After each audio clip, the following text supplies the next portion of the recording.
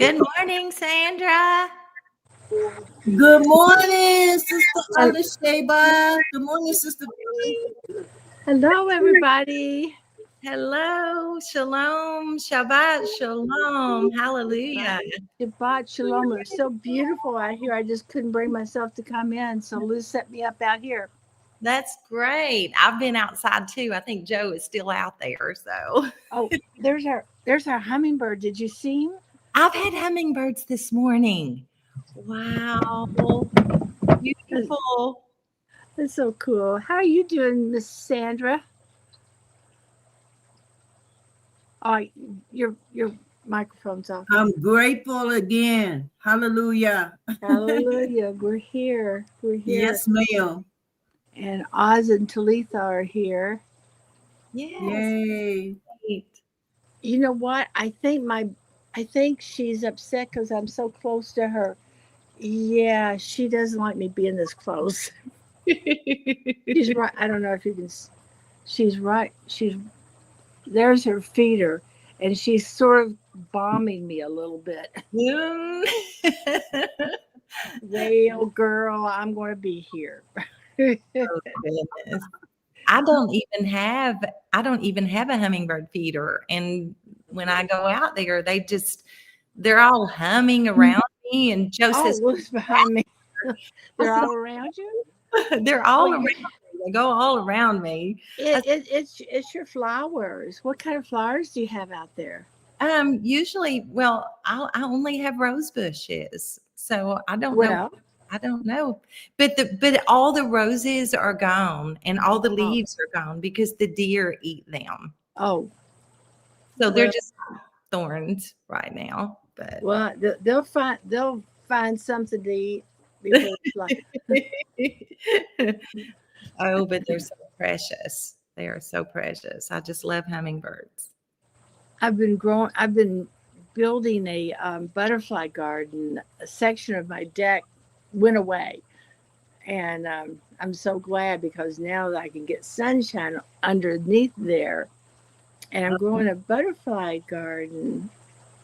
Oh, that was beautiful. I saw that. Oh, did you? Good. How Oh, is that's right. I sent that to you. That's right. How is that going to fare in the winter?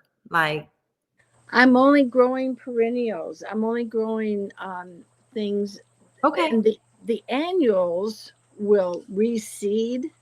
See, they trick you into not thinking that annuals will come back the next year because if people that have landscaping people, they clean all that out and all the brush and all the seed. But if you leave everything there to overwinter, then the seed comes up the next year. My mother taught me that. She used to grow petunias year after year, the same ones, and they'd start getting washed out. They'd be kind of lackluster, and then she'd get some fresh ones to put in the mix, and they'd be pretty again. Oh, wow. That's great. Oh, well, I did not know that. So you've taught me some wisdom about flowers today.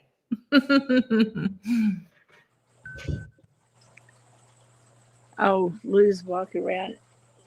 We have cameras everywhere, and it notifies me that somebody's in the area. Oh. After that construction, I mean this was all wooded area behind me over here, and then after that construction, we don't know who's walking around back there, and it's not that far. I mean, between me and I can see the house through the woods. I mean, it's not more than, I don't know. I can't judge, but it's not very far. I can hear them talking up on their deck. That's how, and so I just don't know who might be wandering through the neighborhoods these days. Oh, wow. Did you all enjoy the message last night? I know I did. Yes. I was in here clapping and screaming and hallelujah. And Joe was like, June, are you okay? I said, I'm better than okay. This is great. So much truth going out. I do already have that done. It's all in your emails. So Thank Wow. you. yeah, that Mark went at a very good pace for my fingers last night. So I was just, going right along, just easy peasy with that last night. So I There got you go. all that down in one go.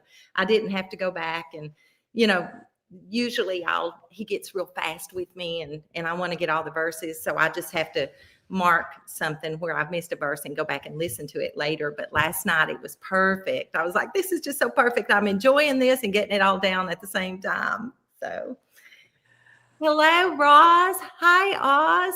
Hey, how you doing? She's doing great. What? She said, how are you doing? Yeah, everybody's doing great today. Michelle. Hi. Oh, hi, Hi, Michelle. Michelle. Hey. How You're was Florida? What? How Oh, was Florida? Florida was great. Yes. And it was Yeah, they beautiful. went to Florida and back. Yeah, we've been. Yeah. So we spent 4 days. 5 there, days and 4 5. nights. Yeah. Hey, Joe. So, Hello. yes. Hello. Well, Shabbat look, shalom. the news is in there today. Hi. Good to see your faces. When are you all going to come back and see me? Hopefully soon.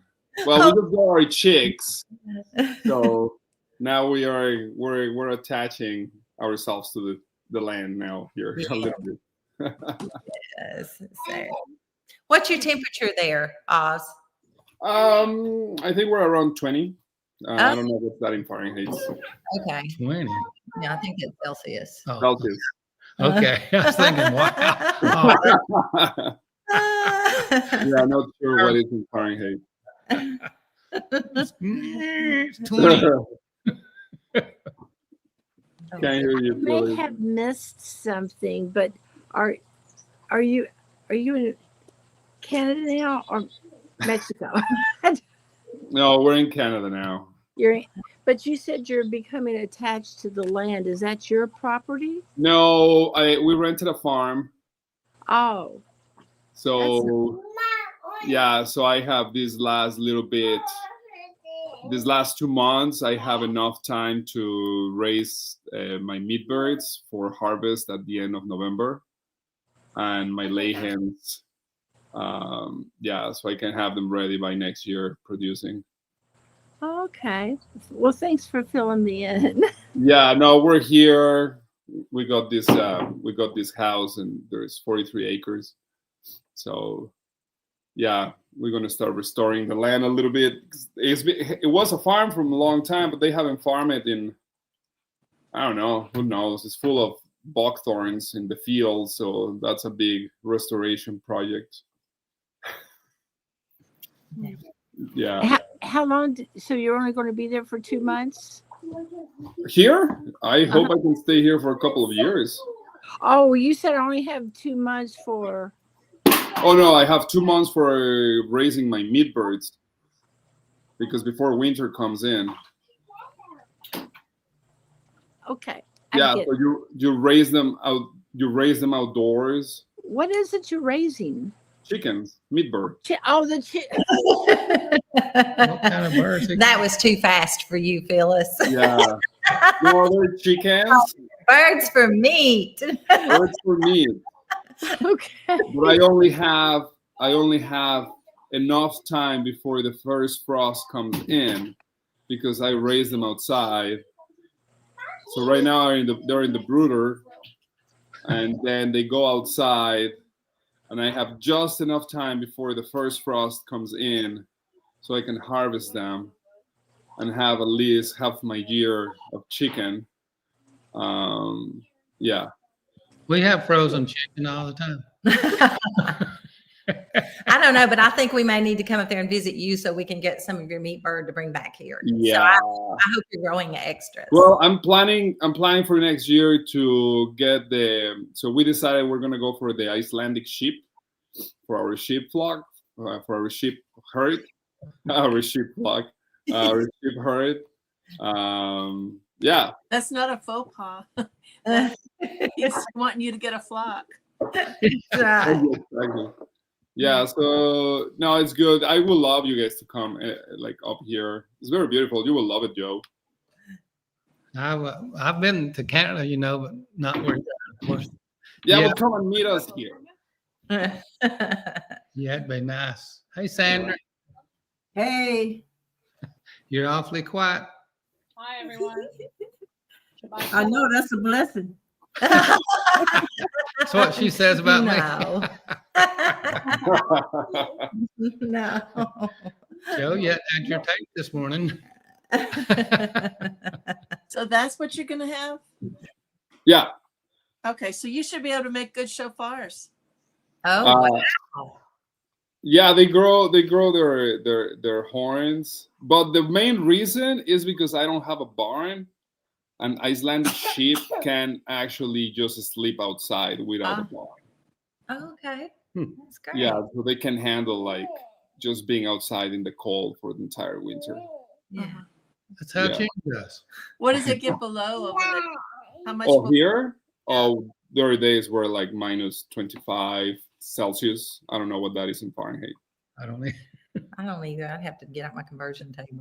Yeah, I don't know what that is. Hello, Miss Talitha and Mikael. Hi. Mikael, hello.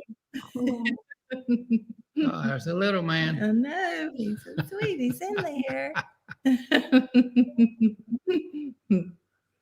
This is so wonderful that we can actually get to know each other's family. It's more like a family. Mhm.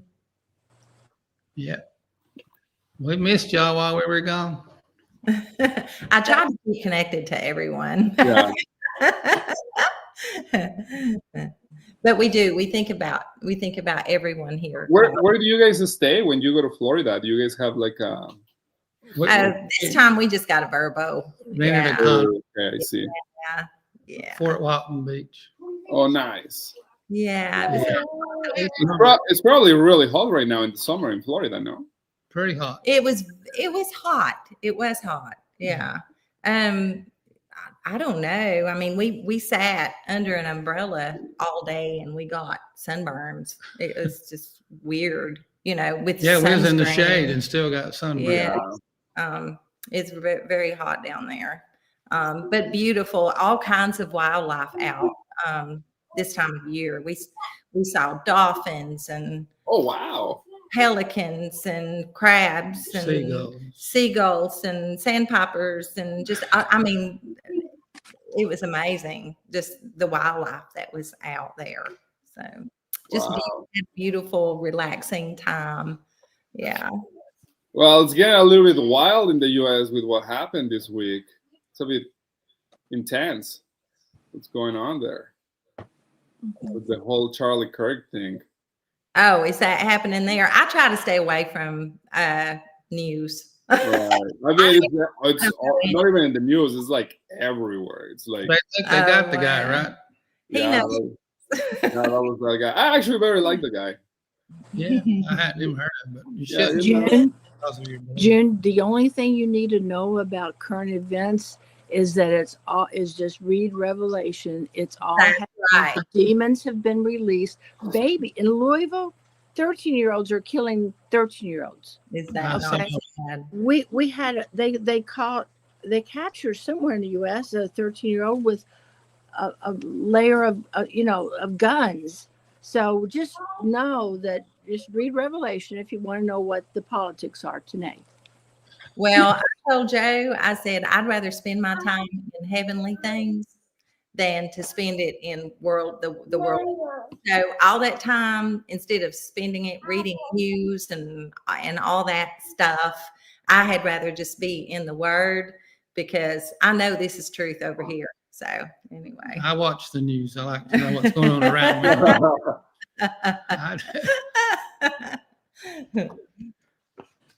I do too. I mean, it's not that I purposely go into the news, but it's just like everywhere that it's pretty much impossible not to know what the situations are happening.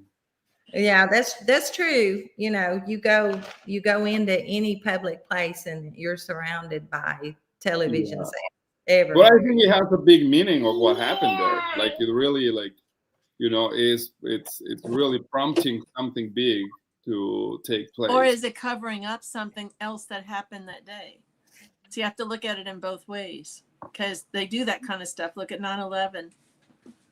Yeah, I mean, Good point. I don't believe like the narrative that they're giving of like, oh, like the way that they're presenting it. But I think they shot the guy up. He Well, they went have, out of a little bit of control for them. yeah. What did you say, Oz? You think they did what? Oh, I think they shut him down. He was just getting a little bit out of control with what he was saying, and you just have to take him down. Yeah. He was promoting the Shabbat.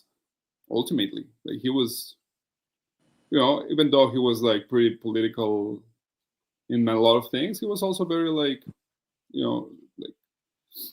spreading certain, up to a degree, good information, I guess, for believers. But I don't know. The Shabbat is a sign of the covenant, so somewhere he's in the covenant to some level. Mm. I mean, was and will stay with Yahushua, I believe. They had a picture that showed some kind of a wire coming across his upper, like right below his shoulder blade on the front, and had a touch of blood before anything happened. So I don't know if that was AI or if that was real. You don't know these days. But I tend to be skeptical over things happening because they've proven themselves to be liars so many times that they will say something has happened, but it's actually to cover up something else. So we just have to be careful and mindful of what's going into our eye gates and ear gates. Chance, how are you? Shabbat shalom, brother. How you doing, brothers, sisters, beloved Karashim? How are you? Delight to see your faces. Chance, I put my number in the comments. Call me this week when you decide what you want to do. Sure. I can show you a picture of what I have so far. Okay. Appreciate that, Rose. You're welcome. Chance, I can't get it out of my mind that what you did with the commandments. And I just want to encourage you to keep looking into it because I've had that on my mind all week. Oh, that's so nice, Phyllis. I like hearing that. All esteem is always to Yahusha, Rabboni, our teacher, And another good one I was looking at is the fruits of the Ruach. Love, joy, peace, patience, gentleness, goodness, kindness, self-control, and trustworthiness. If we line up all the commandments, we can kind of see where all those fruits are exhibited by keeping them commandments. They attach themselves to that, and that's the behavior we receive from them commands. You know what I mean? So when we're walking in the midst of a perverse, crooked generation as lights, well, our behavior is that. Love, joy, kindness, peace, patience, gentleness, goodness, trustworthiness, self-control by our active obedience, our works, So. Do you remember, were you watching last night when Yeah. Brother Mark was doing that comparison? I'm Such a great okay job. with that. Yeah.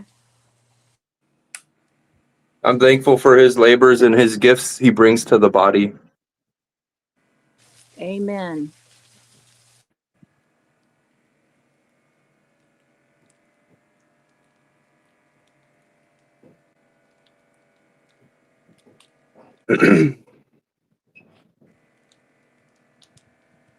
I've been working on breaking down these words, Philip, or to the body, these words like Mashiach, breaking them down letter by letter, understanding what it means. I'm not sure that's a good way to understand Hebrew, but Yeah. continue on. Just be cautious because Hebrew words can have many meanings. And I'm not sure. I don't want to say that's wrong. I'm just not sure about that. Yeah, I after breaking it down, it would be, I can't even make this up how great it is.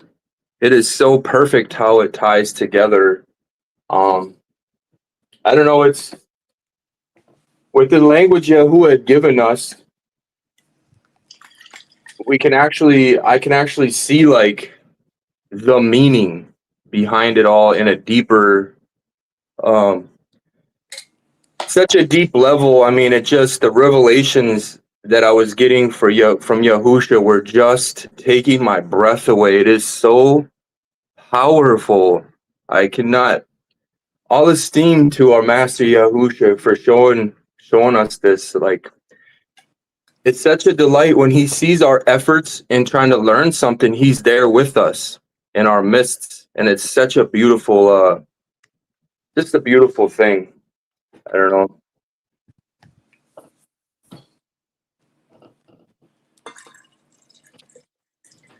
I have another praise report. I had 2 people this week. One that I had gotten a hand pan drum to worship the Father, and I was trying to figure out how to do it and where the notes were and everything. So I ran across this one, and then I kept saying Yahuwah, and then he started to ask me what that meant and who was that, and so I sent him information on the Father. So that's one thing. And then the other person was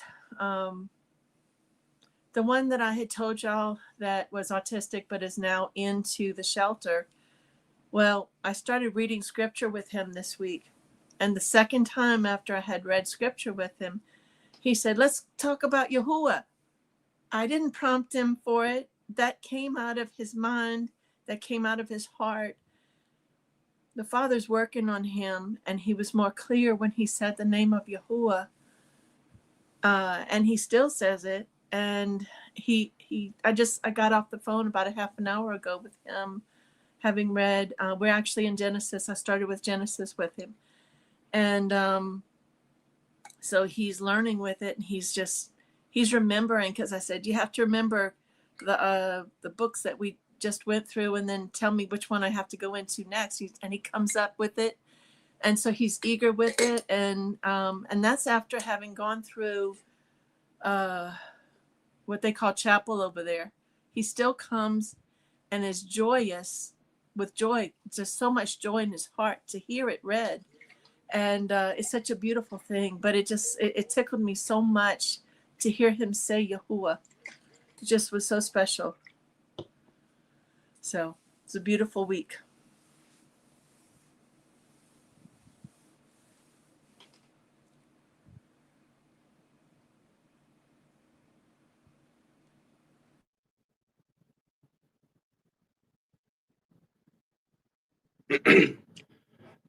Yeah, I had my Asha's mother come over last night, and she joined herself to our Shabbat feast, and she got to hear. We did our prayer and dedicated our feast to Yahuwah, and she started asking questions about the Shabbat, and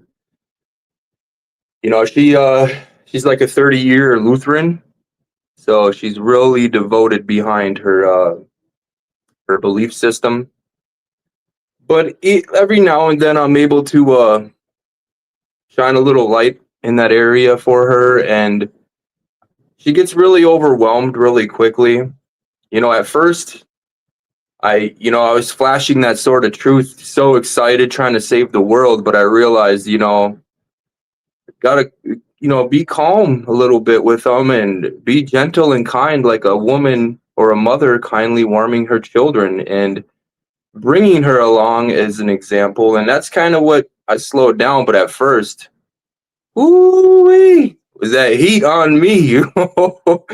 Yeah, kung fu, like what the, So I took a step back, and Yahuwah corrected me on that. And this is what always comes to my head is for the self-control factor is like a woman calmly warming and nursing her children, bringing them along, like fathers in the master Yahusha, and that's a tough one to keep. But for her to be asking questions and not me just going off on these tangents of truth, she was like, "So what do you guys do on the Shabbat?"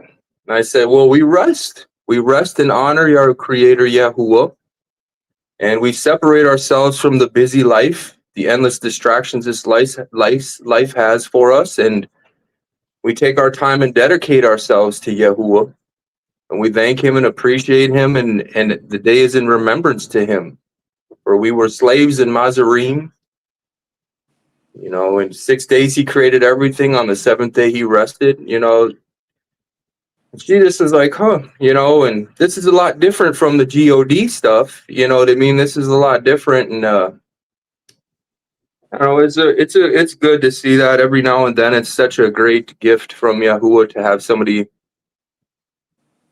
ask a question instead of you just bringing Basora. Somebody actually comes to you and asks about it. That's really a good feeling, because it's showing that your active obedience, your behavior is reflecting outward. And they're like, you're esteeming Yahuwah in your obedience because they're asking, what do you got going on that you are so, what are you doing? Who do you worship? Who are you? What do you got going on here? And then you can really bring the esteem onto Yahusha. So that's a really good feeling. This morning I was watering my son's plants because they're in Houston right now. And so he's got a lot of plants that can just have the regular faucet water. And then he's got some plants that are sensitive. They can't have the faucet water, which has got the chlorine and chloramine and all that junk in it. And so I watered and I accidentally sprayed over there. And it's like, and I asked the Father to please heal them so that they wouldn't die or anything. But that's also a lesson right there. You've got some people that are more sensitive, like you're saying, Chance, that they're more sensitive into hearing that you're not saying the JESUS or the GOD or the LORD, and that you're just saying the first initial to it or the JC. They don't like to not hear those other words, and so they're sensitive to that. And so you have to take more care with them. Others, you can just go and just talk to them. So that's what the ones that could just take the faucet water. But it's still... Yeah, I agree with you, Ross. When I bring Basora and I'm declaring Yahusha, I resolve to not even speak on JC, GOD, or LORD because it ruins the teaching. It's like a shame almost to bring up those names before giving such pure... You're giving we're esteeming our Creator behind that. And for me to sit here and be like, oh yeah, JC's this, and then they almost go on a defensive or they get aggressive, and then a civilized conversation is gone. You might as well just say, you know what, I'll come back tomorrow, we'll talk again. I'm sorry for offending you, because, for example, for somebody that's been in the Christian belief system for 30 years, they taught their children this stuff. They taught their children's children this stuff. And then you go along and you say, that's all wrong. They would not only have to admit that to themselves, but they would have to go back and tell their children they lied too. That's heavy, heavy. If you could really understand the impact behind that, they would have to admit to themselves, and then they'd have to go back to their children and reteach their children the truth. And that's a burden that's really hard to bear right there. It is. I'm dealing with, there's that 1031, the date of 1031 all over the house. And that's a definite spirit. I mean, it's just pagan holidays are coming. It's like a cycle. They just come flowing in. I get battled on both sides behind that. It's just really tough. It is. It started on September 1, so it's 2 full months, if not longer, for having those holiday objects up. So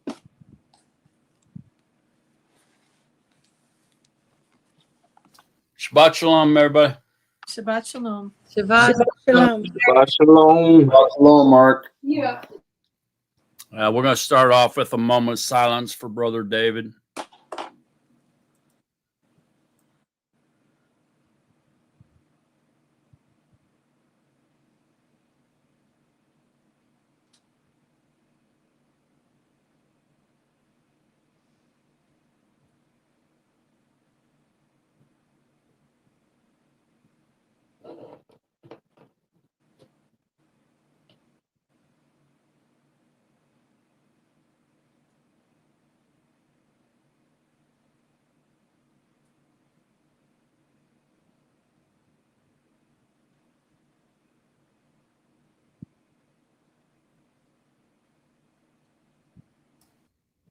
Okay, thank you.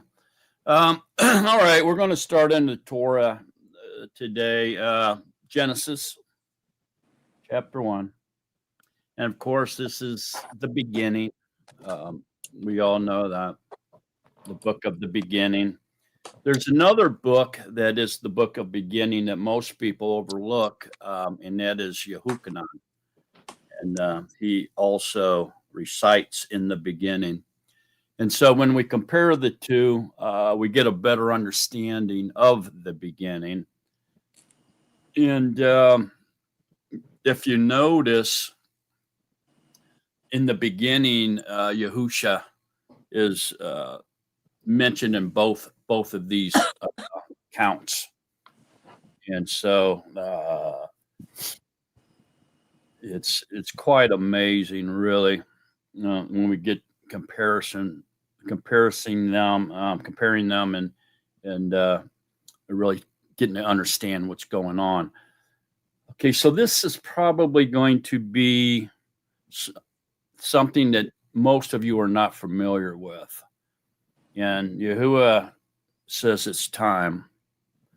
And so I got an open door to reveal the truth, and I'm going to take it. Well, relax, be calm, keep an open mind, put on your exegesis hat, and learn something today. It's going to be a very deep and intense study. So let me go ahead and get started on it. I think the best approach here is to read chapter 1, and then we'll go back to it and start dissecting it. All right. I think that probably the best way to do this. Is so much involved here. We have within this chapter secret prophecies of Yahuwah. Okay, and so I want to go over those as well. And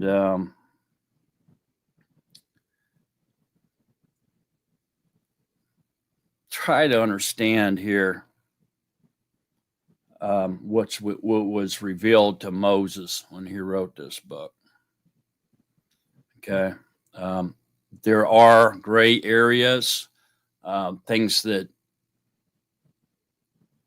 cause us to scratch our head and wonder about. I'm going to try to fill those in for you today as well. So, very important study today. Who would like to read Genesis for us and get us going? Go ahead, June.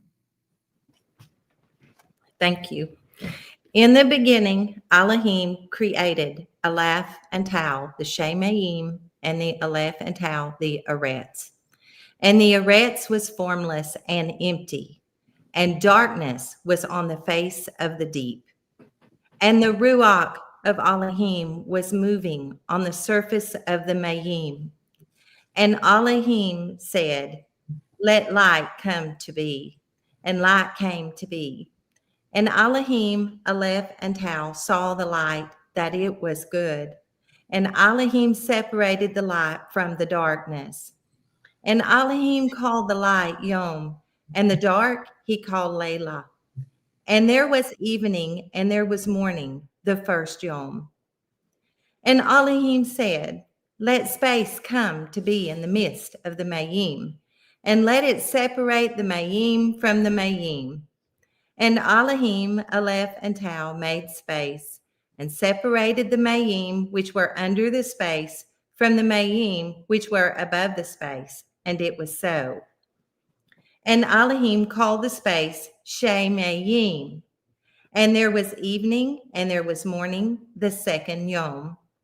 And Elohim said, let the Mayim under the Shemayim be gathered together into one place, and let the dry land appear. And it was so. And Elohim called the dry land Eretz, and the collection of the Mayim he called Yamim. And Elohim saw that it was good. And Elohim said, let the Eretz bring forth grass, the plant that yields seed, and the fruit tree that yields fruit according to its kind, whose seed is in itself on the Eretz. And it was so.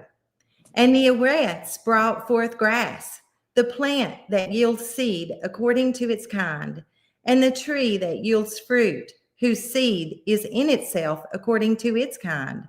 And Elohim saw that it was good. And there was evening, and there was morning, the third Yom. And Elohim said, let lights come to be in the space of the Shemayim, to separate the Yom from the Laylah, and let them be for signs and appointed times, and for Yomim and years, and let them be for lights in the space of the Shemayim, to give light on the Eretz. And it came to be so. And Elohim made two great lights, the greater light to rule the Yom, and the lesser light to rule the Laylah, and also the stars. And Elohim set them in the space of the Shemayim to give light on the Eretz, and to rule over the Yom and over the Laylah, and to separate the light from the darkness. And Elohim saw that it was good. And there came to be evening, and there came to be morning, the fourth Yom. And Elohim said, let the Mayim teethe with shoals of living creatures, and let birds fly above the Eretz on the facial surface of the Shemayim. And Elohim, Aleph, and Tau created great sea creatures and every living creature that moves, with which the Mayim teemed according to their kind, and every winged bird according to its kind. And Elohim saw that it was good. And Elohim blessed them, saying, bear fruit and increase, and fill the Mayim in the Yamin, and let the birds increase on the earth. And there came to be evening, and there came to be morning, the fifth Yom. And Elohim said, let the Eretz bring forth the living creature according to its kind, livestock and creeping creatures and beasts of the Eretz according to its kind.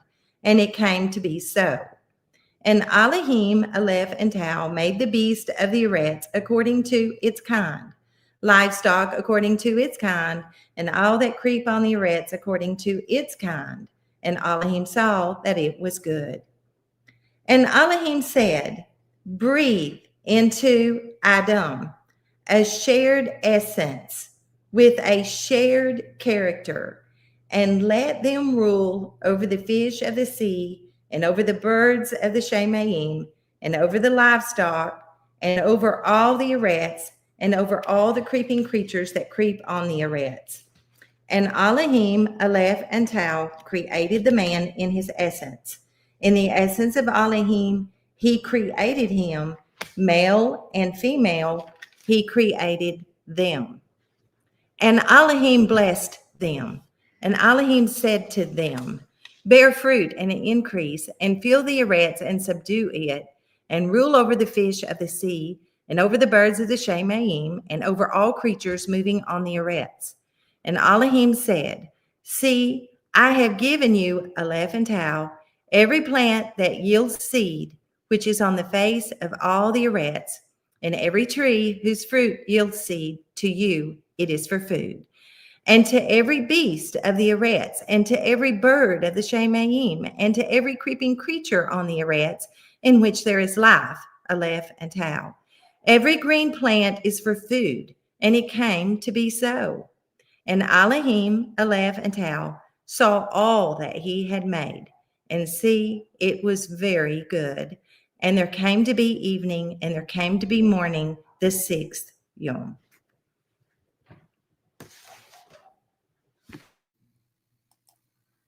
Okay, thank you. All right, so let's go back up to the beginning here now.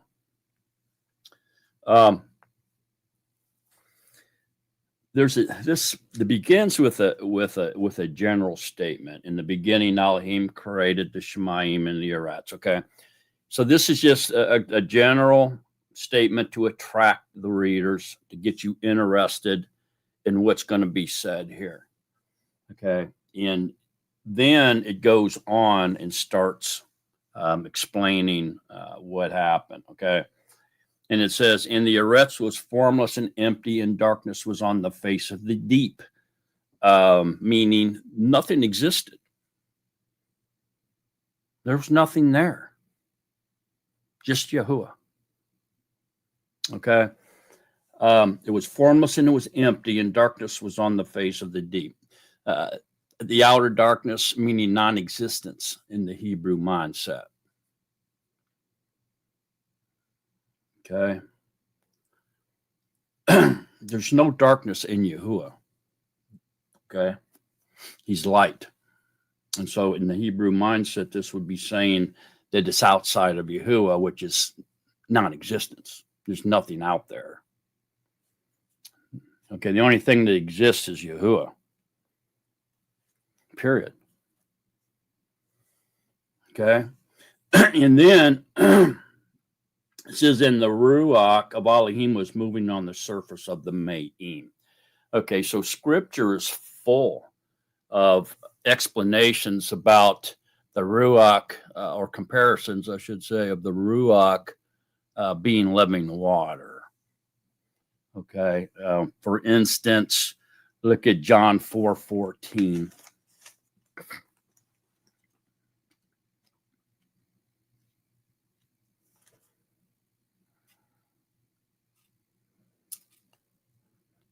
So John 4:14 says, but whoever drinks of the water I give him shall certainly never thirst. And the water that I give him shall become in him a fountain of water springing up into everlasting life. That's absolutely describing the Ruach HaKodesh. The Ruach is the only one who has everlasting life. The only one. And so you got to drink him in order to obtain everlasting life. This is all in the Hebrew mindset. We got to get rid of the Greek mindset, the English mindset, and try to understand the Hebrew mindset as they're talking here. Jeremiah 2. Go there. I mean, I could spend all day on this. I don't want to, but Jeremiah 2:13. For my people have done two evils. They have forsaken me, the fountain of living water. You see it?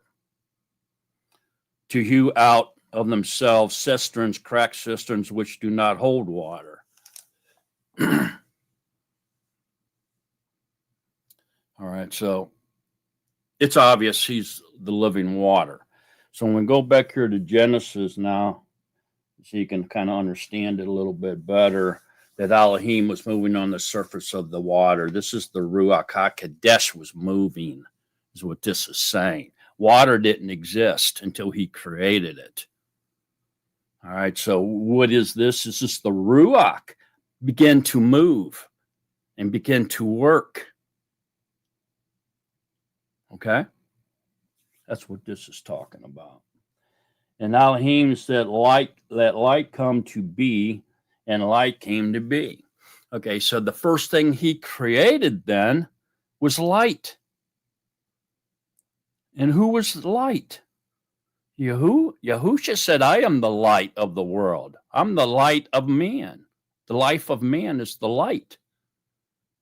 And so the light here, that he created, it says, and light came to be, was a body of light for himself. Otherwise known as the messenger of Yahuwah, the Word, the light. Although he didn't call it the Word yet, because he had not yet spoke anything out of his mouth yet. He nicknamed his body of light the Word because he spoke living words out of his mouth. And so forth, things came in animated, became real, and became created. See, at this point, light is the very first thing he created, which was a body of light for himself. He dwelled in this light. Scripture's clear. Yahuwah is Ruach, dwelling in unapproachable light. That means he lives in it. If he lives in it, then it is his body, correct? Did he centralize himself within his body? In other words, did he totally give up his omnipotence or omnipresence in order to live within this body of light that he just created? Of course not.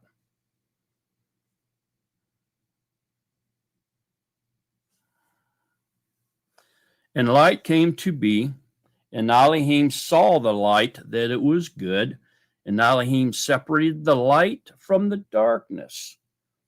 So when he decided to go ahead and create light, darkness came. So look over Isaiah 45.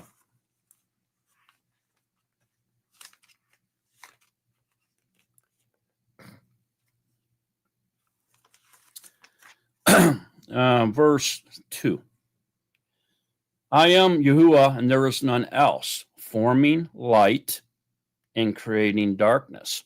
So when he formed the light, the byproduct was darkness. The opposition was darkness. So it came with the light. You see that? So as soon as he formed light, darkness came. It created darkness.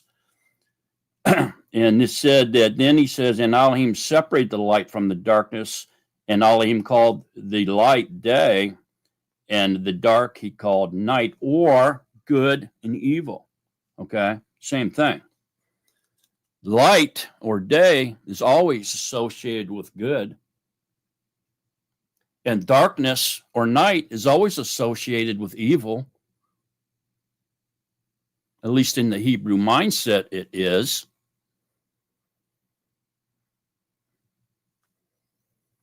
And there was evening, and there was morning the first day. So what happened here? Yahuwah, the first day, created a body of light for himself. The byproduct, if you will, the impurity that came along with creating something other than himself, was darkness. If you notice in 45:2 there, it says making peace and creating evil. So when he made peace, it created evil. Is the byproduct of peace, is evil. So there's always an opposition to everything he created, and he knew that this was going to happen. Of course he did. So he knew that there'd be day, there'd be night, there'd be evil, there'd be good, there would be a woman, there'd be a man, there'd be water or liquid, there'd be a solid, and on and on and on. Everything has an opposition. Name one thing that doesn't have an opposition. You ain't going to do it. Why? Because they're byproducts of his creation. So what's Yahuwah going to do about all this mess that he doesn't want that came along with creating something other than himself? Oh, he's going to get rid of it. That's what he's going to do. He's going to eliminate it.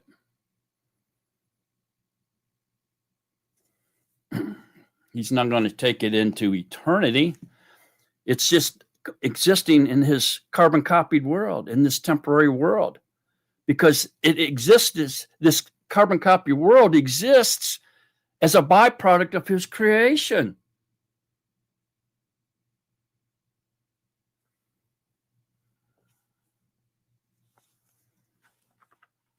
So back over to Genesis now.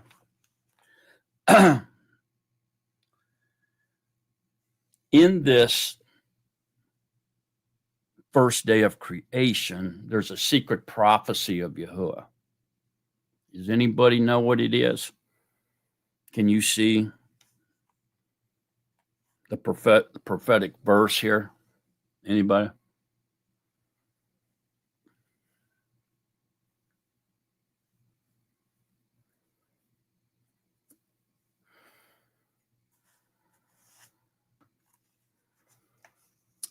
Sandra?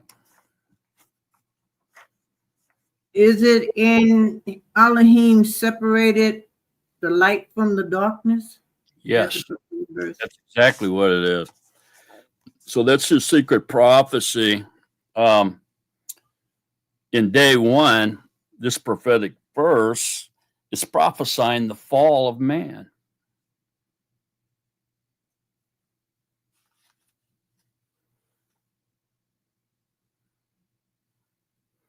So the fulfillment verse is found in Genesis 3:22. And Yahuwah Elohim said, see, the man has become discerning to know good and evil. And now, lest he put out his hand and take also of the tree of life and eat and live forever. So there's your fulfillment verse. Yahuwah prophesied the greatest event in day one, the first millennium. Everybody knows that to Yahuwah, 1 day is 1,000 years, and 1,000 years is 1 day. All right, so in the first millennium, the greatest event that was prophesied by Yahuwah was the fall of man. Fall of man. All right, so I'm going to share screen that with you here real quick.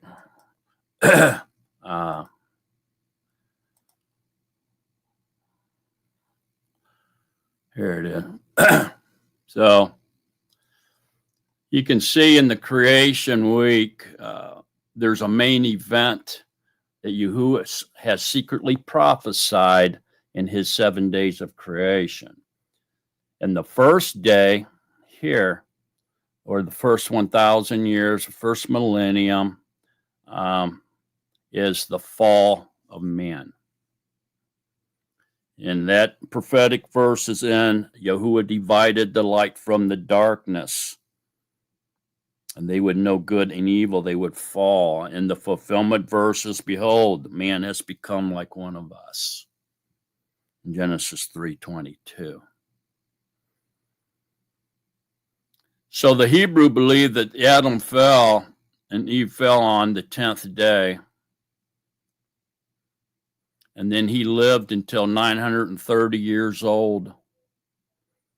And he died the first day. If he had passed over beyond the 1,000 year, then he would have died on the second day. But Scripture says, when you eat, if you eat from the tree of the knowledge of good and evil, you would die the first day. That day you will die. And so he did. He died the first day at 930 years old. To Yahuwah, that was the first day, because the first day consists of 1,000 years as far as Yahuwah is concerned. All right. All right. Ooh, this thing's going nuts.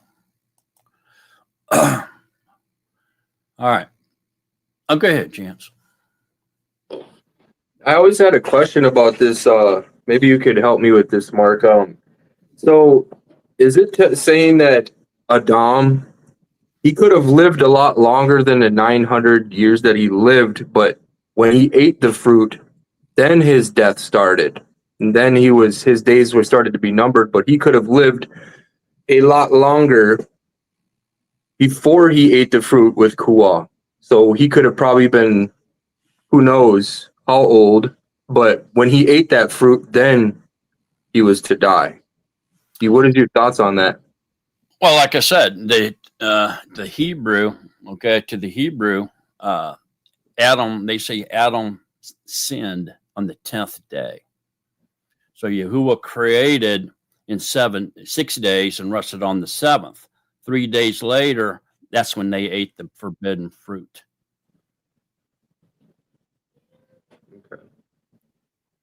Okay. Yeah, I'll show it to you again here in a minute. Go ahead, Roz. Well, that's when their eyes were opened up and they saw that they didn't have the Father Yahuwah. Was when they ate of the fruit and sinned. They didn't have the Father. That was the nakedness. That was all the different things of showing that they weren't with Him.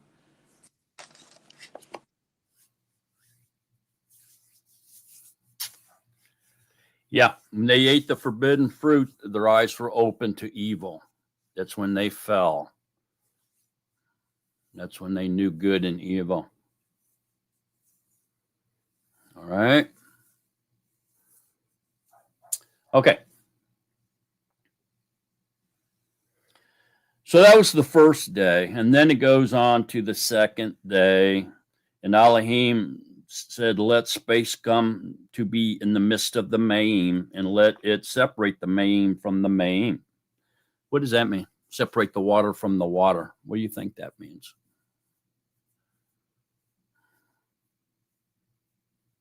All that means is it was made inside of Yahuwah, which was water. So when it was made inside of Yahuwah, okay, it separated the waters, right? But at the same time, everything is in Yahuwah, and Yahuwah is in everything. This is how he chose to explain this. There's all kinds of crazy things going around out there about the flat earth and the firmament and the raka and all this other stuff, okay? But it's not what's going on, man. Yeah, there's water up in vapor form up into space, okay, which they call the firmament that's contained within a glass bubble to them. And there's water on the earth, and it was actually water under the earth because it never rained on the earth until the flood.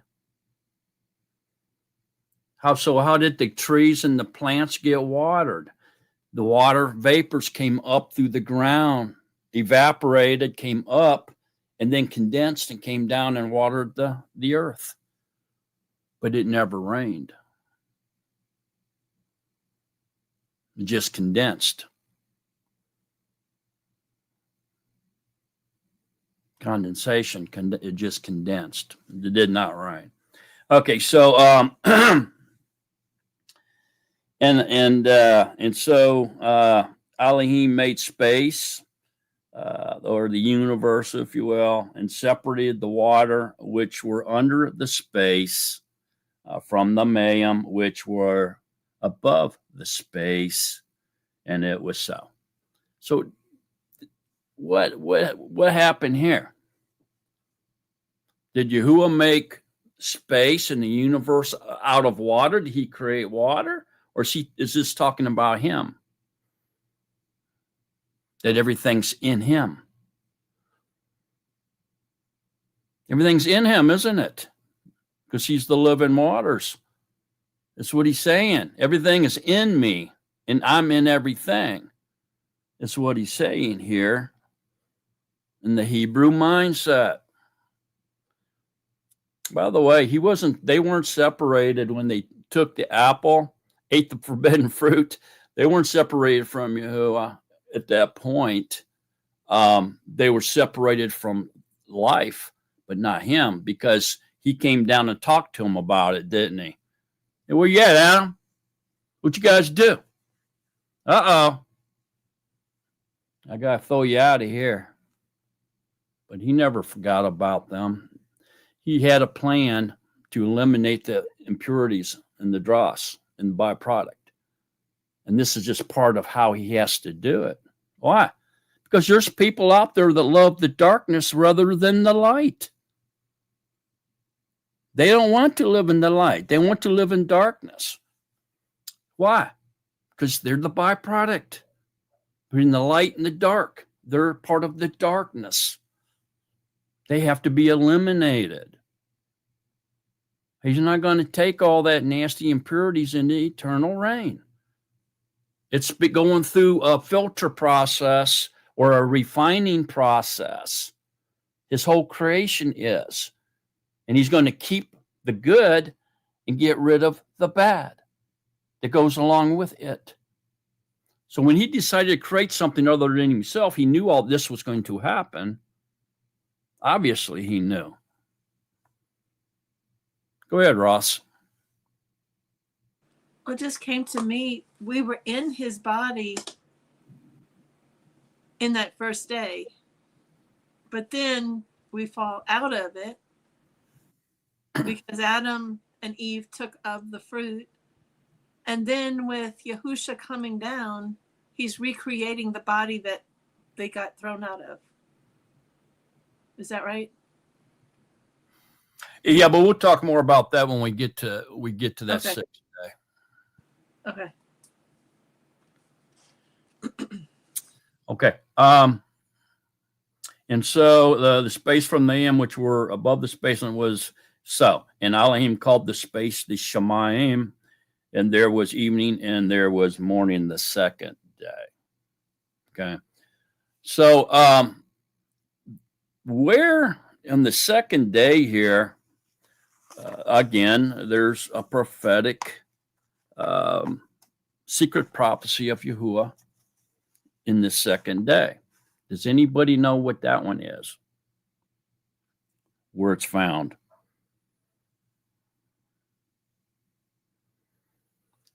And what it's prophesying? What's Yahuwah? Okay, so remember, each day contains a main event. Every millennium, the main event of that millennium is what Yahuwah is prophesying about and telling us what's going to happen in that particular millennium. So why is he doing that? To help us keep track of time. That's why. In his eternal reign when it's coming. So what is the prophetic verse here, and what is the secret prophecy? Anybody know? Ross? Is it the separating the Mayim from the Mayim? Because he's separating the ones that are above from the ones that are below? The ones that are going to be on the earth, the ones that have the darkness in them? Yeah. Let space come to be in the midst of the Mayim, and let it separate the Mayim from the Mayim. Okay, and so this is the prophecy verse. And so what is he telling us? What's the secret here? That's what's going to the main event that's going to happen on this in the second millennium. Sandra? The flood, The flood, deluge. the whole world And so let's is underwater. right. So let's look at this again then. First of all, let me get this up here real quick. I wish it'd just let me keep it up here, but it's not going to for some weird reason. Okay, so there I got that. And so before we look at that, the fulfillment, okay, of this secret prophecy is found in Genesis 7:11. So the fulfillment is over in Genesis 7:11.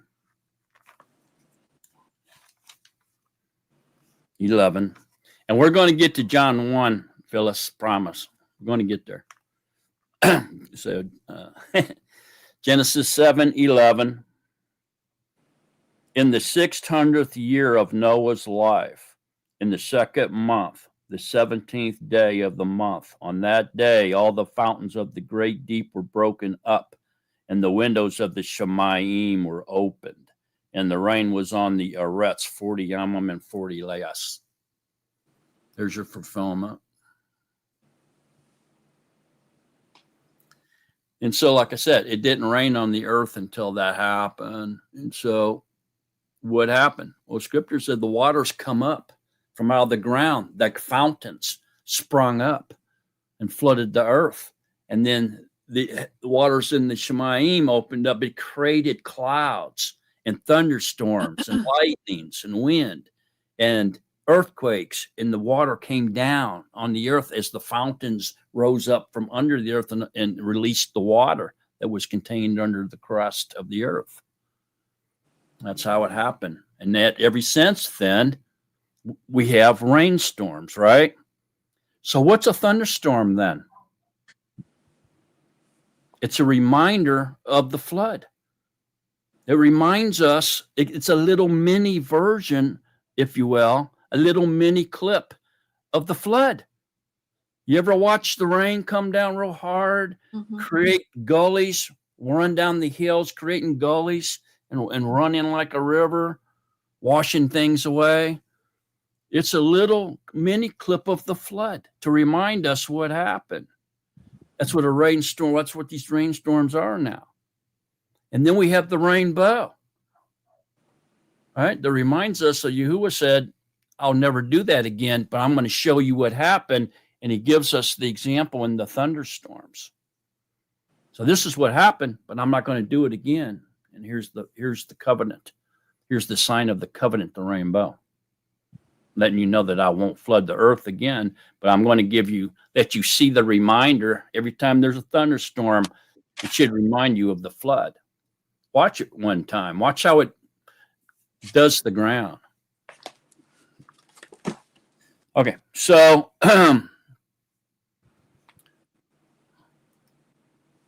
back over here then on the second day,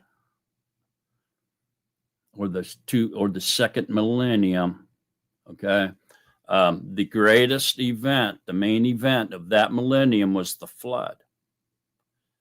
Okay, and they say that flood happened right about here in minus 1656 or 1656 BCE. All right, and how do you know that? Because they can go through the genealogy of the scriptures. And then on the second day here also, I just want to point out, right here was the birth of Abraham. 1948 BC is when he was born. And you know what's really weird about that? I don't know if this is a coincidence or not, but Israel was reborn in 1948 CE. And Abraham was the beginning of Israel, and he was born in 1948 BCE. I don't know if that's a coincidence, but man, wow, you know, it's sure something to think about. These first 4 days of creation were 4 days of darkness. There was no life here. No life at all in these first 4 millenniums, first 4 days of creation. Yahuwah didn't create anything until that breathed until the 5th day, and then the 6th day. So what do you think that the 4 days of darkness? What does that mean to us? Anybody?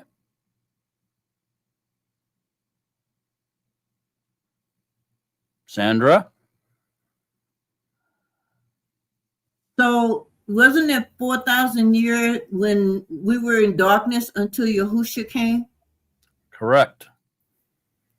Men was destined lived in darkness he was destined to death. There was no hope, because what they did back here on day 1, on the 10th day here, when Adam Kua fell on day number 10, it plunged us into darkness. And there was no hope. We were destined to die. We were all going to be annihilated until the day he made the light on the 5th day, or actually the 4th day, right at the end here. But he made life on the 5th day as far as the creation week goes. But the greater light comes on the 4th day, and we'll get to that. Okay, so right there, Chance The 10th day is when Adam and Kua fell within this first millennium. So 3 days after the Shabbat, they fell, which would have been on,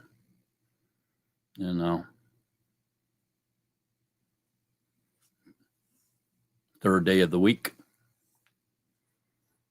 the following week.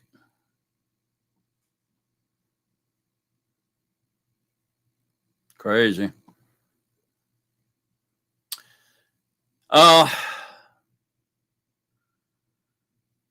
And this is, after Adam and Kua was created.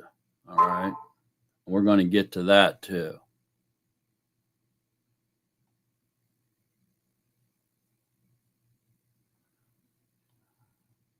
So keep that in mind. All right. Now, so day 3.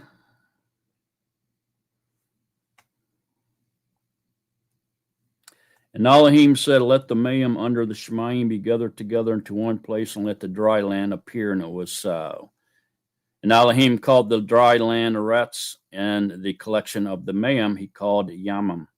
And Elohim saw that it was good. And Elohim said, let the Eretz bring forth grass, the plant, and yield seed, and the fruit tree that yields fruit according to its kind, whose seed is in itself on the Eretz. And it was so. And the Eretz brought forth grass, the plant that yields seed according to its kind, and the tree that yields fruit whose seed is in itself according to its kind. And Elohim saw that it was good. And there was evening, and there was morning, and there was the third yom. Okay, so the third yom here, he let the waters collect. You see that?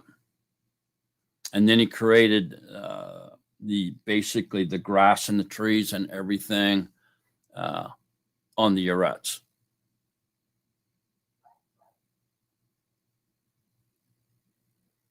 Everybody seeing that?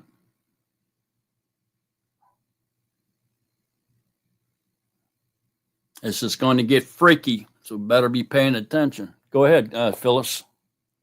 I was making a comparison between the dry land and the waters as being the different kinds of people, the dead people and the living people who are living with the truth. Yeah. I mean, it can be spiritually that deep for sure.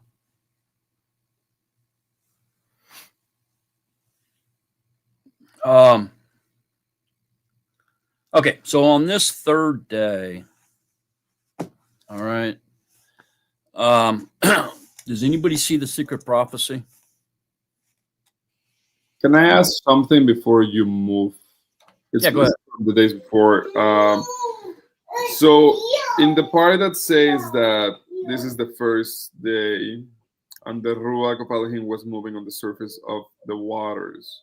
Mm-hmm. I don't know if you answered that. Maybe I missed it. But so the waters, is he the waters? Because he didn't create the waters. He doesn't mention that he created the waters. He's created the Shamayim and the Eretz.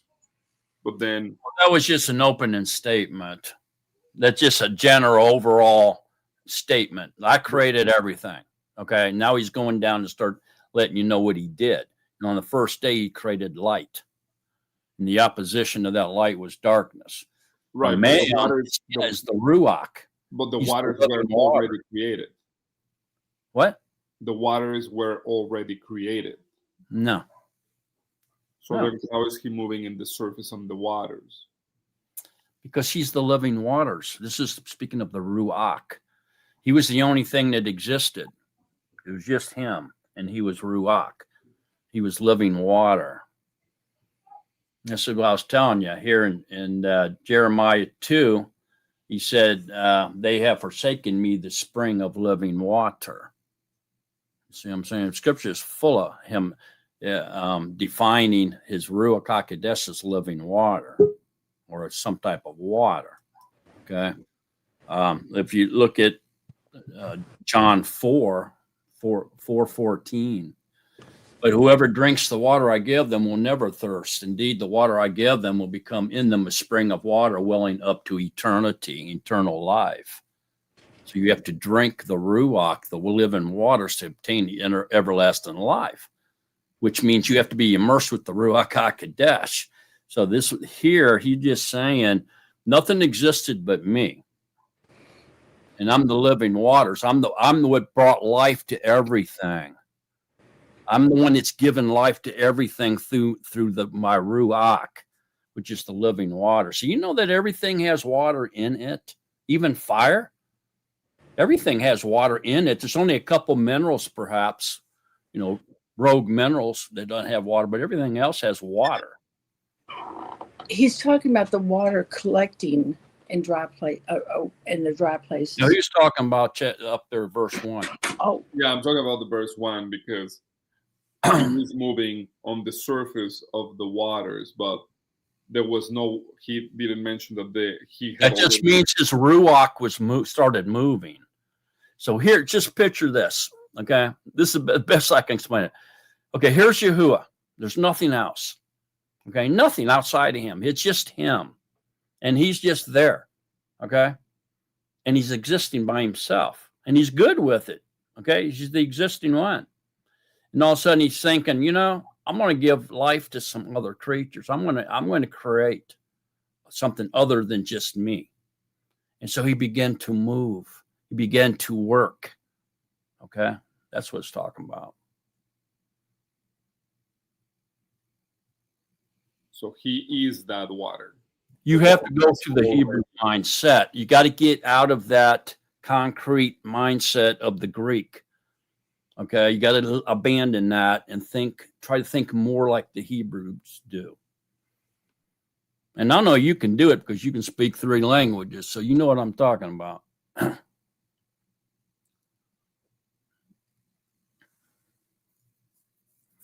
So yes, he is the water. The Ruach is. And the Ruach of Elohim was moving on the surface of the Ma'im. He's just saying that the Ruach began to move and work. That's what that means. Nothing else, nothing existed but him, nothing. And then he created light. And he indwelled that light, which was his body of light. But it didn't totally consume his entire perimeter. He just created a body for him. Why did he do that, do you suppose? Okay, some people get mad and they say, oh, he didn't create Yahusha. Yahusha was born. He didn't create a body for himself. Why would he need a body? Okay, look. Go over to Colossians. Go to Colossians 1:15. It says, who is the likeness of the invisible Yahuwah, the firstborn of all creation? When it says he's the firstborn of all creation, that implies that he was created. Does it not? Or am I stupid? No, it's implying that he was created. If he's the firstborn of creation, come on, man. That's simple, elementary verbiage there. Go ahead, Roz.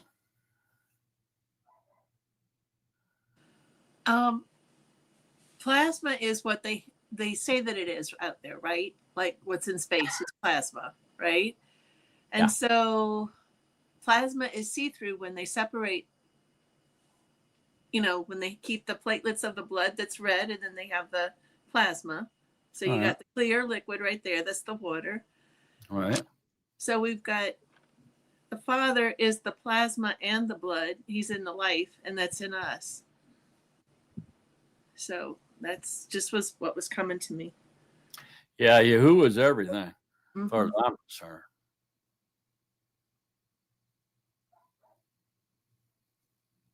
Go ahead, Chance. Yeah, interesting perspective I was reaching at here is the firstborn creation, like light to manifest, to reveal creation Otherwise, it'd just be straight darkness, as you were saying already. So light manifests, and we're able to see and reveal, and perhaps even creating his body to deal with humanity and his creation. Yeah. And so that's what I was saying. Why did he do that? Why did he create a body for himself? Well, obviously because he was getting ready to create other beings other than himself, and he wanted these creatures to be able to see him. Can't see him if he's not in his body of light or his body of flesh. You can't see him. He's invisible. That's why it says no one has ever seen Yahuwah. No one. But yet, Scripture says, Tanakh says over 100 people saw him. Moses saw him in his body. Go to Exodus 33. Kind of premature here, but I'll just go there. Exodus 33.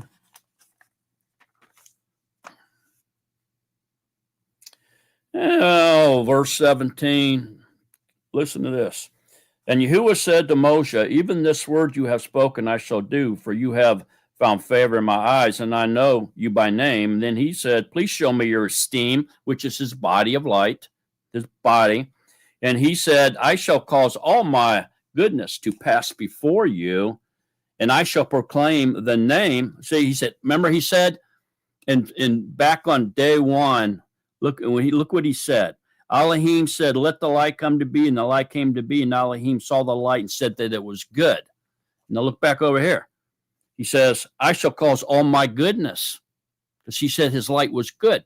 So all his goodness is the light, no darkness in it. He's not going to present the impurities with it. He's just going to show him the esteem, the clean, refined product, the light. That's all he's going to show him, okay? His goodness is going to pass before him, okay? And I shall proclaim the name of Yahuwah before you. He's going to walk past him and say, I'm Yahuwah. He's going to say, Yahuwah. So he knows that that's who the light is, okay? And I shall favor him, I favor, and have compassion on him, I have compassion. But he said, you are unable to see my face. Okay, so here he is. He's going to pass before him. So that means he's got feet and these legs. He's walking. Now he's got a face. He said, you're not able to see my face, for no man does see me and live. So what is that telling us? The other people say, well, that's Yahusha. Yeah, it's Yahusha, but it's in his body, a body of light, not in his body of flesh. Because the Moses could look at his body of flesh and it wouldn't do nothing. Look at the tens of thousands of people that saw him in his body of flesh and looked at his face. It didn't hurt him. But in his body of light, it can do some damage, can't it? It blinded Paul. And here it's saying that if it was full steam ahead, if he eliminated himself to his full power, he'd kill you if you looked at him. Okay? Now, so he's got a face. And Yahuwah said, see, there is a place with me, and you shall stand in the rock. And it shall be while my esteem, which is the firstborn of all creation, his body of light, my esteem passes by, that I shall put you in the cliff of the rock and cover you with my hand. Oh, he's got a hand now. Now, so far, he's got legs and feet and a face and a hand. So he must have an arm. I mean, he's got a hand. He's got to have an arm and a shoulder, right? Attached to that hand, right? While I pass by, and then I shall take away my hand, and you shall see my back. Oh, he's got a back. Oh, wow. In my face, you got a face, shall not be seen. So clearly, man, he's in a body. And he's in a body of light because Moses can't look at his face or he'll die. He gained in his body of flesh because Moses could look at that and it wouldn't hurt him. This is clear, man. Yahuwah's got a body of light, and he calls it his esteem. He also calls it the word, and he also calls it the messenger of Yahuwah. And later on, after the incarnation, after he sends his body to be transformed in the flesh, he calls it Yahusha after himself. Go ahead, Chance. That just springs up a lot in my head by saying that, like I remember in Shemut, when Yahuwah descended in fire on the mountain, and they told Musha, "You speak to us because this consuming fire is consuming us. If we hear his voice one more time, we are gonna die." Yahuwah was he's unable to bear unrighteousness. And if we're filthy clean, this fire will either consume us or refine us and purify us. Fire refines like metal being put in a furnace. You are refined. So, this body of flesh holds death. We're going to go to sleep in this flesh. So if Yahuwah is life, we would literally not be able to look at that because death would be swallowed up immediately, right? You know what I mean? And we'd be consumed. Yeah, go ahead, Ross. It was shown in one of those Indiana Jones movies where when they opened up the Ark of the Covenant, they were melted. Their whole body was melted and everything. So that's what would happen. Yeah. Truth in plain sight. Absolutely. Go ahead, Sandra. I was kind of wondering where it says, and the Ruach of Elohim was moving on the surface of the Mayim. So he was moving within himself. He himself, since he's the living waters, he began, like you were saying earlier, he began to work. That's right. He began to move and began to work. And that's what that's saying. That's what that means. Add to her question, what was the Mayim that he was moving over? Himself, the Ruach Kadesh. He's the living waters. He's the living waters. Back to John 4:14. But whoever drinks the water I give them will never thirst. Indeed, the water I give them will become in them a spring of water welling up to eternity, to everlasting life. Look at Isaiah 12:3. With joy you will draw water from the wells of salvation. I just have to shout because I just finally got it. Thank you. I've been pondering that for so many years. Thank you, Sandra. Thank you, Mark. I wasn't going to ask because I was embarrassed, but no, ask. Don't let this go because this is hard. This is deep. This is shattering everything you've ever been told. I'm shattering it right now, man. So don't be afraid to ask. Go, Chance. Another an interesting perspective is like water. Water is like a key element of life, the essence to life. All of us have bodies made of water. Like you were just saying a little bit ago, water is in everything. So, this is a key element to life, living water. You know what I mean? This is a particle of life. Yeah, that's right. You got to have the living waters, man. You got to be immersed in water and the Ruach. Look at John 3:5. Go to John 3:5. It's Yahushua himself telling us this. Yahushua answered, truly, truly, I say to you, unless one is begotten of water and the Ruach, he is unable to enter into the reign of Yahuwah. So not only do you have to have immersed in water on your outside, you have to be immersed with water on your inside. Ooh, that brings a whole new meaning here to let space come in, be in the midst of the mayim, and let it separate the mayim from the mayim. And Yahuwah made space and separate the mayim which were under the space from the mayim which were above the space, and it was so. And Elohim called the space the Shemaim. What's the Shemaim? What does that mean in Hebrew, that word? Go ahead, Chance, what is it? Perhaps opening above water. Okay, let's break it down. Shah, S-H-A. What's that mean? Sha. Deliverance. Yeah. And what's mayim? Water. This is, yeah, water that saves.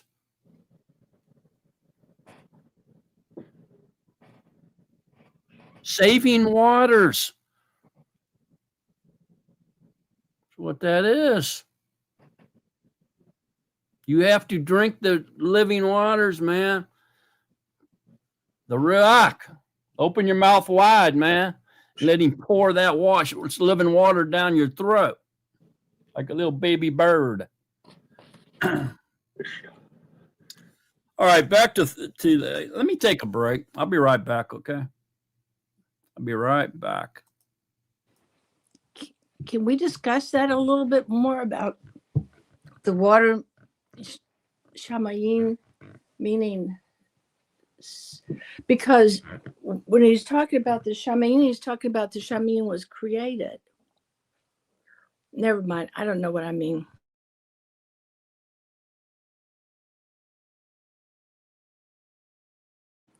But he was before everything, and he was the water. He was, like, his ruach was the breath, or is the breath. And in the breath, you know, every time that we breathe out, there's moisture that comes out. You know, if you just look at it. But he was saying in the shamayim. Yeah. So that means the space that he created is what saves us.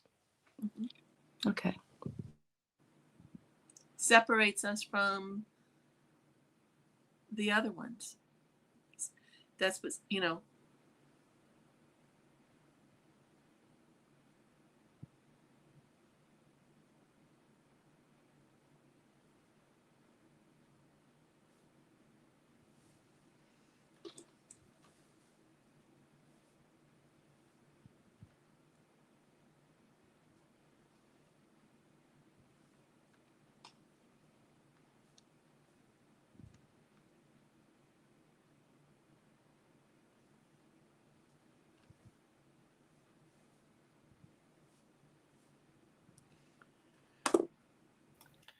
Okay, so he says here, down in 1:8, Genesis, and Elohim called the space the Shamayim.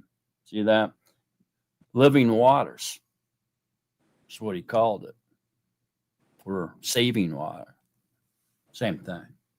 Okay, now I want to get into the secret prophecy of Yahuwah in Creation Day 3, but before we do that, we've got a few questions popping up here. Rick is saying, what do you say to people when they ask how is there a day without the sun? Well, you just say he didn't create the sun till the fourth day. That's all. It's obvious the fourth day he created the sun, the moon, and the stars on the fourth day. Okay. But you know, and that's literal. But in reality, he created light on the first day, which was his body of light, which is going to be the only light that we'll ever need. Because the carbon copied lights that he made on the fourth day are going to just temporal. They're going to go out. They're going to burn out. Lights out, man, they're gone. He's going to destroy them. And so if you look at, let's just say Revelations real quick. Rick. I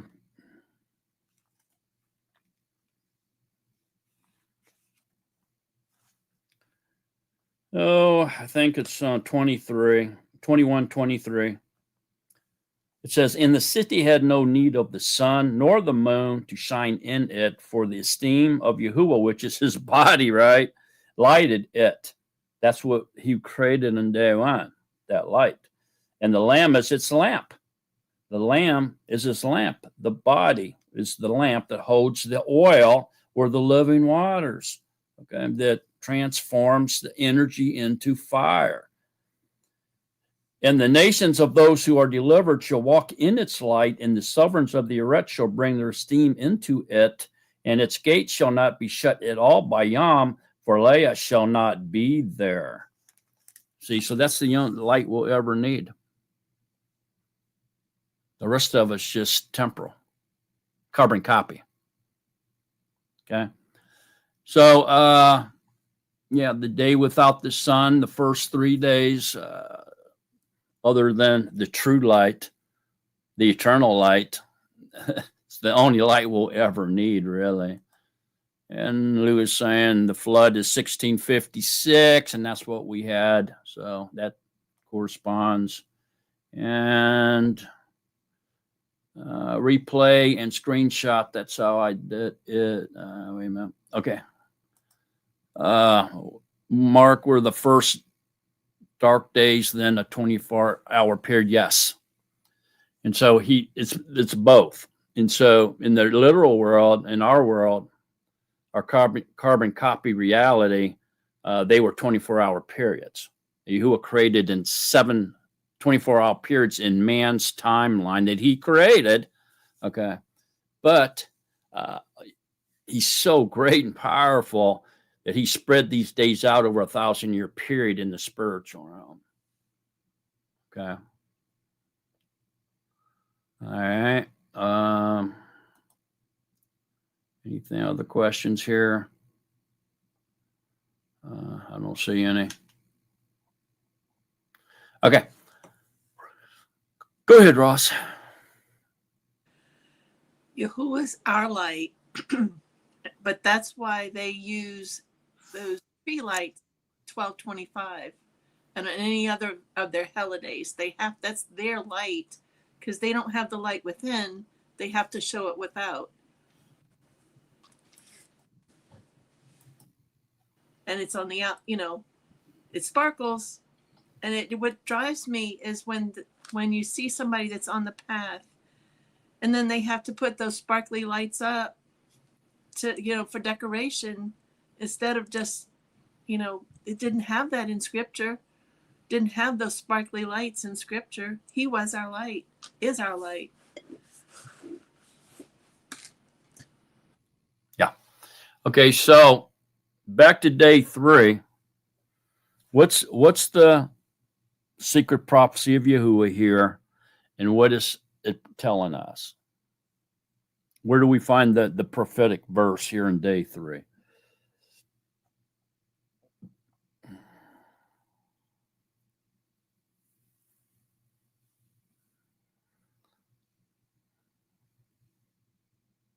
June?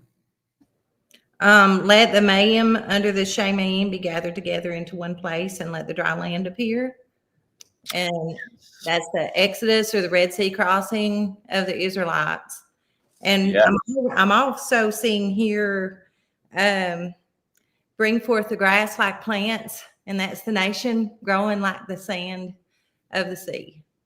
So got the Ruach all over me right now. That's correct. And so, yeah, the third millennium, 3,000 years, or the third day. The greatest main event of that millennium was the Exodus and the drying up of the Sea of Reeds, or the Red Sea, and allowing the Israelites to cross over on dry land. And so the dividing of the sea here happened about 2638 BCE. Right about in this area of the third day, or 3,000-year period.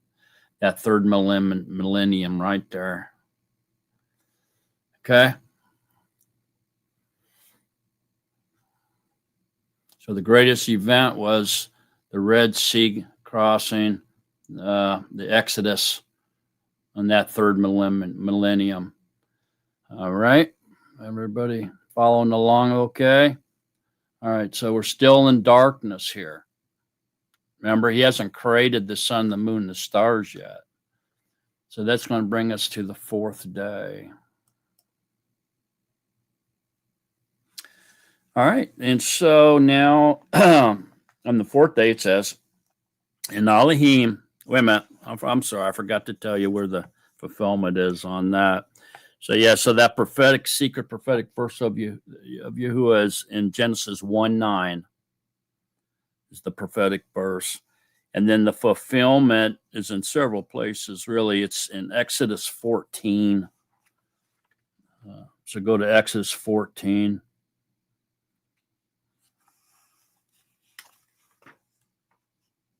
We're going to get back to this light in the first day. Don't worry.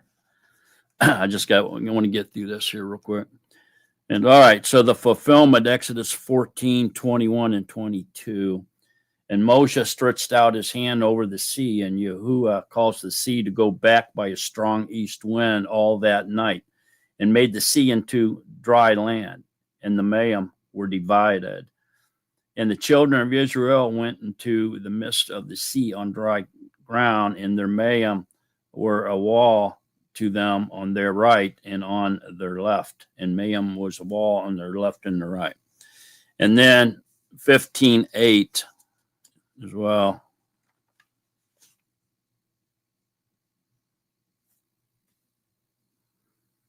And with the wind of your nostrils, the Mayim were heaped up. The flood stood like a wall. The depths became stiff in the heart of the sea. The enemy said, I pursue, I overtake, I divide the spoil. My being is satisfied on them. I draw out my sword, and my hand destroys them. So there's your fulfillment. So with the blast of his nostrils, the waters were gathered together, and Yahuwah caused the sea to go back by a strong wind and made the sea dry land. All right. There's your fulfillment, day 3, the greatest event, main event of the third millennium. Now we're going to go into day 4 here.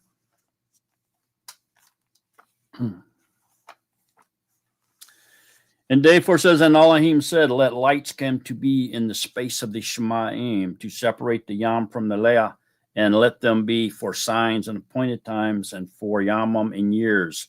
And let them be for lights in the space of the Shemaim to give light on the Arets. And it came to be so. And Elohim made 2 great lights, the greater light to rule the Yam, and the lesser light to rule the night, and also the stars. And Elohim set them in the space of the Shemaim to give light on the Arets, and to rule over the Yam and over the Leah, and to separate the light from the darkness. And Elohim saw that it was good, and there came to be evening, and there came to be morning, the 4th Yam. Okay, so first thing I want to say is that there's no total darkness here. Okay, there's total darkness or outer darkness is annihilation, utter destruction. Okay, non-existence. So it's clear that there's 2 great lights. And so the greater light for the day and the lesser light to rule the night. So the night is not darkness, it's just lesser light.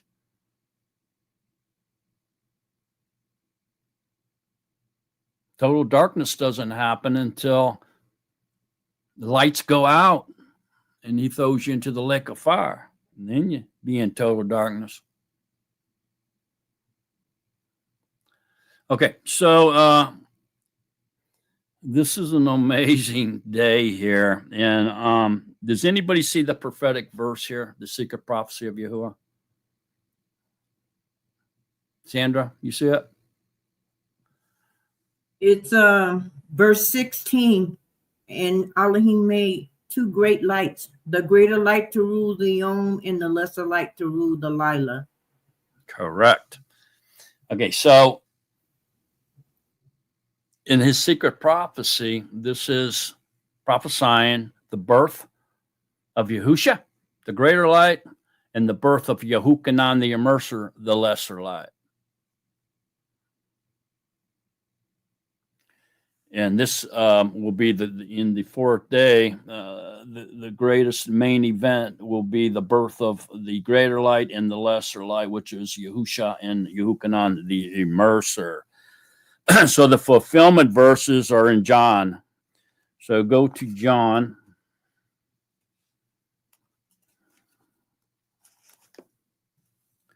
So John 1:6-10 says, there was a man sent from Elohim whose name was Yehukanan. This one came for a witness to bear witness of the light, that all might believe through him. He was not that light, but that he might bear witness of that light. He was the true light, which enlightens every man coming into the world. So he sustains even the evil. Even the evil, the wicked people are sustained by him, which means he loves them, or he wouldn't be sustaining them. Okay. And he was in the world, and the world came to be through him, and the world did not know him. Okay. So there's the one fulfillment. That's the birth of the greater light. And then look over at 3:30, John 3:30. John 3:30 says, it is right for him to increase, but for me to decrease. So it's saying that John is the lesser light and he's the greater light. So it's right for him to increase and for him to decrease or dim down. See that? And then look at 5:35. 5:35 and 36 says, he was the burning and shining lamp, and for a while you wished to rejoice in his light. But I have a greater witness than that of Yehukanan, for the works that the Father gave to me to accomplish, the works that I do bear witness of me, that the Father has sent me. So there you go. There's the the lights, the lesser light, and then he's saying, I have a greater witness, meaning he's the greater light than Yehukanan. Everybody seeing that? There's your fulfillment verses, okay? So, wow.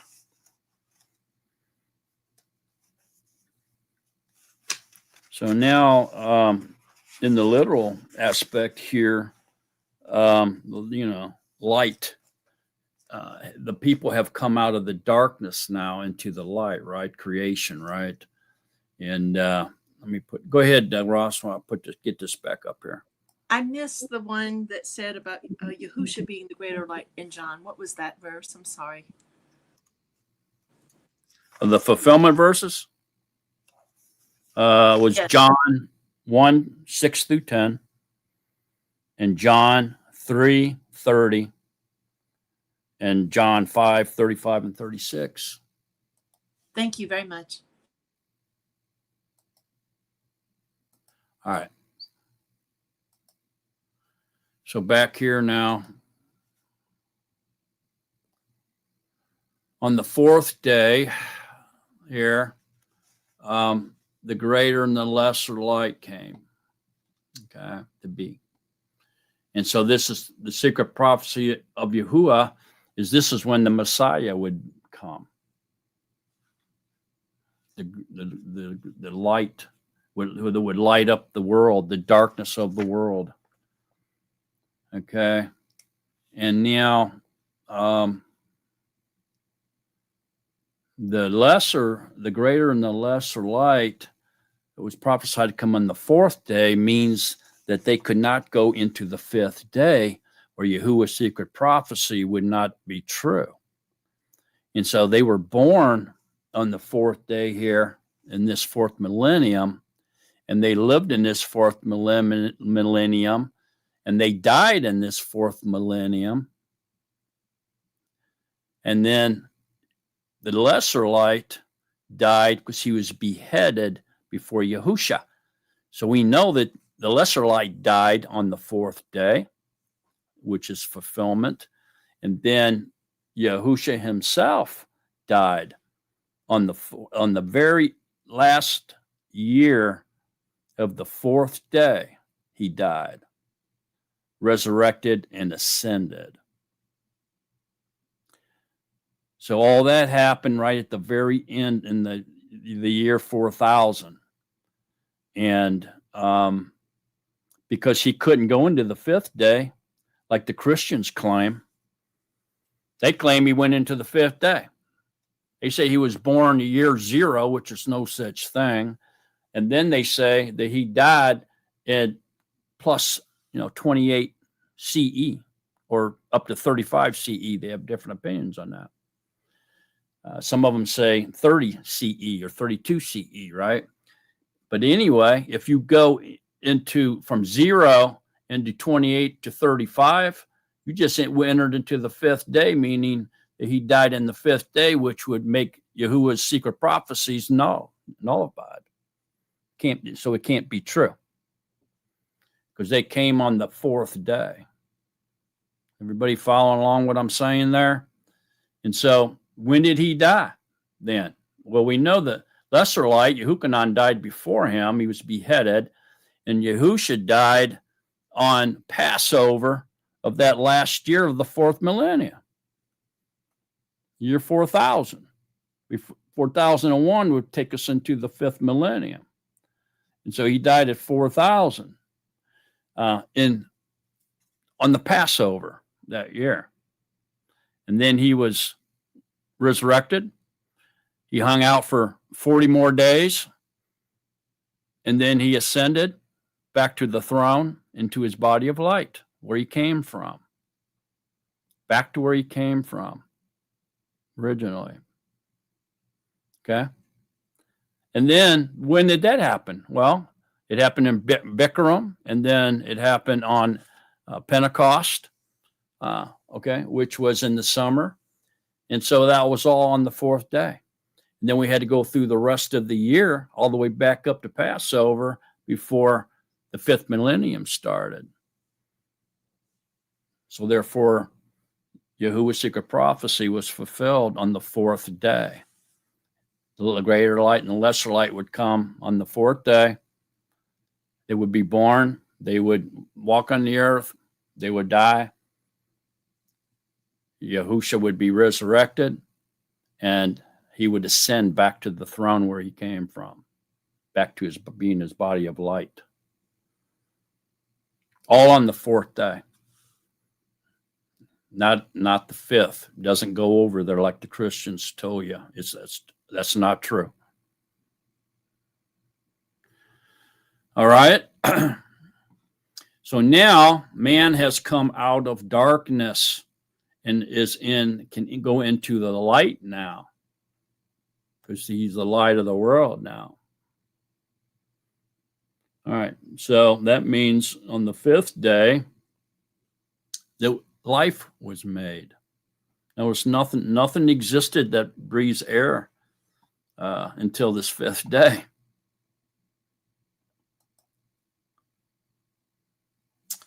All right. Is there any questions about that 4th day before we go on to the 5th? 4th day is powerful stuff, man. I mean, we can go on and on and on about it. It's crazy. Do we know when? I think you've discussed this before. When did the 4,000th year end as far as man's accountability? I mean, BCE. Yeah. On the Earth's timeline, as soon as it went, we lived through from 3,000 to 4,000. Okay. And then on the 4001, when it would turn to 4001 on the Earth timeline, that begins the 5th millennium. And when was that? That was 972 BCE. That's what you had on your chart, but the 972 didn't make any sense to me. Well, it's going down to where it goes into the common error, which we would flip over once it gets down to what they call 0. It would flip over to CE. So right now it's before the common error and then into the common error. It would flip over.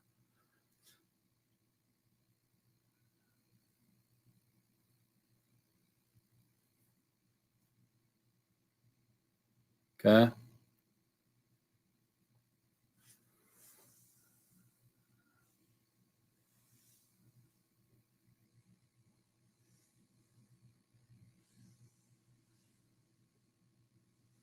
Anybody else? Comments, thoughts, questions, secrets? Anything? Okay. We'll go into the 5th day then. And so the 5th day,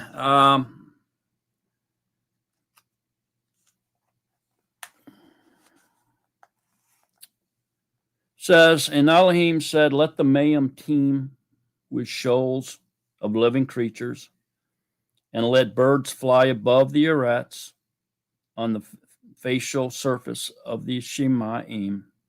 And Elohim Alifta created great sea creatures and every living creature that moves, and with the Mayim teemed according to their kind, and every winged bird according to its kind.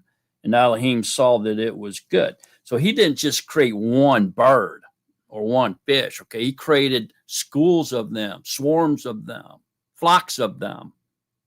Okay, he didn't create just one thing. He created the huge kind of them.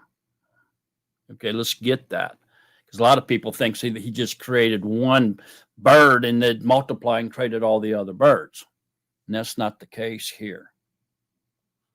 Everybody seeing that part? He created multitudes of each kind. All right. And he, which the Mayim teemed according to their kind, and every winged bird according to its kind. Elohim saw that it was good. And Elohim blessed them, saying, bear fruit and increase, and fill the Mayim in the Yamam, and let the birds increase on the arets. And there came to be evening, and there came to be morning the 5th day. So see, the 5th day here, then he creates, the creatures of the sea, basically, and the creatures of the air. All right. So does anybody see the prophetic verse here?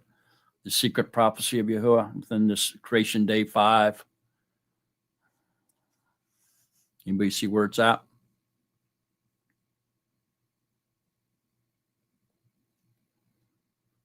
Joan?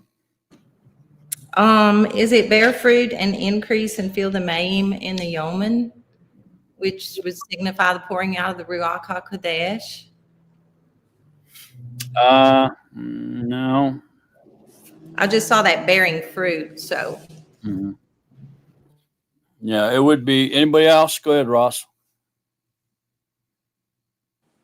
Well, in the creation of the birds and the sea, could that also be? That's when the Malachim were created, and then I'm not sure what the sea creatures would be, unless that's the opposite. I don't know. I'm not sure, but that the other part came to me about that being the Malachim. So he created the dwelling, the ones that dwell in the Shamaim, and then the ones that are below.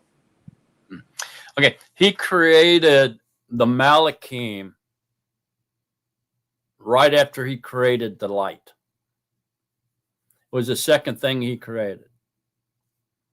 Okay, it doesn't really tell us that, but we know that because of what's in Job.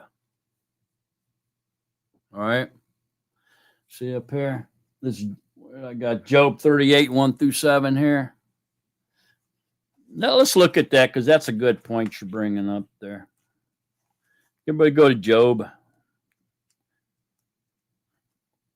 Job is right after Proverbs, Psalms, Proverbs, Job. That's how I remember it. Go to 38 there.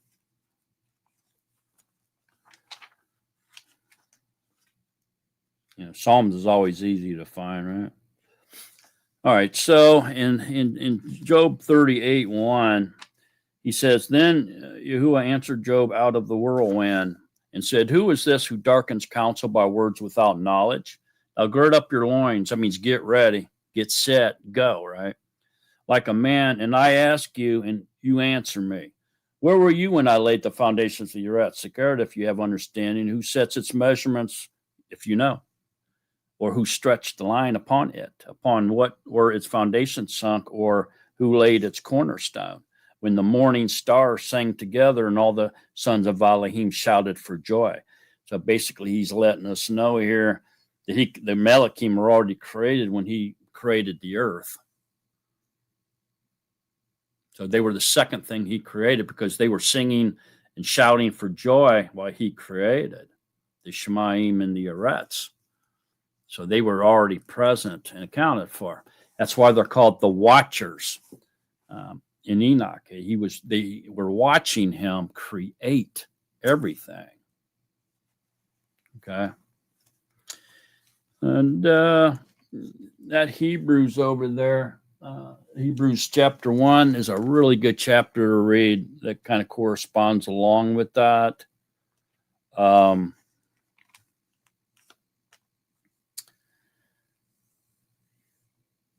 It's a very powerful chapter, really, Hebrews 1.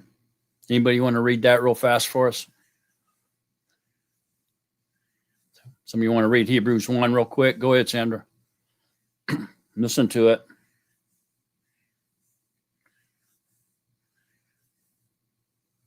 We can't hear you. Page 1175. Sorry, I was fumbling my pages. I apologize. Thank you for your patience. Hebrews, Abraham, verse 1. Yahuwah, having of old spoken in many portions and in many ways to the fathers by the prophets, has in these last Yomim spoken to us by the Son, whom he appointed heir of all, through whom also he made the ages, who being the brightness of the esteem and exact representation of his substance, and sustaining all by the word of his power, having made a cleansing of our sins through himself, sat down at the right hand of the greatness on high, having become so much better than the messengers, as he has inherited a more excellent name than them. For to which of the messengers did he ever say, You are my son, today I have brought you forth?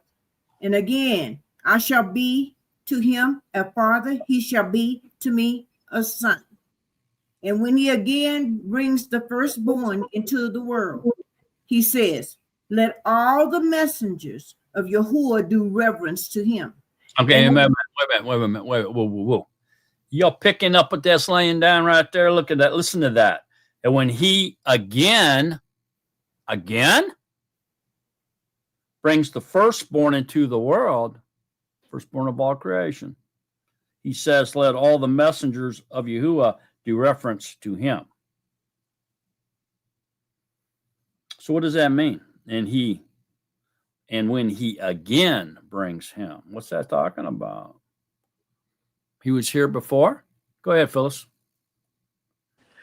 That just drives home that he was there in the creation and Yahuwah is bringing him back again. Thanks for bringing that out. There you go. All right, Sandra, continue on. And the messengers indeed, he says, who is making his messengers winds and his servants a flame of fire? But to the Son, he says, your throne, Yahuwah, is forever and ever. A scepter of straightness is the scepter of your reign. You have loved righteousness and hated lawlessness. Because of this, Yahuwah, your Elohim, has anointed you with the oil of gladness more than your companions. And you, Master, did found the Arets in the beginning, and the Shamim are the work of your hands. They shall perish, but you remain, and they shall all grow like a garment. and like a mantle. You fold them up, and they shall be changed. But you are the same, and your years shall not fail. And to which of the messengers did he ever say, sit at my right hand until I make your enemies a footstool for your feet? Are they not all serving ruachs sent out to attend those who are about to inherit deliverance? There you go. So they're the Malachim are the messengers. They're the servants to mankind.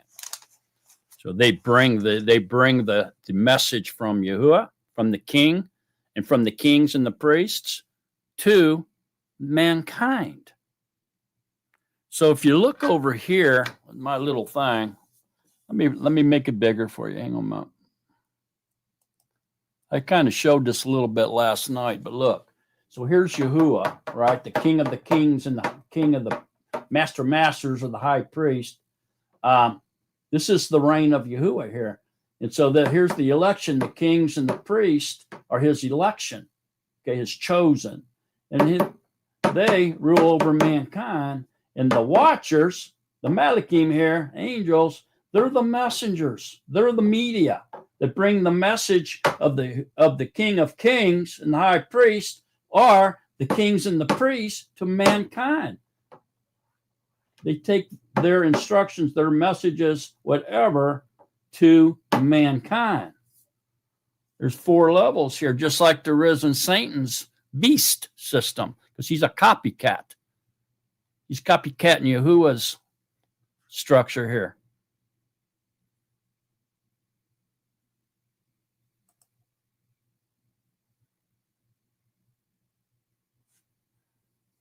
All right. Back over here to day 5 then. Anybody know where that prophetic verse is? Not. It's 20. So Genesis 1:20 is the prophetic verse of creation, day 5. It says, and Elohim so let the Maim teem with shoals of living creatures, and let birds fly above the arets on the facial surface of the Shamayim. You see that? Birds fly. Okay. So this is, let me bring this back up again now. Hang on a moment. Try to stick with me on this. I know this is getting deep. Oh, almost messed up. There we go. All right. So we're back over here to day 5 now. Okay, so the 5th millennium, we're into the CE period now. So the Yahusha has died, resurrected, and ascended on the last day of the 4th millennium. We flipped over to the 5th millennium now, and this is the prophetic verse here. Letting the birds fly and everything is the pouring out of the Ruach HaKodesh on day 5. Now, day 5 and day 6 together are the end times. There's only 2 days of life in the light. Let me check. This is the end times, these 2 millenniums. Okay. Now, let me point one thing out here that's important. Although Pentecost happened over here at the end of day 4 in the summer of day 4, the 4,000th year, right? The greatest event of the point out of the Ruach is over here on day 5. Why? Because Acts. Because of Acts. Okay, so if you read Acts, you'll see where a lot of people were immersed with the Ruach HaKodesh, with water and with the Ruach. And so the outpouring became more prevalent in day 5 and continues and overflows over into day 6 as well, doesn't it? In the entire, the end times here, anybody can be immersed in the Ruach, the pouring out of the Ruach on all flesh. And his sons and daughters will prophesy. Okay. So the outpouring of the Ruach on all flesh happens on the 5th day and the 6th day. Okay. But it's the greatest event of the 5th millennium. It's the pouring out of the Ruach HaKodesh on all flesh. Over here, it was on the 120 in the upper chamber, and 3,000 were added to them that day. Okay, but on all flesh started happening here on this 5th day. And so the greatest event of the 5th day is the pouring out of the Ruach HaKodesh on a new generation. Okay.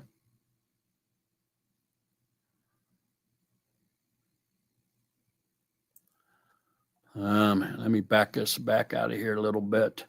So the greater light was born and died and was resurrected and ascended during the earth's 4th millennium. He didn't go over into the 5th. The outpouring of the Ruach HaKodesh happened at Pentecost at Shavuot here on that same year, but the outpouring on all flesh begins over here on the 5th day. That's the difference. And this 5th and 6th day, these 2 days are life in the light, or life in Mashiach. Okay. This wrong math down here is what the Christians teach. They teach he was born for the year 4000 in the end of the 4th year and died in 4033 because he lived 33 years. They would call this 0. Okay. That's the wrong math, because that right there, that math right there, this math right here, takes us into his death into the 5th day, and then that would make Yahuwah's secret prophecy in his creation timeline incorrect. So their math is wrong. It's always wrong. These are the guys here that tell us that 1 + 1 + 1 = 1. So their math is always fuzzy. Always. Okay. All right. So the fulfillment verses for day 5. And so the prophecy is the outpouring of the Ruach HaKodesh here. Okay. Where it says, and let the birds fly above the arets on the facial surface of the Shemayim. So Yahuwah is likened the Ruach, which is spirit, breeze, wind, water, to living waters. And so this is, let the waters bring forth, see the living waters, bring forth abundance of moving creatures. Abundance, give life to many people. And then the creatures that fly, the spirits that are in his spirit is the wind, basically. Okay. All right. So that's the prophetic verse. And then the fulfillment is down in John 7. Again, go back to John, and you'll. I like Acts 2 on this one, Acts 1 especially. So let's look at that really quick. Acts 1. And it says, Acts 1, 4 and 5. And meeting with them, he commanded them not to leave Jerusalem, but to wait for the promise of the Father, which you have heard from me, because Yahuwah truly immersed in water, but you shall be immersed in the Ruach HaKodesh not many yamim from now. So the lesser light immersed in water, the greater light will immerse you in the Ruach HaKodesh. Okay, and so if you turn the page over to Acts 2, it says, and when the Yom of the Festival of Weeks, that's Shavuot, had come, they were all with one mind in one place. And suddenly there came a sound from the heaven as of a rushing mighty wind, and it filled all the house where they were sitting. And there appeared to them divided tongues as of fire, and settled on each one of them. The Shekinah Kabod fell upon the 120 dwelling in the dwelling place from his temple. And they were all filled with the Kadesh Ruach and began to speak with tongues as the Ruach gave them to speak. Okay. So there that is. And then look at John 7.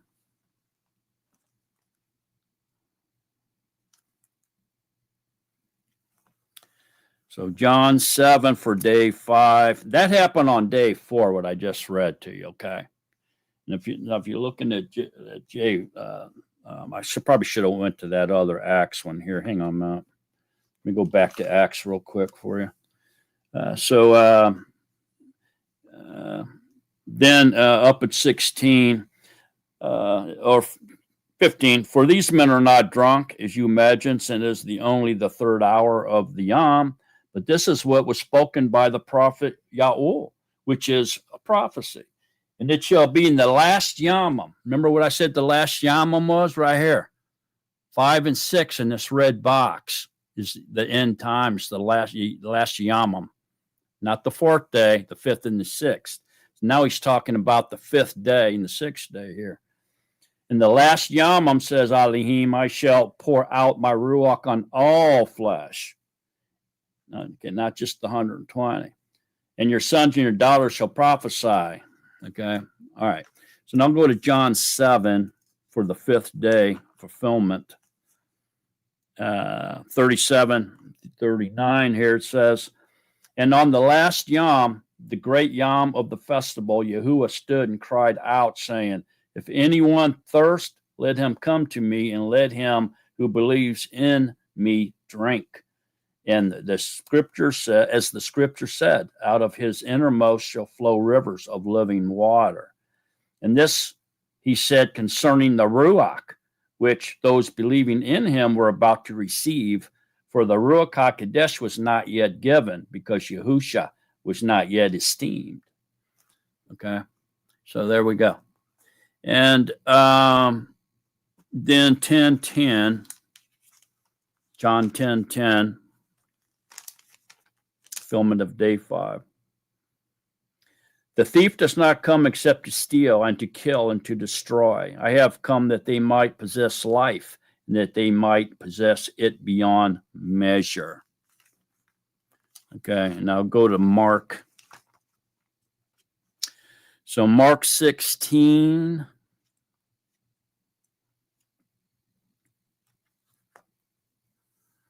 $15.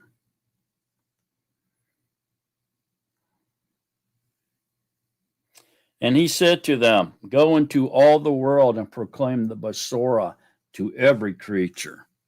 To every creature. Okay. So there's your fulfillments. So he that believes shall receive the Ruach HaKodesh. Out of his belly flows rivers of living water. Okay. And that they might have life and have it more abundantly. And because that means everlasting life through the Ruach HaKodesh, that doesn't mean you get a bigger house and 3 more cars. Okay. Preach this, but teach this Basora to every creature. To every creature. Let the waters bring forth abundantly the moving creatures. You see that? So there's your fulfillment. Any questions on that one? Okay, let's go into day 6. So day 6, wow. Okay. Obviously, has not happened yet. Okay. So day 6 then starts in 24. And Elohim said, let the Eretz bring forth the living creature according to its kind, livestock and creeping creatures, and beasts of the Eretz according to its kind. And it came to be so. And Elohim, Elephantal, made the beast. You see that? He made the beast of the Eretz according to its kind, livestock according to its kind, and all that creep on the Eretz according to its kind. And Elohim saw that it was good. And Elohim said, breathe into Adam a shared essence with a shared character, and let them rule over the fish of the sea. Adam can mean man, red, clay, humanity, human, depends on the context. And let them rule over the fish of the sea and over the birds of the Shemaim, which would be the messengers, if you will, and over the livestock and over all the arets and over all the creeping creatures that creep on the arets. And Elohim Leifentah created the man in his essence. In the essence of Elohim, he created him. And male and female, he created them. Okay. And so here on the sixth day, he finally creates mankind.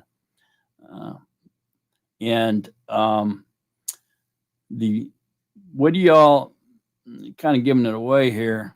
Okay. But Adam and Kua has not been made yet specifically. Okay.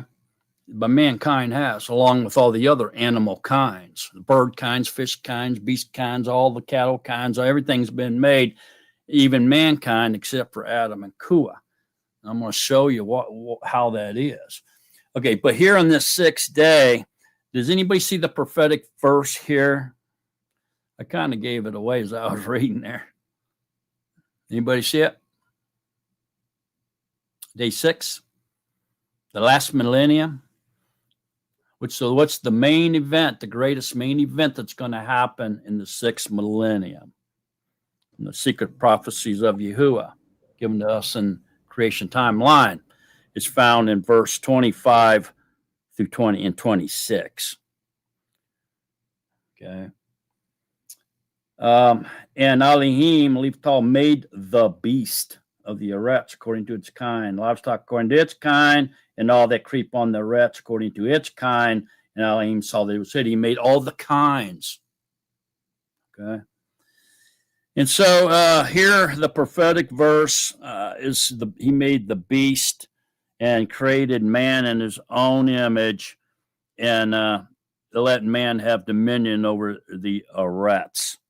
That's your prophetic verses. Now the fulfillment verse here is actually a chapter, and that's Revelations 13.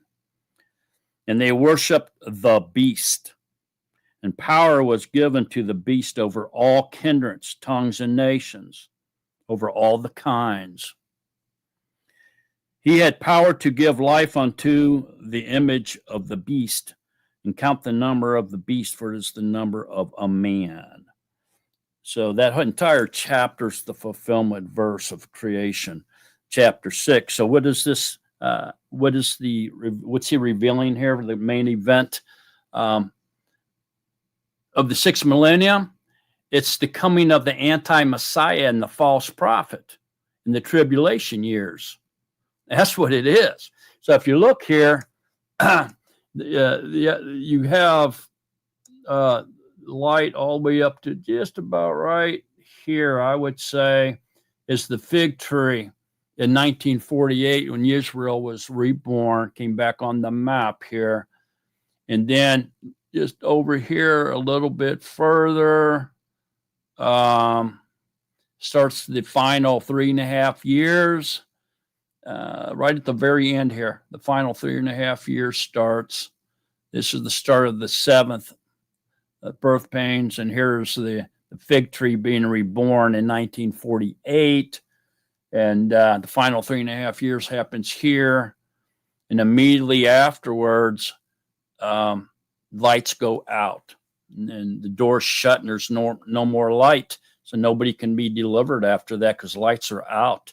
Lights no longer available. Now we're plunged back into the days of darkness over here with no light. Right at the very end of these 2 end time millenniums, lights go back out. No more deliverance. Just like over here, man was destined to death and darkness until the light came. So we're plunged back into the darkness right here. So right here, at the very end here, is when the anti-Messiah and the false prophet will be ushered onto the world stage. The tribulation period comes. Okay. So that's the greatest event that happens on day 6. And the prophetic verse here, the second prophecy of Yahuwah is found in Genesis 1, 25 through 26. And the fulfillment is the entire chapter of Revelations 13. All right. Now, is there any questions right there to this point? Okay. All right. Now I want to get down here and talk a little bit about mankind. So mankind was created with all the other kinds. So if you put it in context, starting with 25, Elohim made the beast of the earths according to its kind, livestock according to its kind, and all that creep on the earths according to its kind. And he saw that it was good. And Elohim breathed into Adam, which is in this context is mankind or humanity. See, the mankind is in context with all the other kinds. You see what I'm saying? And with a shared essence, they were all had the same blood, the same flesh, made of the same flesh, with a shared character. So they were all basically made out of the same flesh and blood. They were all basically the same in essence and character. And let them rule over the fish or the birds and over the livestock, all the other kinds, and over all the earths and over all the creeping creatures that creep on the earths, all the other kinds that you just described in 25. Mankind rules over them. He's the highest form or the highest creature that you have made. Okay, and then Elohim, created the man in his essence. In the essence of Elohim, he created him, male and female. He created male and the female. He created them, which is plural. So look at let me see, Galatians 3. Let's go there real quick. Galatians 3.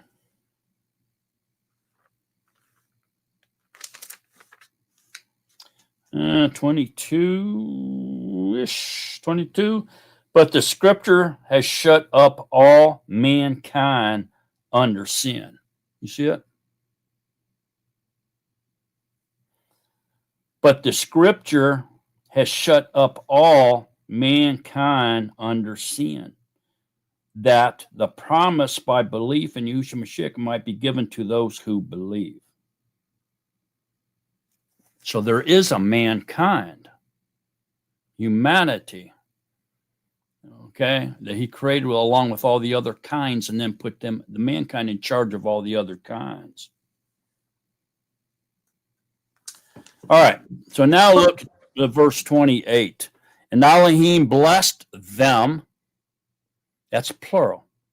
And Elohim said to them, that's plural. Somebody said, well, that's just Adam and Kua. Well, he hasn't made them yet. I'm going to prove it to you. Bear fruit and increase and fill the earths and subdue it, just like he told the fish and the birds and the beasts to do. All the other kind.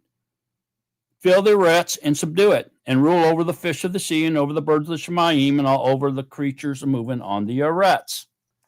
And then Elohim said, see, I've given you every plant that yields seed, which is of the face of the earths, and every tree whose fruit yields seed to you as food. And to every beast of the earths, and to every bird of the Shemayim, and to every creeping creature of the earths, and in which there is life, every green plant is for food. And it came to be so. And Elohim saw that all he had made, and see, it was very good. And there came to be evening, and there came to be morning, the sixth day. All right, now, watch this. Going into chapter 2. Thus the Shemayim and the earths were completed, and all their array. And on the seventh Yom, Elohim halted his work. He halted his work which he had done, and he rested on the seventh day from all his works which he had made. It didn't say that he stopped creating. It said that he halted it. He paused. He just paused and took a break. Okay. And Elohim blessed the seventh day and set it apart, because on it he rested from all his work which Elohim in creating had made. And these are the births of the Shemayim and of the Eretz when they were created in the Yom that Yahuwah Elohim made Eretz and Shemayim. Bam, that's it. That's the week's done. Okay, so what is the Yahuwah's secret prophecy in the seventh day? What is it? Even the Christians know this one.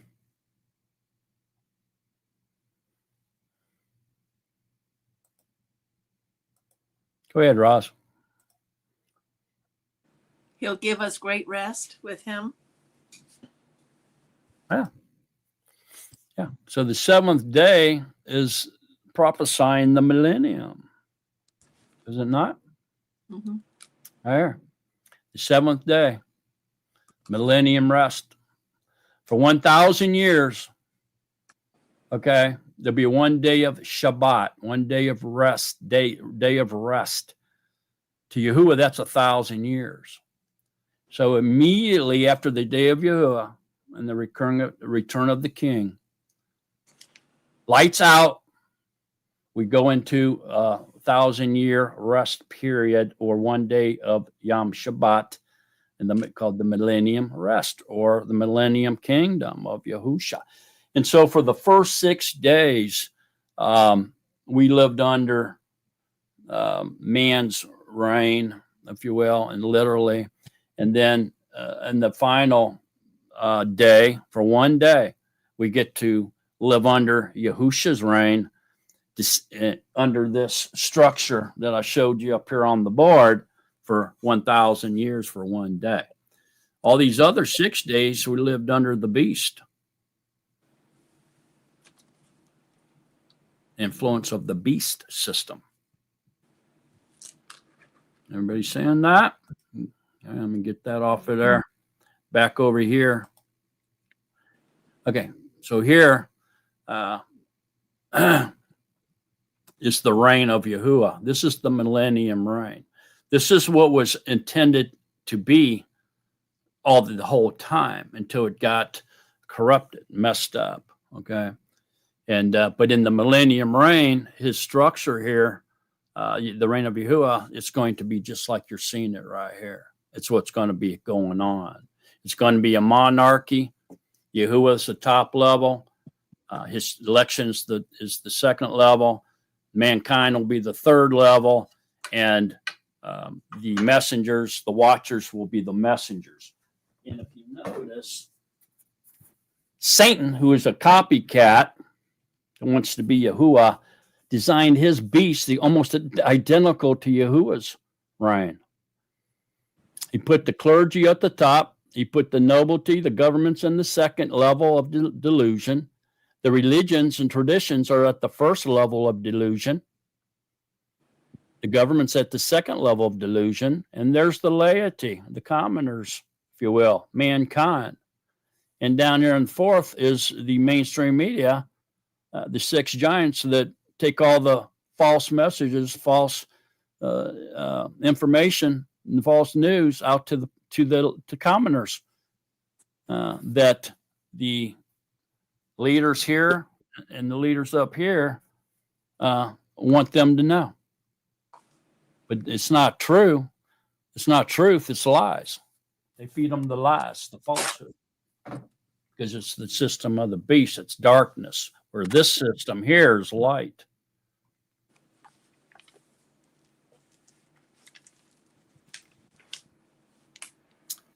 Okay. All right. Is there any thoughts, comments, or questions to this point? Go ahead, Phyllis. I'm finally understanding the comparison between the two charts. For so long, you've just been showing us the enemy's charts, but now you're really comparing the two, and I get it. I finally get it. And that's going to be a boost to my husband too, because he's been struggling with convince me. And I just don't get it. I don't get it. Yahuwah says it's time. Okay. All right. So now the first week is over. Okay. He created all these, all the kinds. Everything's done, right? All right. So now all of a sudden he goes back to work. Do you think Yahuwah retired after 6 days? Huh? Do you? Yahuwah didn't retire. He went back to work. He's still working to this day. All right. So here we go. Chapter 2:4.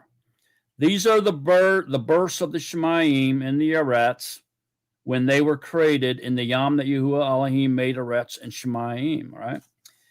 Now, no shrub of the field was yet on the Arets, and no plant of the field had yet sprung up. For Yahuwah Elohim had not sent rain on the Arets, and there was no man to till the ground. But a mist went up from the Arets and watered the entire surface of the ground. Okay. So what's going on here? Didn't we just read that he created everything and stopped? And all of a sudden there's nothing there? Okay. Why? Because he created two different realms on the earth. Okay. And what he's talking about here is level 1, 2, and 3 here, basically. Okay. But what he's saying here is he has not created that second level yet. He only created the third level, mankind. Okay. Now I'll show you what I mean here. Watch. And Yahuwah Elohim formed the man. What? He formed the man? Wait a minute, look back over here. And Elohim created the man. And over here, he formed the man. Remember when he forms something, that something else gets created because of the byproduct? Y'all following along? Mm-hmm. All right. Elohim formed the man out of dust, formed the light, which was his body, and then the darkness was the byproduct of that, of him forming that light. Darkness got created. Okay. So Yahuwah formed the man out of the dust from the ground and breathed into his nostrils the breath of life. And the man became a living being. And Yahuwah Elohim planted a garden in Eden. So the Garden of Eden was merely a garden within the territory of Eden that he had already created, meaning the earth that we read about in the first chapter. So he took and made a garden within Eden, a territory on the earth that was already created in chapter 1. Okay? He planted a garden in Eden to the east. So to the east means he was standing in the west and looking to the east when he made and created the garden in the territory of Eden. That tells you it was on the same earth that he had just previously made for mankind and all the other kinds. Okay? Whom he had formed. See that? And there he put the Adam, whom he had formed. So Adam was not created yet. He was just created from the earth that he had already created in chapter 1, from the dust of the earth. And then he took him and he put him in the garden to the east, in the territory of Eden, which most people believe to be the southern end of Iraq, close to the Persian Gulf, there in the crescent, fertile That's where they believe that is. Okay. And who he had formed, and out of the ground Yahuwah Elohim made every tree grow that is pleasant to the sight and good for food, with the tree of life in the midst of the garden, and the tree of the knowledge of good and evil. So there you go. He made a garden in the territory of Eden. He formed the man from the dust. He put him in the garden, and then that garden was a special set of plants and trees that he had not created yet on the rest of the earth. And it was called the tree of the knowledge of good and evil was there. The tree of life was also there. So this was a different environment than what he had just created. It was its own kingdom.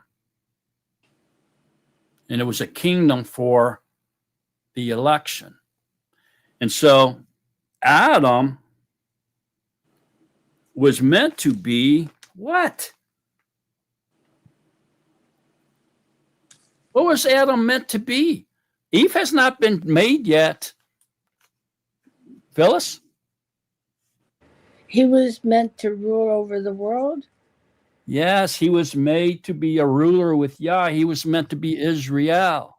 Can I ask another question? Yeah, go ahead. Does it mean in chapter 1, when he created Adam, is it possible that's when he created more? It was a plural, not just a singular. That Adam was plural. Adam can mean different things depending on the context. Okay, and that's why we have to put Adam in chapter 1 in context. So in context, he's talking about all the kinds, and he gets to mankind, humanity, which means Adam. When he says Adam there, he's talking about mankind, humanity. In context, you have to put it in context to understand what that word means, because it can mean 4 or 5 different things. That's why we have to keep that in context to understand that. And then down in here, where it says he formed the man, man can mean Adam. Adam can mean man. It can mean red. It can mean clay. It can mean humanity. Depends on the context. So here, obviously, it means a man, a single man. And so it says here, and the man became a living being, and Yahuwah Elohim planted a garden in Eden, which has to be already an established territory.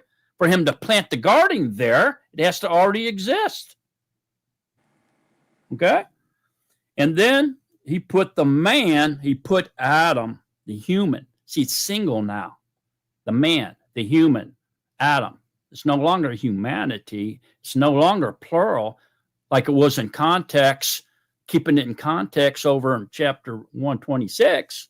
Now it's plural. I mean, it's singular, no longer plural. Whom he had formed out of the ground, Yahuwah Elohim made every tree grow that is pleasant to the sight and good for food, with the tree of life in the midst of the garden, and the tree of the knowledge of good and evil. And so, see, this was its own territory, its own little reign here.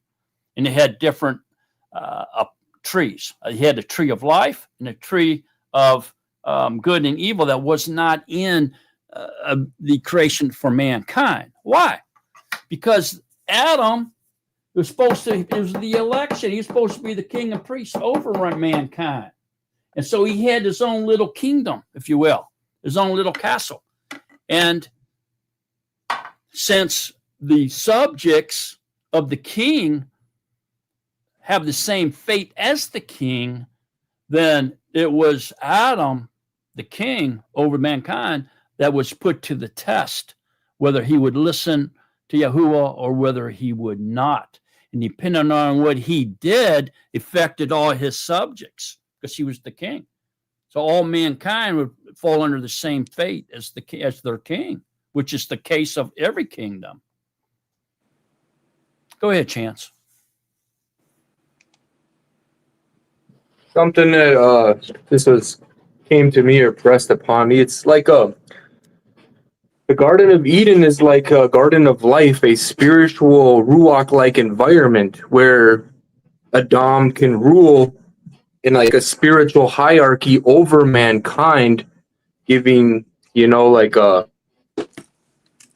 That's why when they were kicked out, there was that fire. I mean, that sword, the fire sword that moves in all directions. This is like a Ruach-like environment, like a garden of life that rules over the mankind, the life that is here. So it's like a spiritual environment, so to speak. It's for us, we probably wouldn't be able to see that right now because there is a sword there. And like you said, the garden, the tree of life is spiritual. The tree of good and evil is spiritual. So this is definitely a Ruach-like environment, like a garden of life, Gan Eden, garden of life. So yeah, that's some good stuff. Yeah, and I think there was a portal type situation where they could actually see up and see the into the principalities, the other principalities. I really do, from the garden. But since Adam was formed here from the dust, okay, that's telling us that this carbon copy world had to exist before he even made the Garden of Eden. If Adam was made from it, and then he took him, look at it, and there he put the Adam, the man whom he had formed, into the garden. He picked him up and put him over there. So that tells us this earth existed before he did that. So the world existed and mankind existed before the garden existed and before Adam existed. That's what this is telling us. I think it's pretty clear. Ross? He was planted in that garden. He was set there. Yeah, he was planted by Yahuwah in that garden. He's the master gardener. And Yahuwah Elohim planted a garden in Eden to the east, and there he put the Adam whom he had formed. He formed him from the dust. Up here it tells us Elohim formed the man out of the dust of the ground. What ground? The carbon copy world. It existed because he created it in chapter 1. Okay, who wants to continue to read from chapter 2 and verse 10? Go ahead, Sandra. Our sheep or Genesis chapter 2, verse 10. And a river came out of Eden to water the garden. And from there it divided between 4 riverheads. The name of the first is Pishon. It is the one surrounding the entire land of Keilah, where there is gold. And the gold of that land is good. Aromatic resin is there, and the shoam, or the onyx stone. And the name of the second river is Gihon. It is the one surrounding the entire land of Cush. And the name of the third river is Kadekel. It is the one which goes toward the east of Ashur, known as, is that Assyria? And the fourth river is the Farat. And Yahuwah Elohim took the man and put him in the Garden of Eden to work it and to guard it.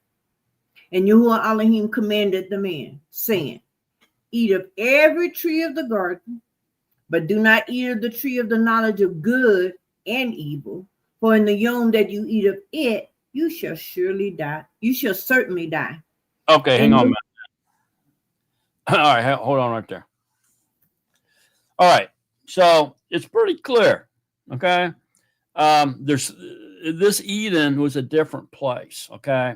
The river went out of Eden to do that, watered the garden, and they divided into 4 riverheads, and it mentions the 4 here, okay? And it's believed that one of those are the great river Euphrates, okay? And then look at 15. And Yahuwah Elohim took the man and put him in the Garden of Eden to work it and to guard it. See that? That confirms what we were just saying. And then Elohim commanded him to eat of every tree of the garden, but do not eat of the tree of the knowledge of good and evil, for the day you eat it, you shall die. And he did. Okay, so now I want to do a screen share here real quick. Show y'all something. Thank you for opening our eyes to this, Brother Mark. It's really been a revelation. All esteem to Yahusha, and we're not even close to being done yet. We got a lot more things that are going to shock you. It's going to shatter you, your belief system. Okay, look. This is, you see over here in the Middle East, see the green part? This is what they call the Fertile Crescent. Okay, it's very fertile, man, through here. The rest of that yellow is desert, okay? And so they believe that Eden was somewhere down in this area right here, where all these rivers come together here. And a lot of people say, well, where's the four rivers, the fourth one and all this? Well, don't forget there was a flood. And the flood could have took the rivers out and changed the landscape easily, right? And so we got to remember that there was a flood. But this is known as the cradle of civilization right here. This boomerang looking thing is a cradle. And so they call it the cradle of civilization, where life began, or the Fertile Crescent. And so right in here in this area is where they believe the garden was, somewhere in here. Okay. Just so you know.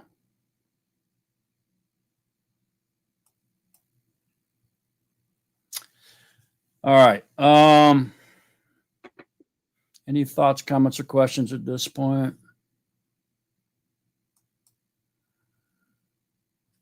Sandra? I was wondering, this Eden, is it possibly in a spiritual realm, like when Yaqub was coming from Padan Aram? There was the ladder that had a gateway where the Malachim were going up and down up on it. Is it possible that this Eden is like in a different realm than the earthly Eretz? I think so. I think it's in a higher realm than where mankind lived. And like Chance was saying, I think that in this realm, let's call it, of Eden, I think they could openly communicate with Yahuwah spiritually. I really do. And were they immortal? Yeah, they were. If they weren't immortal, why would Yahuwah say the day that you eat of this fruit, you're going to die? Obviously, then they wouldn't have to die if they didn't eat the fruit. So they must have been immortal. So yeah, I think so. Sandra, go ahead, Talitha. Yeah, I was thinking the same thing. I've always imagined it that Eden was like a spiritual realm. It's not actually on the earth, because also, as far as I can remember, they don't say anything about destroying it. So, you say, well, they think that Eden was there, but Eden was never taken away. Adam and Eve were taken out of Eden and no longer allowed to return. Mm-hmm. So in that sense, it should still exist somewhere. It does absolutely still exist. We got to remember that Adam was made out of the dust of the ground before he put him in there. Okay. So, you know what the Hebrews say? They say that Adam was just like us, but he had an outer protective shell over his body, like almost like a fingernail type thing. And he was protected within this garden. Okay. The garden seems to be some type of other realm. Mm-hmm. I agree with you there. But the point that he took Adam out of the dust and put him over there tells me that he had to be some type of flesh if he was made out of the dust, out of carbon. That dust is carbon. Mm-hmm. Right? So why do you think Yahuwah did something like that? Well, because he knew he prophesied man's fall, didn't he? Didn't he? Yeah, he did. In day one, he prophesied. His secret prophecy was the man was going to fall. So he knew that man was going to fall. He knew. And so he made him out of the dust so that when he fell, he's going to take him right back out of that garden that he put him in and plop him but right back down on the soil where he was made from. You say, okay, you ain't going to rule from this kingdom, this reign, this perfect kingdom. Okay. I'm going to take you over and make you rule over here with mankind in their kingdom. And you're going to be in their kingdom. See what I'm saying? So yeah, it's got to be something different. I agree with you. Go ahead, Roz. Is the one that he put Adam in, is that the tree of life?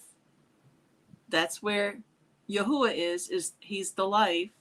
And then the other one is where the earth is, and that's the tree that he partook of. The things like happening today, the sin and everything, and that's what he partook of. And so you've got, the two worlds, the two, the tree that's got the Father, and then the tree that's got Satan. Yeah, that's right. The tree of life is Yahuwah. So obviously, he was in Yahuwah's presence with the tree of life. He was there with Yahuwah. And we know he was because it tells us that he was walking with him in the garden. We know he was there with Yahuwah. So the tree of life is Yahuwah, okay? The light of the world, the menorah represents the tree of life, which is Yahuwah, because Yahuwah is the light of the world. He's light, all right? And so the tree of the knowledge of good and evil then would be when if they ate from that, and then all of a sudden the devil would come in there and rule over mankind's environment out there in the world that he made for Adam and Kua to rule over. They fell, so he took them, threw them over, and he said, "Rule from over here." And then the devil moved in there and said, "Okay, I'm taking over, man." Right? And so now the devil has the authority over sin. And so he rules over them through darkness. That's what the knowledge of good and evil is Satan. You're right. Go ahead, Chance.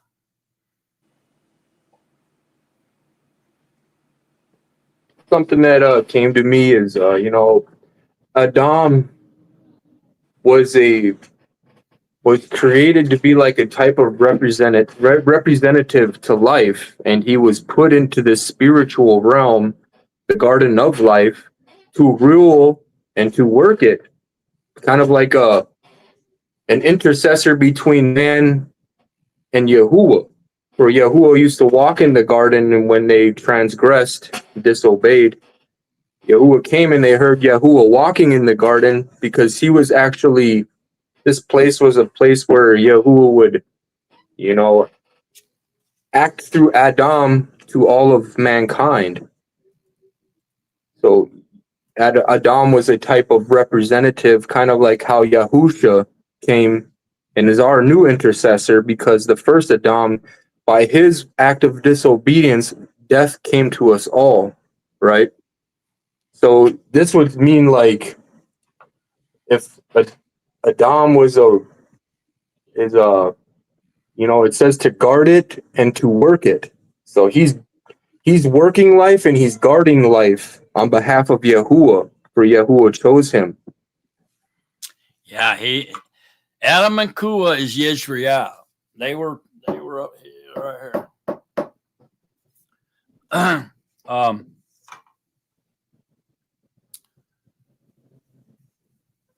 When Adam and Kua fell, okay, everything fell with them. Okay, so if they were immortal in the garden, in the palace of the kings, we'll just say, let's say it was the palace of the king, the castle of the sovereigns and priests, okay, Israel, and the rest of the world was inhabited by mankind, who was their subjects, right?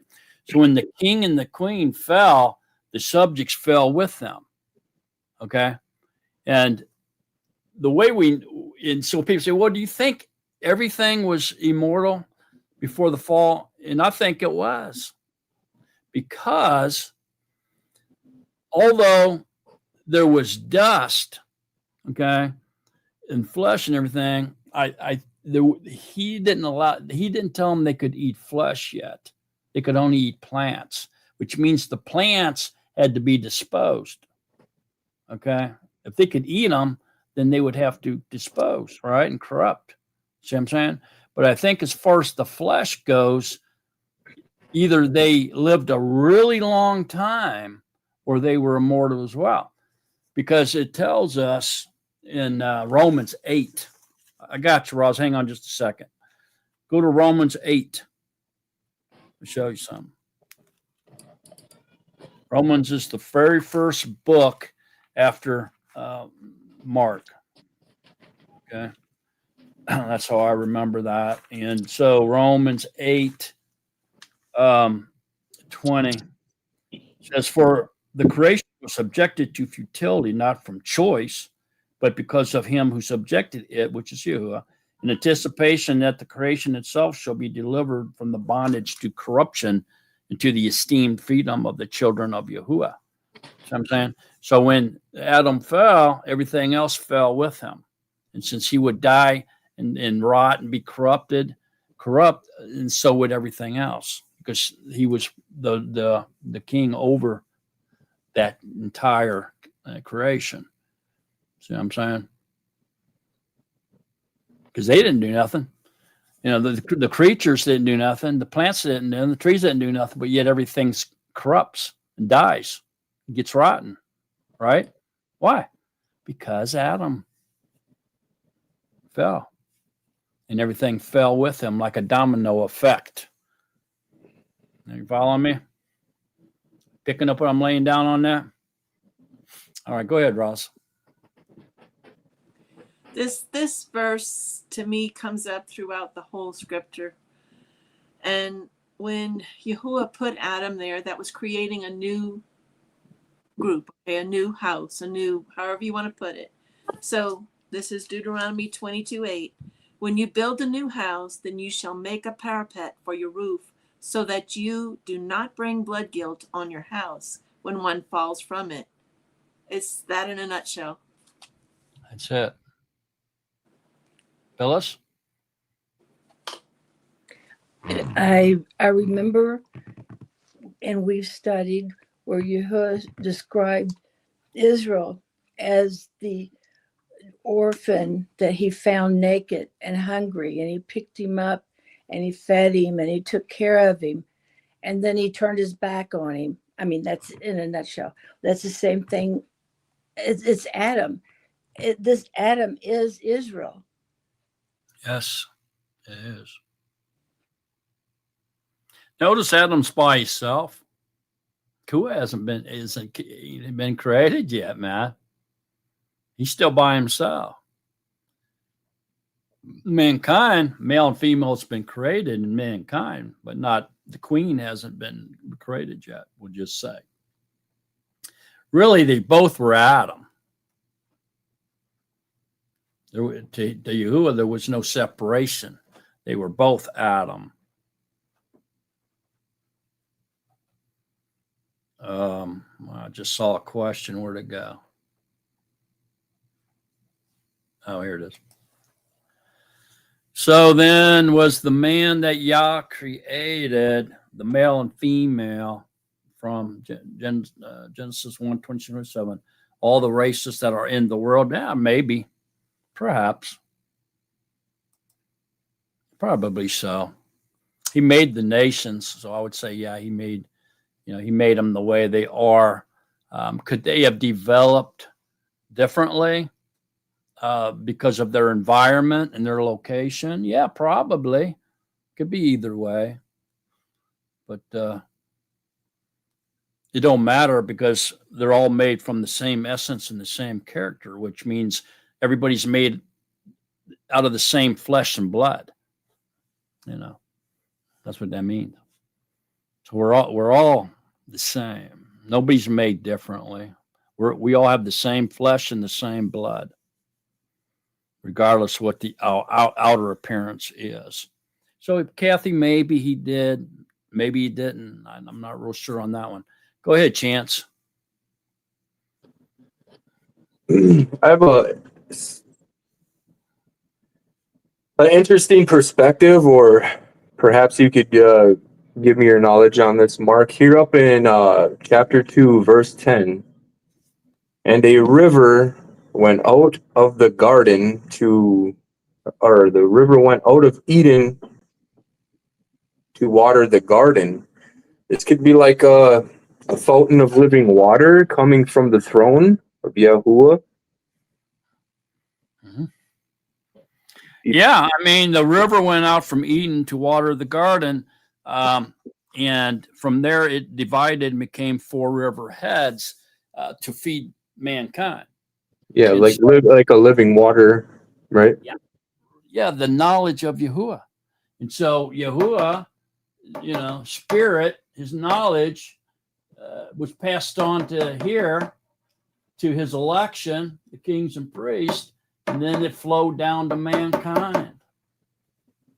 And then the correction would come from here through these guys, the watchers. The messengers would bring the correction, the reproof up to these 2 levels if need be, if they made a mistake or something.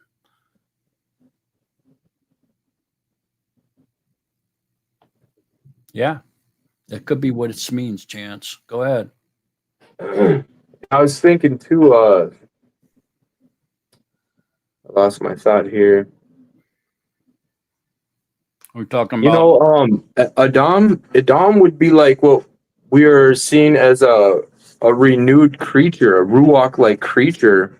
Perhaps he was that ruach-like creature back then too, on behalf of all of humanity.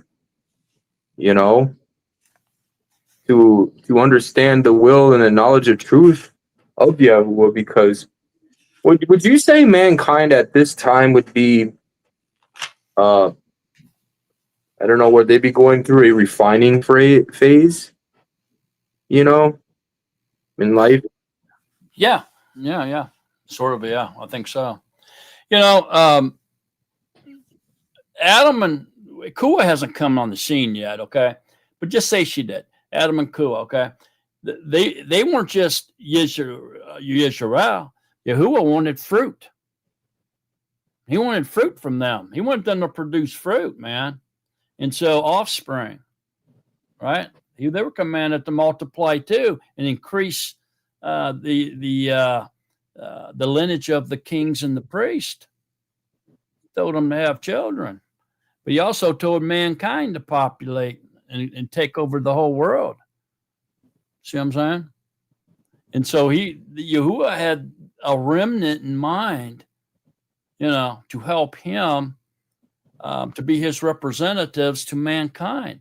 Why he wanted it that way, I don't know. But that's the way he designed it. That's what he wants. He's the creator. All we can do is act out the part that he stuck us in, which level we're in, man. What's really wild, if you really want to get crazy with this, he put Adam and Kua over with mankind so their seed, the seed of the king and the priest, could spread through mankind so that mankind could be delivered and be given an everlasting life. Just like, right? Just like he did Ephraim.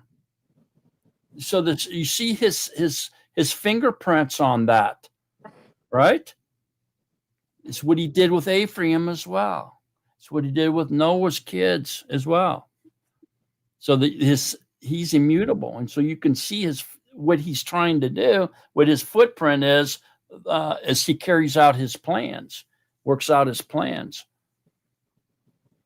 And remember what his plan is: to eliminate the byproduct, the impurities, the dross, to refine his creation to where everything is good and there's only good, and that's it. There's no more darkness, no more evil, no more wickedness, no more dross, no more impurities, no more anything other than good, pure gold and pure silver. And he's going to take that treasured possession into eternity with him and leave all the garbage and burn it up. You don't want that stuff. Why? Because when he knew that when he had created something other than himself, that there'd be opposition to come along with it. And so he had to come through, he work in this refining process. And unfortunately, that refining process includes humans. The ones who love darkness more than they love the light, right? Children of the darkness, the controllers. Anybody else? Thoughts, comments, questions? Chance, go ahead. You know, something that was coming up to me, I was thinking about what you were saying about the food, you know, and then this day and age, we certainly take life for our sustenance. That's kind of, you know, in my eyes, evil. If you think about a tree of fruit, they yield a fruit and give it to you for your substance. But now us being evil and greedy, we go and take an innocent life for our nourishment. That's kind of just real, you know, if you look at it from that perspective, it's quite evil. You know, we're going to consume life. You shall certainly die. You know what I mean? So now we are doing this. And, you know, look at the lifespans from the patriarchs. 900 years, 800 years, 500 years. They certainly were eating the fruit of that was being yielded for the food, you know, the plants and the fruits. And then now we have big slaughtering dens, you know, just life being taken for our substance. 'Cause it seems real greedy and evil if you look at it from that perspective, you know. Yeah, everything was vegetarian, even the beasts, everything. It's going to return to that. Millennium Reign's going to go right back to that. Okay. You know, it says the lions are going to eat straw like the ox, right? So it's going to go back to it. Look at Genesis 9:3 real quick. Jumping ahead here, but that's okay. Look at Genesis 9:3. Every moving creature that lives is food for you. I have given you all as I gave the green plants, but do not eat flesh with its life, its blood. So when did this happen? Right after they came out of the ark. See 9:1. And Elohim blessed Noah and his sons and said to them, bear fruit and increase and fill the earths. Okay. And every moving creature that lives is food for you, which is clean creatures. Now, somebody say, well, you know, that means we can eat pig. No, it don't, because Yahuwah told Noah to bring in 7 pairs of clean creatures and only 1 pair of unclean. Why? Because he knew he was going to let them eat the clean meat. So Noah and his sons knew what was clean and unclean. They knew what was food and not food because they brought the clean food in by 7 pairs. And so they knew what was clean to eat and what was food and what was not before he even allowed them to eat it after the ark hit the land. Okay, so what Yahuwah has ordained and blessed, no man should curse. And so we got to be careful. You know, if it's clean, you know, he's told us to eat it, then eat it. If it's not, then don't eat it. If it's not food. But you can see here in chapter 1 of Genesis 29 that everything was vegetarian. Animals, everything. Humans, everything ate vegetables and fruit with seeds in it. It's going to go back to that. We won't be eating meat in the millennium, right? Okay. I don't want to jump real far ahead here on this subject and get off on a tangent. Go ahead, Chance. Yeah, it's like it was peaceful. Nothing had to die.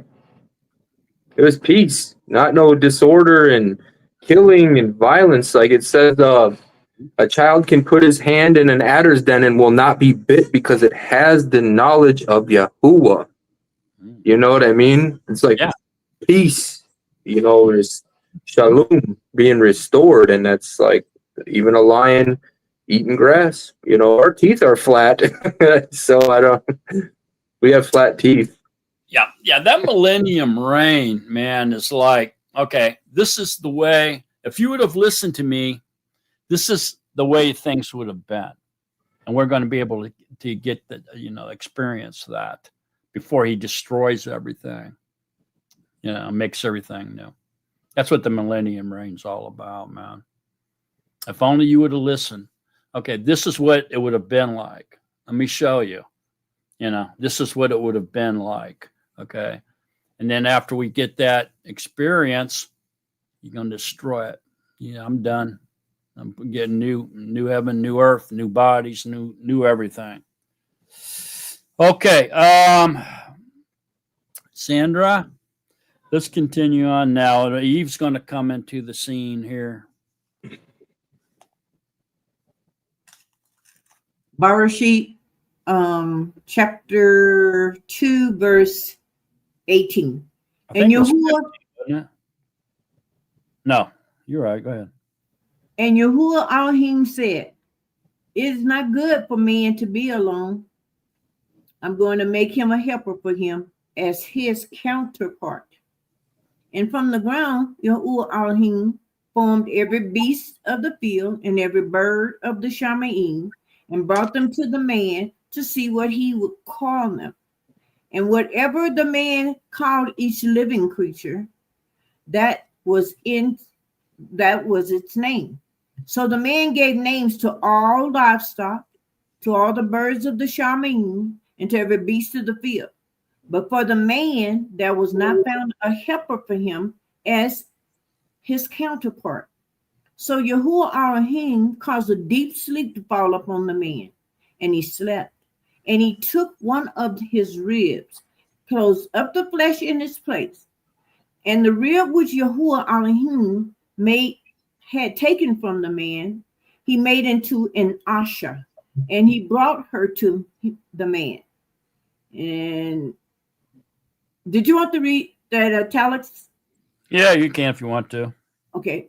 Hebrew asha refers to a female. Our word for woman means womb man.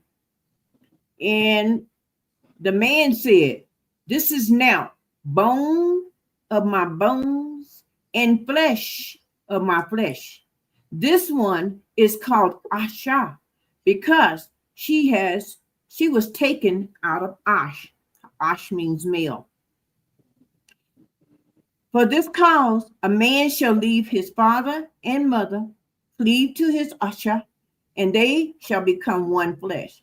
And they were both naked, and the man and his Asha, yet they were not ashamed. Okay, cool. All right. So Adam is the one that named Eve, okay, or Akua. All right. It wasn't Yahuwah. Look at it over at Genesis 5:2. This is the book of the genealogy of Adam. In the yom that Elohim created man, he made him in the likeness of Elohim.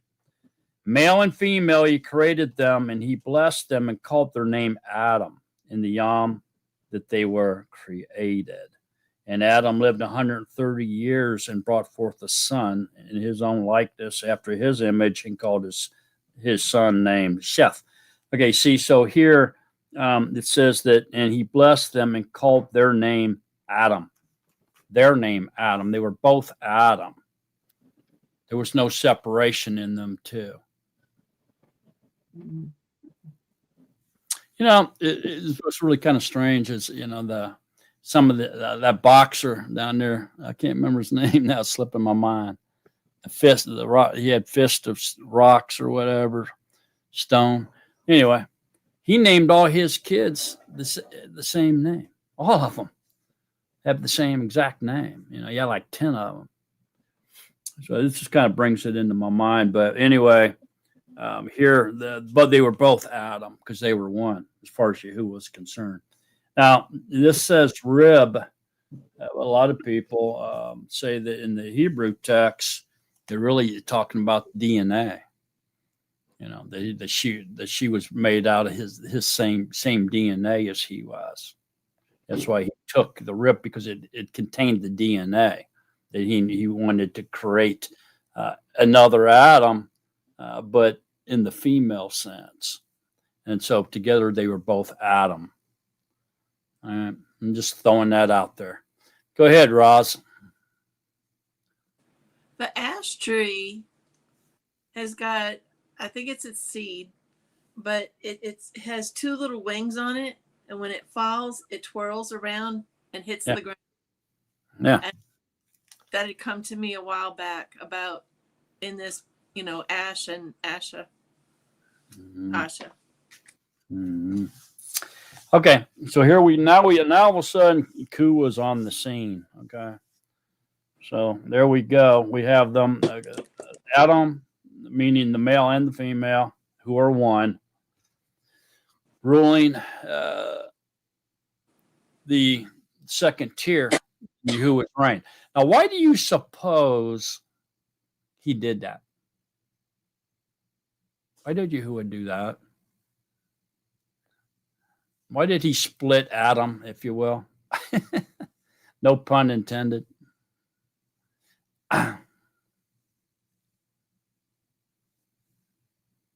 Anybody know?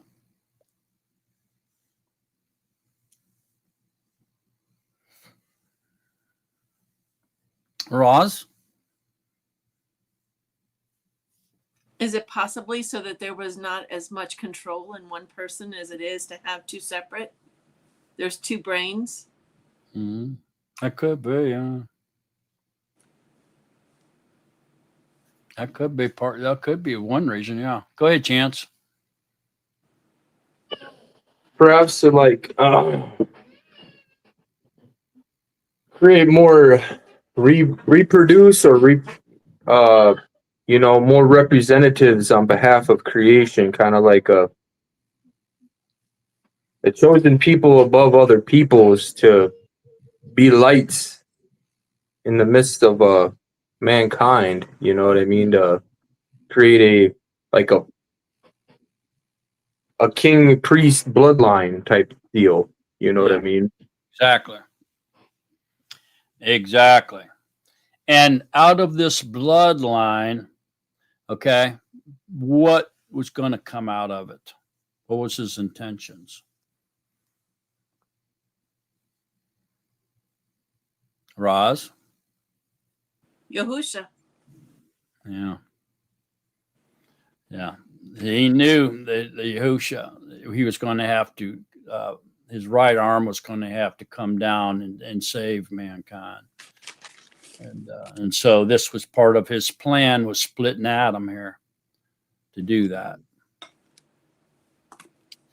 All right. So Adam and Kuah now exist, and Adam and Kuah are Israel. Everybody see that? Mankind's the nations. It's the beginning of it all. Chance? So, pretty cool side thing to talk about. I've been studying a lot of the Abarit language, the letters. If we look at Hua, if we use Kof, we got open palm, which would mean allow, tame, contain. And then you got Ua, and then you got Hey. So that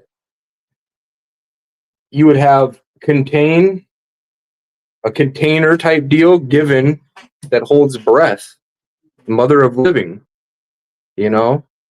Or if you use Hut, you got a tent given with breath. You know what I mean? That's kind of how you break Hua, the name, by each letter. If you look at the vowels, you can see through the Abarit Aleph, you know, like each Hebrew letter has for example, Aleph has ox. Ox was strength, power, leader, headship. You know, there's a lot to go into each one of these Hebrewic letters. And just looking at it with Hua, it says mother of living. So she's a womb man. She has a womb where she's able to make a vessel for breath. You know, it's kind of cool to look at it like that if you see it. That'd be fun. Interesting thing there.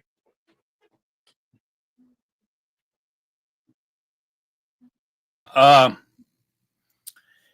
interesting thing there that you said Eve was the mother of all living, and so that means not everybody on the planet like they try to say it means. It means those who are elected, those who are going to be delivered, right? Remember when Yahusha said that even though you're dead, they're alive, and even though they're alive, they're dead. Remember that? That's how he perceives people. Same thing. She's the more of the living of those who are going to be delivered to given eternal life, not the mother of those of the dead. Who is not the Elohim of the dead, but of the living. And see that? So Eve was the mother of the living, not the dead. Ooh. Go, Sandra. I just have a quick question. I'm wondering that he did that to separate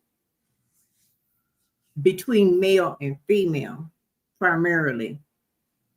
And then also I noticed that in verse 24 he said they became one flesh. So they were also flesh too, like mankind was in Bereshit, Genesis chapter 1, when he made mankind.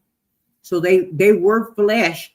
However, their flesh was at a different level than the flesh of mankind, is what I'm getting from that. You understand what I'm saying? In other words, I understand what you're saying, but Adam and Kua were both Adam. Okay, if they were to be the priestly line. Okay. The Levites are, right? And the rest of mankind, this is referring to them. For this cause, a man shall leave his father and mother and cleave to his Asha, and they'll become one flesh. Because mankind was running wild. So he's basically telling them that this is what you're going to teach mankind to do. So actually, he's prophesying here. This is actually a prophecy. It is. It is a prophecy. Yeah, and Kua and Adam were already one. They were never really separated. That's why Yahuwah called them Adam the day he created them. He called them Adam. They were one. They weren't Adam and Kua. They were Adam as far as Yahuwah was concerned. That's why he said the bone of my bones and flesh of my flesh. They made out of the same DNA. Okay. But that DNA got spread out through mankind, didn't it? Yeah, when they fell, they became mixed. Yeah, just like Ephraim. So yeah, go ahead, Chance. You think this could be a shadow for the body of Mashiach? Yeah, I do. One flesh. They leave their mother and father and became one flesh. And at this age, in this generation, we become one body in Mashiach. Yeah, that's it. Yeah, I agree with you. So that's the mystery they're talking about in Ephesians chapter 5. The secret is great.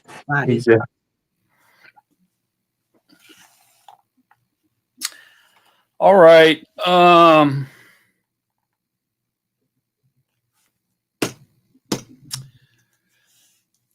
want to go into chapter 3, but I just kind of want to pause here before we get too far off chapter 1, and I want to compare that to John 1. Okay, let's do that instead. If we have time, we'll go to chapter 3. But for now, let's compare John 1 to Genesis 1. We can do that. So take your little ribbon marker there, put it on John 1, and so we can go back and forth fairly easy. Or if you have two BYNVs. Just turn one to John 1 and one to Genesis 1, whatever. So I want to do a real close comparison here between these two, because that's important. All right, so if you look at Genesis 1, the very first statement is in the beginning, okay? And then we look at John 1, the very first 3 words is in the beginning, okay? So this tells us that we're talking about the same exact event, okay? So what's the difference? It's just being told in a different way. But it's still the same event. It's in the beginning. Y'all following along with that? Okay, so look what it says in 1 John. In the beginning was the Word, and the Word was with Elohim, which is something that we got to grasp really right off the get-go here. That if the beginning was the Word and the Word was with Elohim, that means that the Word already existed. Okay, that's the very first thing we need to grasp. The Word already existed. It's clear. Okay, and the Word was Elohim. Okay. So this has thrown a lot of people off into tailspins through the centuries, okay? Because they with that statement, they really have no choice, okay? But to understand this while maintaining Yahuwah's oneness. You have to. If the Word was Yahuwah, then how can that be any clearer? So you have to maintain the oneness of Yahuwah because of this statement. So anytime you begin to talk about him, about the Word, you can't get off of the Word being Yahuwah. You just can't. You can't say, that was Yahuwah's alphabet. What? Where does it say that? It says the Word was Yahuwah. You are not allowed to change that statement. That's a matter of a fact statement.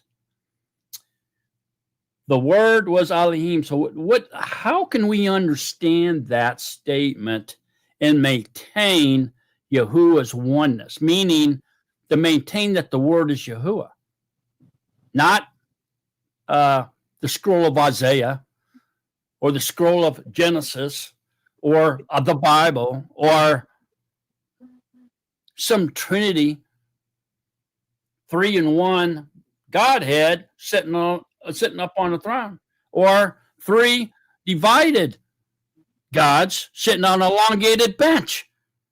We can't go there. We have to maintain the fact that the Word is Elohim and maintain his oneness. How do we do that without falling into prey of false teaching of doctrine of demons, teaching lies about this? How do we do it? Chance? It's quite a tall order there, Mark, but I will make an attempt. The Word is life. There is no life outside of Yahuwah. There's none beside him. He is existence, and the life was manifested through the light. So I'd say the Word of life. What's outside of Yahuwah? Blackness and darkness, non-existence. So in him is life, the Word of life. That's how I'd maintain it. Okay, let me throw this Okay, go ahead, Ross. I'm going to throw a curveball at you guys, but just go ahead, Ross. Okay. What you say, what I say, what anybody says, in 10 minutes, what I'm saying right now, in 10 minutes, whose word is it? It's my word still. So Yahuwah spoke it. And so just because he's being called the word doesn't mean that it's a separate, it's always his word, no matter what. He speaks it out. 1,000,000 years from now, it's still his word, no matter what. Okay. So you're just saying his words are part of him. Okay. Go ahead, Sandra. Well, the way I understand it is that phrase in Bereshit 1:3 said, "Let light come to be." That was the original seed. That was the spoken word that he spoke into existence when he spoke that body of light to cover himself, which he's invisible. So that was the original seed, that spoken word. And so that's just another name for that body of light rather than Yahusha. That's how I explain it, because it strictly says that he's one. He's not creating anything else. So he said was the word. In other words, that's the first thing he spoke. Let light come to be. Mm-hmm. That's the first thing he spoke. Right. Okay. So yeah, it's just another term for Yahuwah is all it is. Okay. Now here's the curveball. Okay. And I agree with exactly what you just said, Chandra, but here's the curveball. All right. And he was in the beginning with Elohim.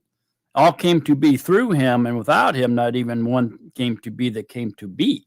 This seems to imply a different being of sorts. Somebody else. Does it not? First it says that the Word was Yahuwah. And then it says, but the Word was in the beginning with Elohim and came to be through him. And without him, not even one came to be that came to be. So it seems to imply someone else here. This is why they split Yahuwah.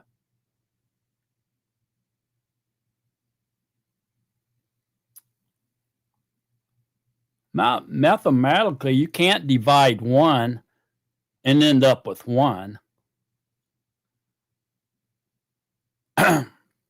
You can't add 1 to 1 and come up with 1. You can't subtract 1 from 1 and come up with 1. You can multiply 1 and come up with 1. That's your first hint. So how did he multiply himself and still maintain his oneness? Still was one. How did that happen?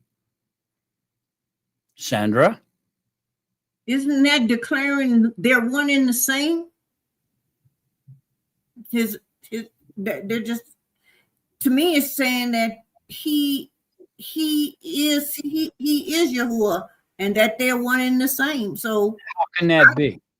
My scripture that I always go to for that is it says in Marshall Proverbs 8, Yahuwah possessed me in the beginning of his way as the first of his works of old. And I was set up ages ago at the first before the arrest ever was. When there was no depths, I was brought forth. And then you can go on and read that. So that's declaring that Yahusha and Yahuwah are one and the same to me. They're not separate. How? Chance? It's kind of what comes to me is like Yahuwah's existence here. And it's darkness on the face of the deep. He's just darkness. And then light manifested to see, to be able to witness what the tangible reality in which we hold on to. But if Yahuwah's existence, which that power is really, I can't grasp that concept much, but it's existence in him. To be able to witness and experience that existence would need light. So Yahuwah created with his power light to be able to witness and experience the existence in which has been given to us. Okay, you get really close. Go ahead, Phyllis. What I have is like he's omniscience. He is everything. He is omniscience. He can be whatever he wants to be. But right down here, when it says in Genesis 1, when it says it was formless, and the ruach of Elohim was moving on the surface of the Mayim. So, and that was before anything had created. So I lost my train of thought. You were on track. Just jumped the rail on me. Who else? Oh, Sandra, go ahead. If you guys got your hand up, hey, listen. If you got your hand up and I'm not calling on you, it's because I don't see you. So speak up. Don't let me pass you by. Speak. Say, hey, I got something. You just say something, man. Okay, I might be wrong. Your hands up, I don't see you. It's not that I'm ignoring you. Okay, so it's all good. Go ahead, Sandra. Okay, so I think it's explained in Hebrews chapter 1, verse 2. No, verse 3. Who being the brightness of the esteem and exact representation of his substance and sustaining all by the word of his power, having made a cleansing of our sins, through himself sat down. So that's explaining that the Ruach or Yahuwah indwelling Yahusha. There you go. It's his body. The word's his body. That's why he brought him into creation when he created the light of his body of light. And so therefore the word was Elohim because he's in his body. If it's his body, then it's him. Okay, thank you. All esteem to Yahusha. Everybody picking up when I'm laying down on that one. That's extremely important to see that, man. Go ahead, Ross. I was going to ask you to say it again after. Okay, go ahead. Go ahead, Ross. So walking the walk and talking the talk, we're emulating Yahusha that is Yahuwah. So we are going to become that too. Because we are striving to be like Yahusha. Mm-hmm. Oh yeah. Yeah, we'll have bodies of light for sure. But yeah, in order to maintain the oneness of Yahuwah here, when he says, and the word was Elohim, he was in the beginning with Elohim, all came to be through him. Obviously, then, this was his body of light. And so if it's his body, it's him. Whose body is it? It's Yahuwah's body. You know, my body is me. Your body is you. His body is him. That's his body, man. So why is he calling it the word? Because he wants to. He nicknamed his body of light the word. Probably because he spoke the living words out of his mouth when he created everything else after he indwelled his body. Did he fully indwell that body? Yes, in a way he did, because it was all him. It's his body, so it's him. But in another way, he did not, because he never gave up his omnipotence. He still remained in the perimeter of life, and his body of light was created inside of him, and he was in it. Phyllis, go ahead. That's just as it was when Yahusha walked on the earth. He was still him without giving up his omnipotence. My mind's going to bust. Absolutely. That's correct. Go ahead, Chance. Kind of like wrapping himself in a garment of light, put on his power and created everything like a tent of light, because he dwells in unapproachable light, you know. So he wrapped himself in a tent, a garment of light, and with his great mighty power all came to be. Wow, that's some good stuff there. That's some good stuff, they say. That's some good stuff. Wrapped himself in light like a robe. Unapproachable light He dwells in unapproachable light is another expression of his body. That's all. Just like the word is. Unapproachable light. That's his body, man. That's all. That's another expression for his body. He's still one. It's not separated from him. His body is him. All right? What you're talking about is that if you don't maintain the oneness of Yahuwah, you find yourself in a stronghold of a delusion right there. And that's that Trinitarian. We all know where that comes from. That's that deep rooted in paganism. You can easily find that anywhere. I mean, Division look of anywhere. the devil. Yeah. That's the division of the devil. Yep. Yeah, the Trinity and Bitarianism and all that kind of stuff, councilism, all that is just a struggle to explain this verse. It is. They're struggling to understand this. And so they settle on a lie. Oh, that priest or preacher, you know, he's got a certificate hanging on his wall. I call them paper preachers.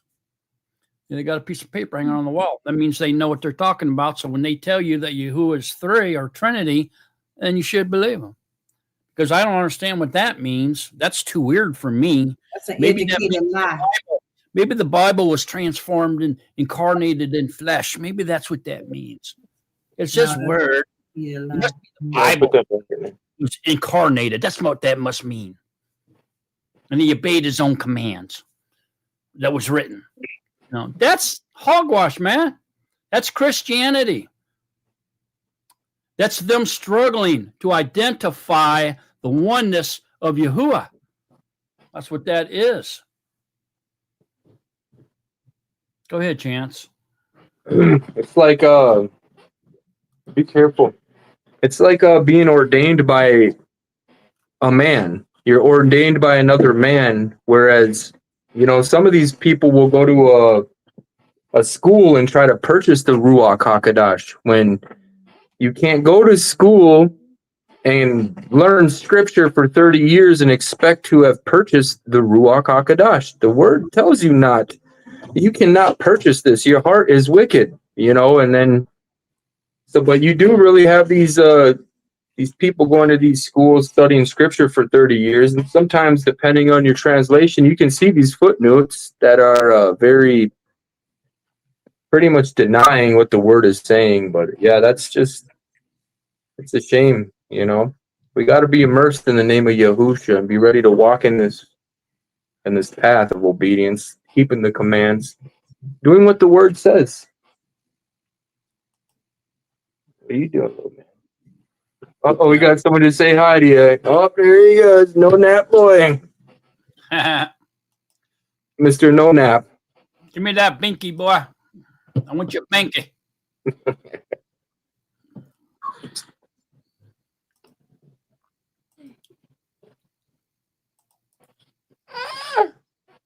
You calm down.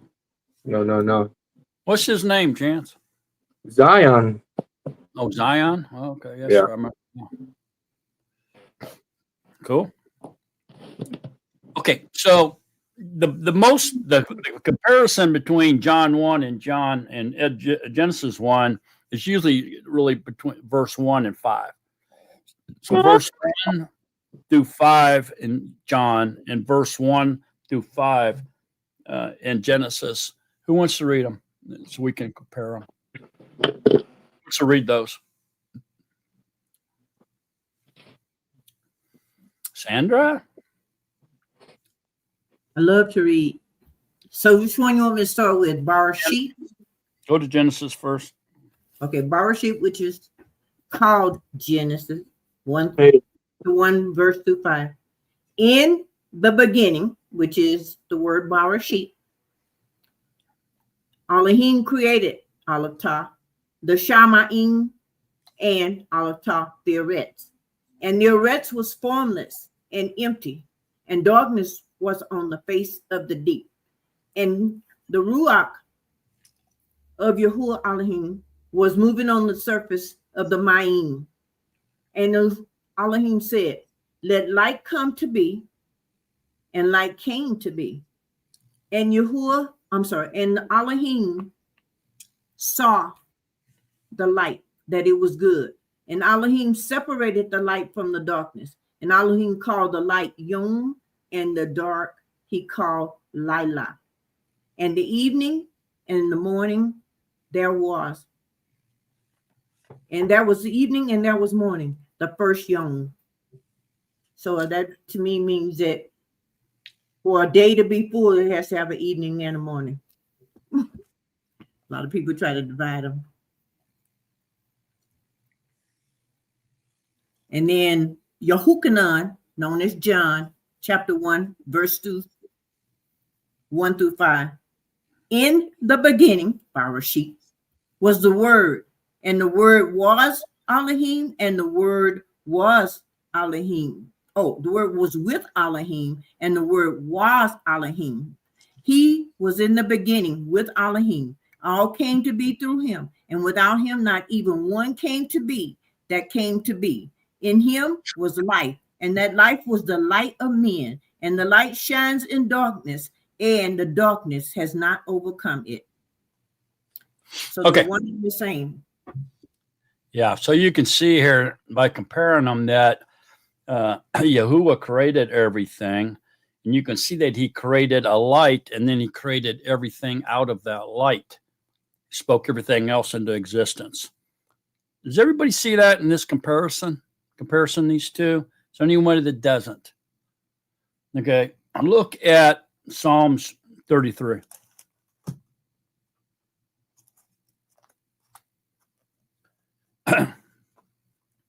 Psalms 33, page 657, 6 through 9.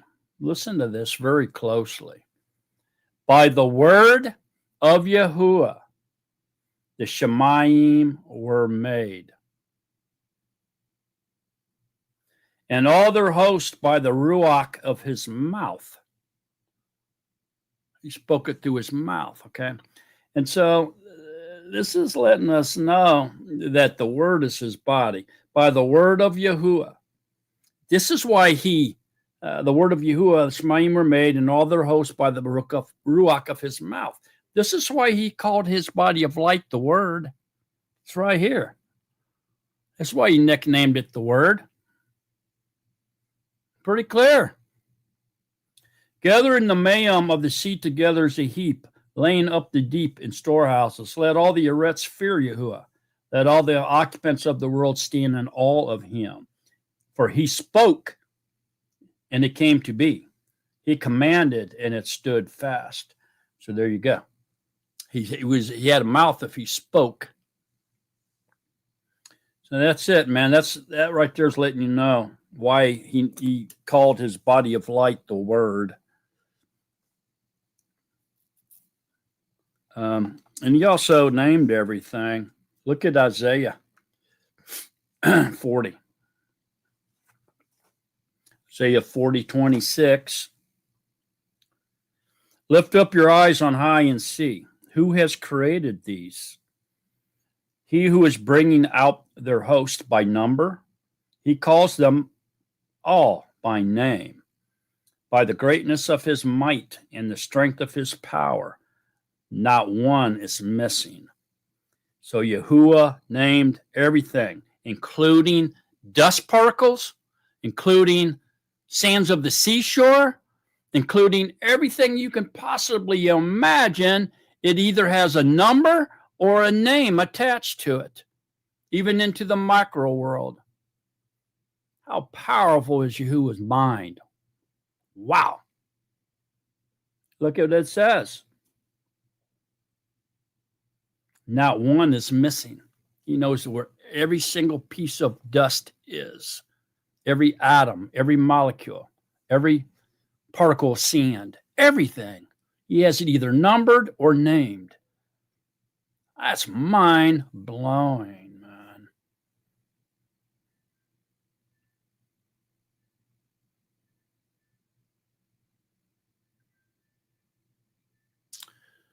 Okay.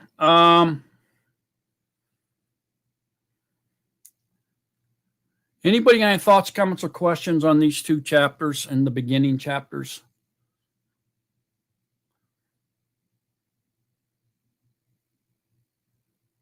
I think I'm going to let that rest then. And that's a lot for you guys to digest and think about. And I think we'll leave that rest for right now. I think we can go into chapter 3 if you want to. Y'all want to? How are you feeling today?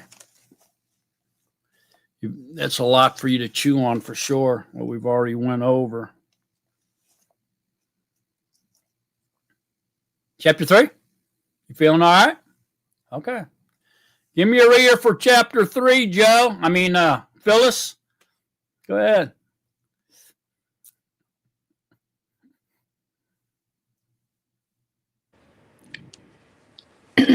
Genesis chapter 3. And the serpent was more crafty than any beast of the field which Yahuwah Elohim had made. And he said to the Asha, is it true that Elohim has said, do not eat of every tree of the garden? And the Asha said to the serpent, we are to eat of the fruit of the trees of the garden, but of the fruit of the tree which is in the midst of the garden, Elohim has said, do not eat of it, nor touch it, lest you die. And the serpent said to the Asha, you shall certainly not die, for Elohim knows that in the yom you eat of it, your eyes shall be opened, and you shall be like Elohim, knowing good and evil. Okay, hang on a minute. All right. Obviously, this is the first lie, right? Mm-hmm. And where it says here, when he says that Yahuwah knows that in the day you eat of it, your eyes shall be opened, and you should be like him, knowing good and evil. They were already like Elohim. Already. They were already like him. They were good. And they were eternal. And so Satan lied. They didn't become like Elohim when they ate and their eyes were open. They became like the devil. Mm-hmm. He was a sinner. So that was the first big lie right there. Now, notice here, I don't know why, but people, different religions or whatever, they teach that Adam didn't know that was a sin, that she wasn't supposed to do that. But verse 2 here is pretty clear. And the Asha said to the serpent, we are to eat of the fruit of the trees of the garden, but of the fruit of the tree which is in the midst of the garden, Elohim has said, do not eat of it nor touch it, lest you die. Eve knew. Kua knew that was a sin. Did they have the 10 Commandments? Were they in a covenant? Remember who they are now. They're Yisharah. Rulers with Yah. So they had to be in a covenant. Right? So did they know they were in a covenant? Did they have the commandments?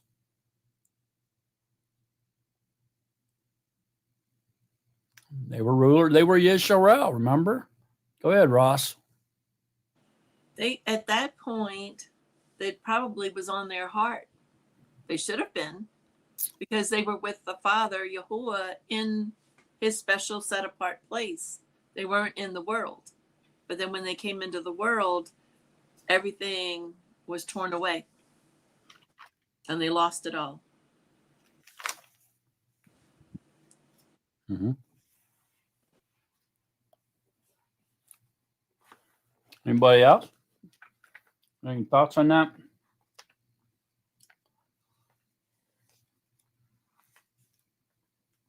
Go to Hosea 6:7. Go ahead, Phyllis. I was going to say there wouldn't be any need for the commandments because in the Garden of Eden, there wouldn't be evil. But yet the tree of the knowledge of good and evil was there. So evil did exist in there. Their eyes were not open to the evil, though. They didn't know. They thought they were naked and weren't ashamed. They didn't know, but it was there. Roz? They I lost my way of saying it. When they, I'm sorry, I'll come back. Okay. Go to Hosea 6:7. Hosea 6:7. What's up, Sandra? I was going to read Hosea 6:7 for you. Oh, okay. Go ahead. But like Adam, they transgressed the covenant. They acted treacherously against me. All right. So, like Adam, they transgressed the covenant.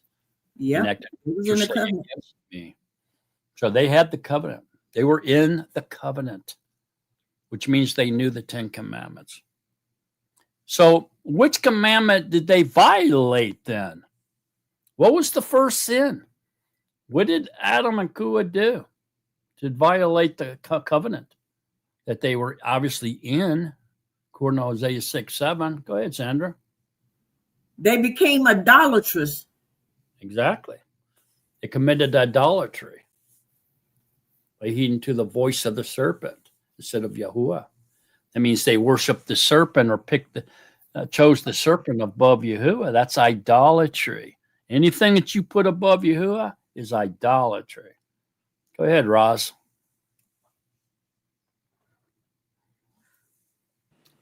The foundations of the Shamaim were brought onto the earth, and that's how you know that there were commandments and everything, because they had the commandments already in the Shamaim.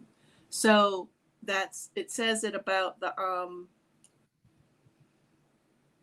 pillars of foundation.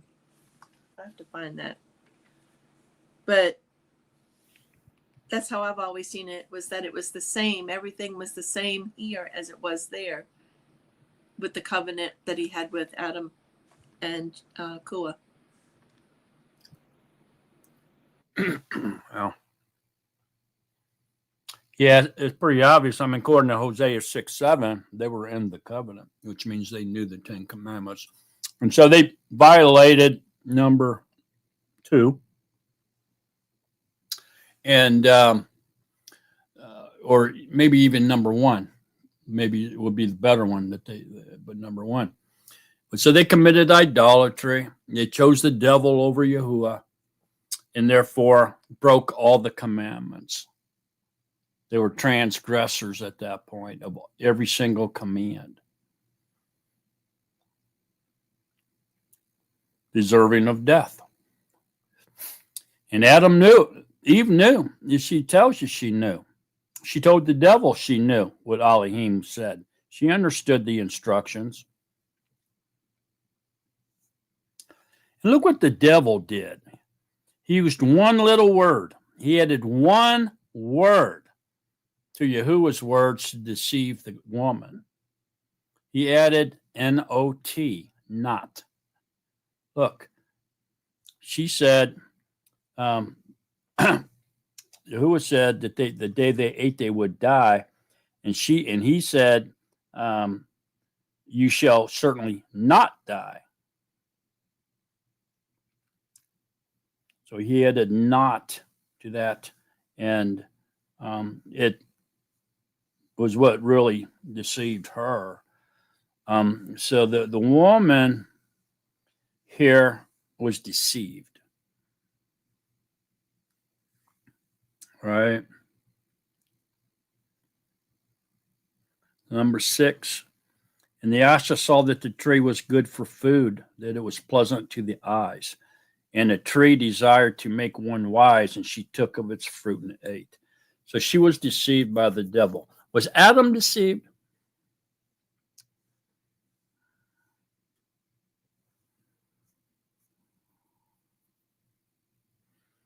Sandra? No, he wasn't.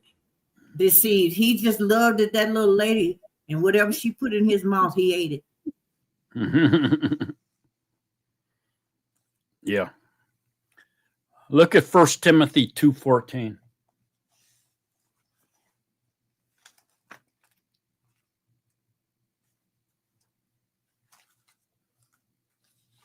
First Timothy 2:14.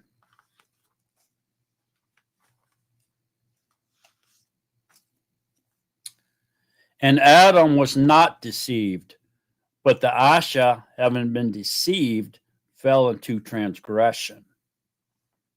So Adam did not lose his authority because he was not deceived. So he maintained his headship, okay, in this relationship. But what happened to Adam? I mean, it says he was not deceived, but the Asha, having been deceived, fell into transgression. So what happened to Adam then? Sandra?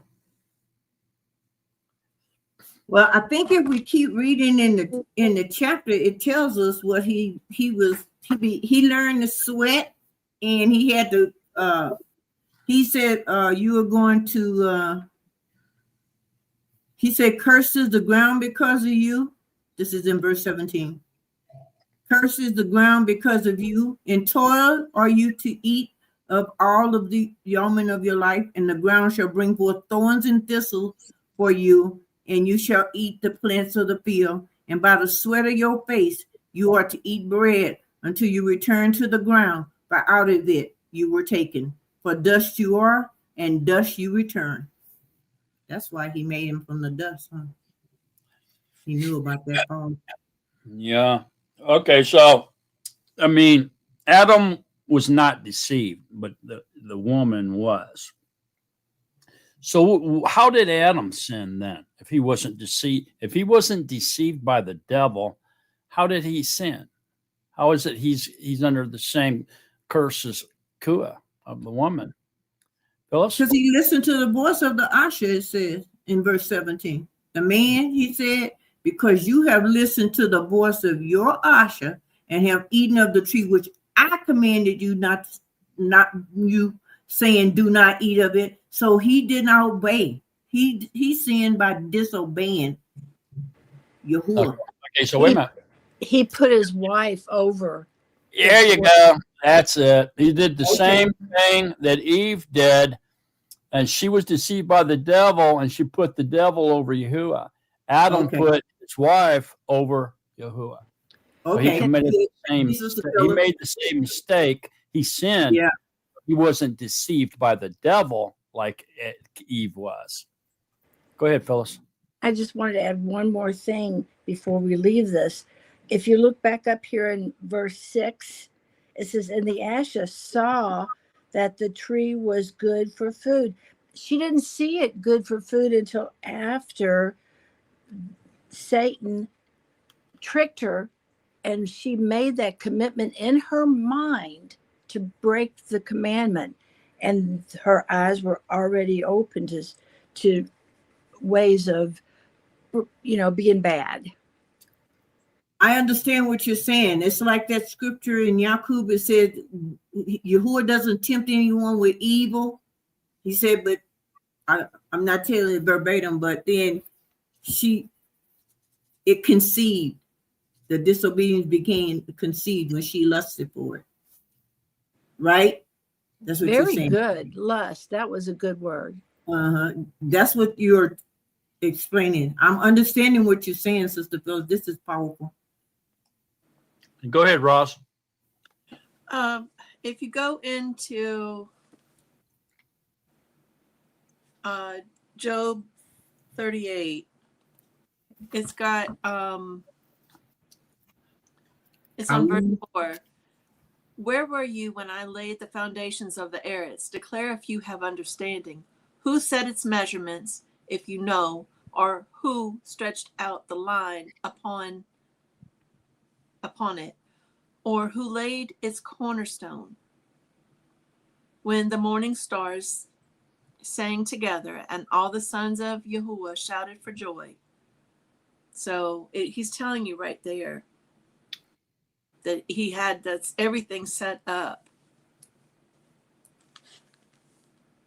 And they had the covenant, they had everything.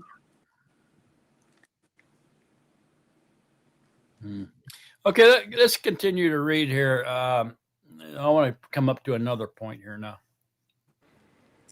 Okay, Bereshit, Genesis chapter 3, verse 6. That's where we were. And the Asher saw that the tree was good for food, that it was pleasant to the eyes, and a tree desirable to make one wise. And she took of its fruit and ate. And she also gave to her husband with her, and he ate. Then the eyes of both of them were opened, and they knew that they were naked. And they sewed fig leaves together, and made loin coverings for themselves. And they heard the sound of Yahuwah Elohim walking about in the garden in the cool of the Yom. And Adam and there he goes with the body again. He must have had a body to be walking in the garden. And Adam and his Asha hid themselves from the presence of Yahuwah Elohim among the trees of the garden. And Yahuwah Elohim called unto Adam and said to him, where are you? And he said, I heard your voice in the garden, and I was afraid because I was naked, so I hid myself. And he said, who made you know that you were naked? Have you eaten of the tree of which I commanded you that you should not eat? Okay, hang on a minute. All right, so notice here that they're in the presence of Yahuwah. And so this was some type of realm that allowed them to be in the presence of Yahuwah. Okay, whether it's a spiritual realm inside of our dimension or whatever it was, they were definitely in his presence. And so, but when it goes down here, and they said, I heard your voice in the garden, I was afraid because I was naked, so I hid myself.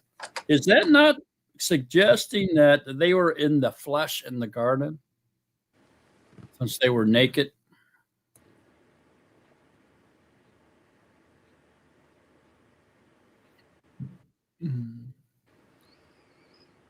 Phyllis? It could be that they thought that they were like Elohim until their eyes were open and they realized that they had flesh bodies. Mm-hmm. Can spiritual beings procreate? Were they commanded to procreate at this point? Yeah, they were.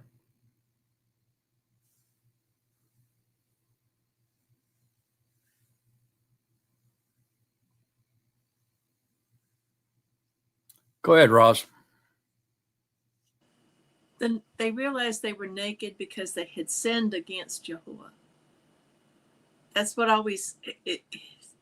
So he was their covering, and he removed his covering from them? Is that what you're saying? He was there with them. He's like anybody in this earth. He knows them. But they lose it. They don't have the same connection to him because of the sin. So when they sinned, they didn't have that same connection to him. They lost it. That's how they knew they were naked, because they lost it. They might have heard Yahuwah. Yahuwah knew what they had done. He didn't just come on to there and say, oh, what did you do? And then learned of it. He knew it beforehand. He knows everything. So when, that's how I always see it. Mm-hmm. So, Brother Mark. Yeah. I was going to ask. I'm still thinking about what Phyllis said. Were they commanded to procreate at this point? And he said, brought the man to the woman, and the man said, this is bone of my flesh. He hadn't commanded them to procreate yet. I don't think they did. I'm going to have No. to read. It just says that they were both in 25. It says 225. It says they were both naked, the man and his usher, yet they were not ashamed. So what happened is a veil of darkness came upon them when they ate from the tree he told them not to eat. That veil of darkness, that disobedience, opened their eyes to their nakedness, is what happened. Yeah, I'm going to have to redact that and say that they did not receive the command to procreate yet. Mankind did. Mankind did, but I don't think they did. Not until they were put out. Until they were put out with mankind. Mm-hmm. Okay, let's go on now. Move on with that. Okay, so apparently they're in the flesh in the garden. One thing's for sure, they sinned while in the garden, didn't they?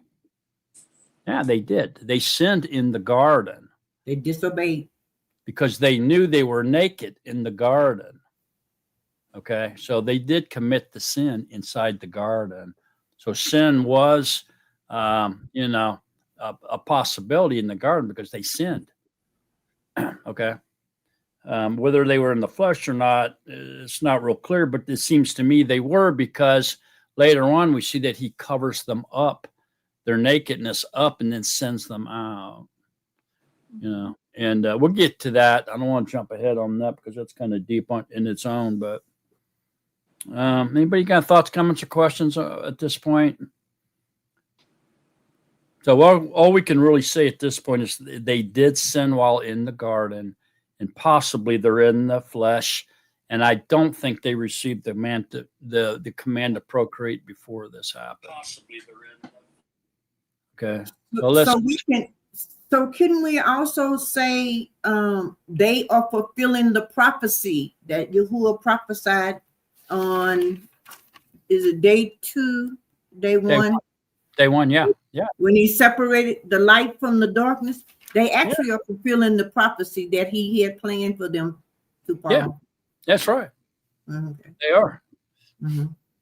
Go ahead, Talitha. I would say that they were in the flesh, because if you go to 2:7, and Yahuwah Elohim formed the man out of from the ground and breathed into his nostrils. So he has nostrils, and he's formed out of the dust. I don't know. To me, that sounds like he's in the flesh. Yeah, but he picked him up and he put him in the garden. So did he change when they stuck them into the garden? Did it change their makeup at all? I mean, the garden was definitely a different place. You know what I mean? True. That's true. But that's the difference between farming. Isn't there a maybe difference between farming man and creating? What's that? Isn't there a difference between farming and creating? Yeah. That might be the catch there. Yeah, there's a difference for sure. Sister Sandra, I was thinking along those same lines. If there wasn't a significant difference. Yeah, there is. Okay, let's read on, see if we can find out anything else here. I'm kind of stuck here. I had to find my place. Let's see. Sorry, can I say one more thing? Oh yeah, good. Because so then after he's already put them into Eden, or put Adam into Eden, then if you go to 21, it says, so Yahuwah Elohim caused a deep sleep to fall on the man, and he slept, and he took one of his ribs and closed up the flesh in its place. Yes. So very good. Very good. So we can say that he was definitely in the flesh in the garden, But whether or not he had some type of protective shield on him, like the Hebrews say, like a fingernail type thing, it doesn't really tell us that. But it stands to reason that they would have to be protected in some way. Or how could they be immortal? Was it the environment of the garden that allowed them to be immortal? Or was it their body that allowed them to be mortal?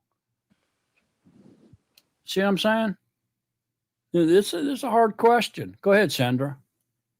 So with what Talitha just said, that provoked another thought that each flesh has a different form, because it talks about that in First Corinthians, different bodies.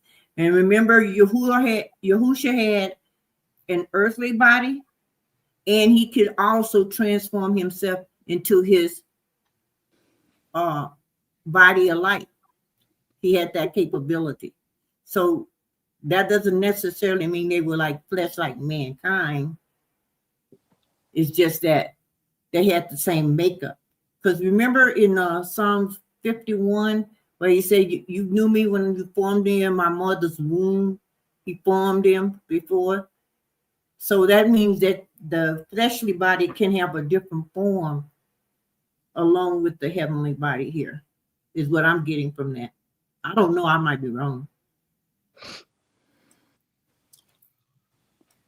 Yeah, it seems that this could be in the Hebrew mindset now, that when he opened up the flesh, it's saying that he took some of Adam's DNA to make Eve. That's what the Hebrews say. He didn't form her from the dust like he did Adam. He didn't form from dust. He didn't actually take out Adam's rib. Christians tell you that a man has one less rib than a woman, but that's not true. Mm-mm.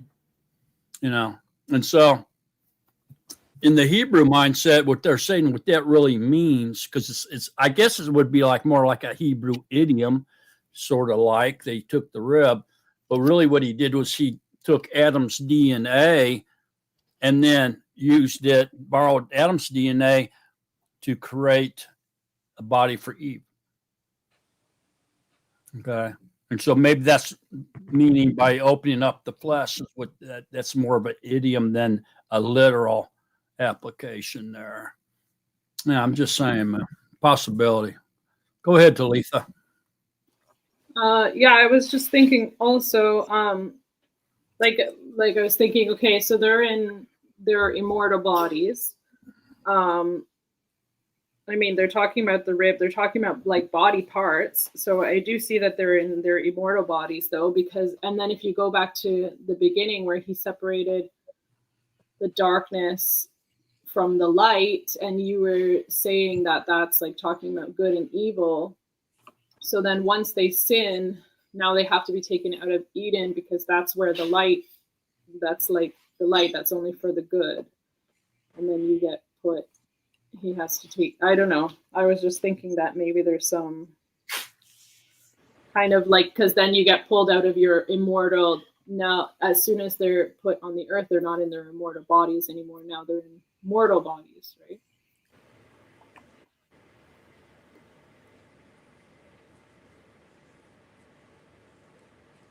Yeah, because darkness definitely existed, because when he formed light, it created darkness, good and evil, but he separated them.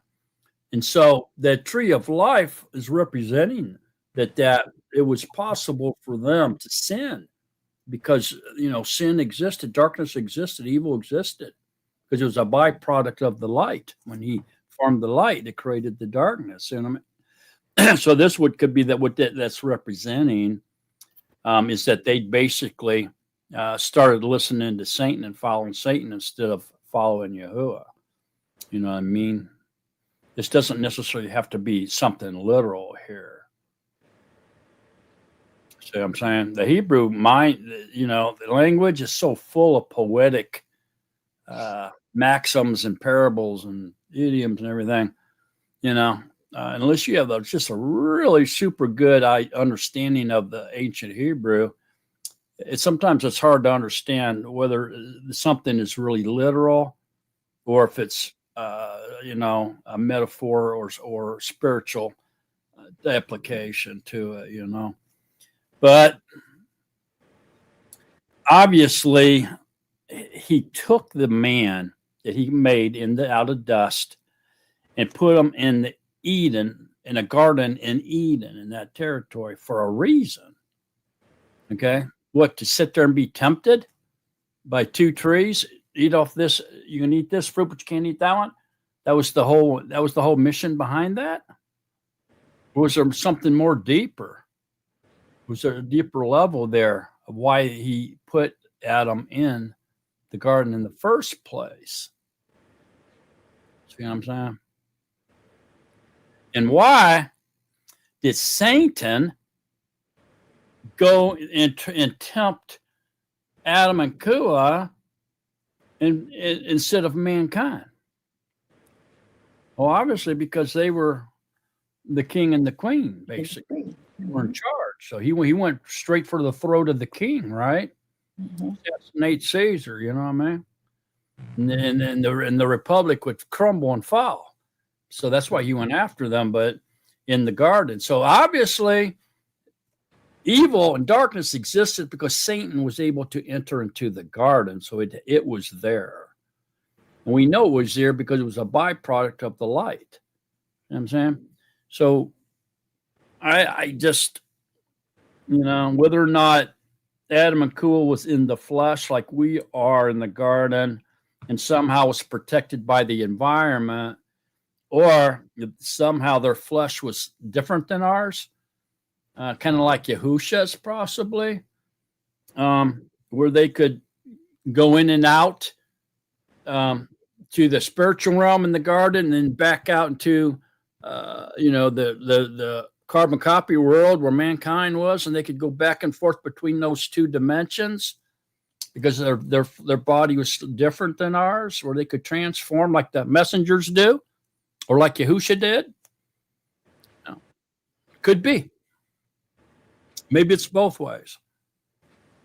Maybe when they went into the garden, their bodies could become light or spirit, type bodies, and then like the angels are and the Yahusha was. And then when they went out into the world where mankind was, they could change their bodies into flesh. And so they could be seen there and communicate with mankind. See what I'm saying? So maybe they had their power, their bodies had the power to go back and forth between those two worlds, the spirit world and the fleshly world. And then once they fell, they could no longer cross that threshold, and so they got thrown down to the earth and captured here on this planet. And they could no longer go back and forth. That's what's going to happen to the devil. He's going to get thrown out of Shemaim. He's no longer going to be able to go back and forth. He's going to look around, find out that he's trapped here, and he's going to go crazy. So I know that these things can happen because there's the angels can do it, Yahusha could do it. It's going to happen to the devil. So maybe that's what's going on here. Thoughts, comments, questions? Sandra? So I'm thinking all his delight he does. Since he had prophesied it, it had to happen. But I also wanted to consider, for us to consider, since we're talking about the bodies, it's in 1 Corinthians chapter 15. It says, starting at verse 36, senseless one, what you sow is not made alive unless it dies. And as to what you sow, you do not sow the body which is to be, but a bare grain. It might be wheat or some other grain. But Yahuwah gives it a body as he wishes, and to each seed a body of its own. All flesh is not the same flesh, But there is one flesh of men, another flesh of beasts, another of fish, and another of birds. And there are heavenly bodies and earthly bodies. But the esteem of the heavenly is truly one, and the esteem of the earthly is another. One esteem of the sun, and another esteem of the moon, and another esteem of the stars. For stars differ from star in esteem. And then it goes on talking about the resurrection of the dead. And it says, if it's sown in a physical body, it's raised in a ruach-like body. There's a physical and there's a ruach-like body. So that kind of like clarifies the differences that is transpiring here in chapter 1, 2, and 3 regarding the body's difference between Adam and mankind. However, we got to remember that this is all in his plan for this to occur. So all his delight, he is doing it for, like brother. The main thing I think is Yahuwah is cleaning up what he's created good, and there's evil present, and this is his process in which he wants to have it cleaned up with. Is how I'm understanding. I might be a little wrong there. Yeah. Let's go ahead and continue to read, see if we can find out anything else. Okay. Go ahead, Phyllis. Are we on verse 12? Yeah. And the man said, the Asher whom you gave to be with me, she gave me of the tree, and I ate. And Yahuwah Elohim said to the Asher, what is this you have done? And the Asher said, the serpent deceived me, and I ate. And Yahuwah Elohim said to the serpent, because you have done this, you are cursed more than all livestock and more than every beast of the field. On your belly you are to go and eat dust all the yeomen of your life. And I put enmity between you and the Asher, and between your steed and her seed. No, and between your seed and her seed, and that's a capital S. He shall crush your head, and you shall crush his heel. To the Asher he said, I greatly increase your sorrow and your conception. Bring forth children in pain, and your desire is for your husband, and he does rule over you. Okay, hang on a minute. Okay, wow, a bunch of stuff jumping out of here.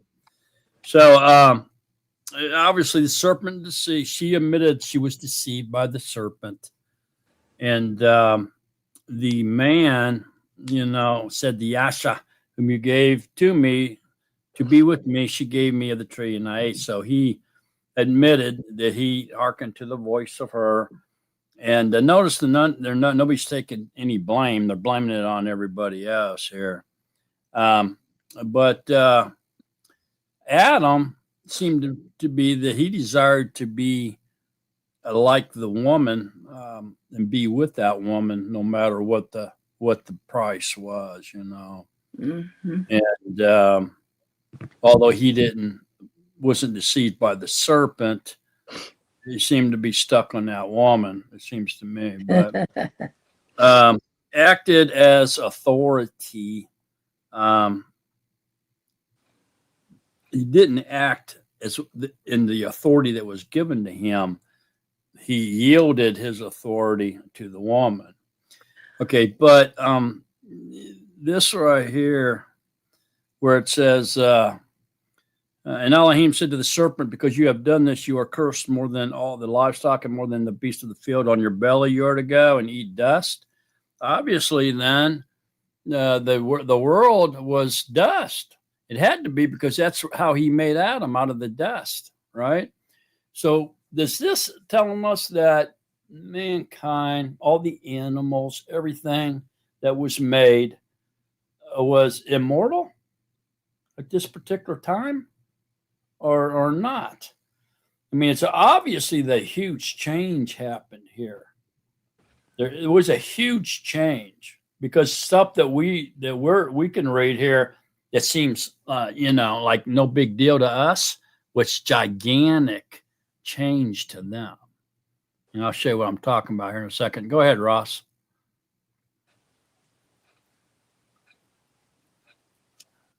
Okay, when you were saying about the Ash and Asha, Mhm. Adam being made from mud, and then when you later on in scripture, when they talk about they tear their clothes and then they put ash on their head, it's going all the way back to him, all the way back to his sin. So ash is very prominent throughout scripture, not just as a label for men and women, but as something declaring sin. You know what I mean? Yeah. Look at 16. To the Asher, he said, I greatly increase your sorrow and your conception. Bring forth children in pain and your desires to your husband. This seems to imply that they were under the command to procreate previously, because it's saying that he's going to bring forth children in pain. And so that's a huge change in her body. Obviously, that she was going to bring forth children in no pain. That wouldn't be painful for her. But all of a sudden, it was going to be painful. And increase your sorrow in your conception and bring forth children in pain. Seems to be that they were under the command to procreate, but she wasn't going to feel any pain by doing so. And your desires for your husband, and he does rule over you, I think is kind of a life-changing thing too, to where they were in a more equal and in agreement more. And now all of a sudden, even they would be in more of a disagreement, but the husband would rule, his decision would rule over the wife's, which would be, kind of hard for her to take, right? So this was a huge change in the life of this woman. Even though it doesn't seem like it to us, it was for her for sure. What do y'all think? Was she commanded to have children? Were they commanded to procreate with no pain? And all of a sudden, it's all going to change for her? Go ahead, Phyllis. We're sure, because it says, and increase your sorrow and your conception. So, this indicates that she's going to be having more children. And maybe sorrow might even include losing some of them.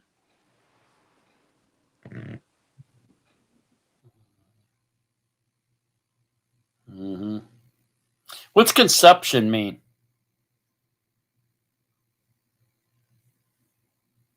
To increase your sorrow and your conception. What does that mean, conception?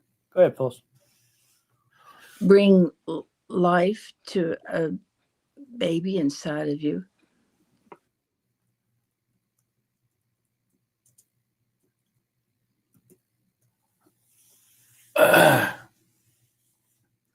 Sandra? Okay, I'm not sure. It seemed like to me, from some notes we had done earlier, this is a prophecy about the end times. And he's saying, I greatly increase your sorrow and your conception to the woman. You bring forth children. It's talking about bringing forth beings, because you remember they were going to be the priests that were going to teach mankind to come to him.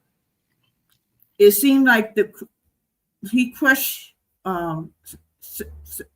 Okay, verse 15. I put enmity between the Asher, that's Yahuwah's bride, and between your seed and her seed, that capital C, talking about prophesying about Yahusha.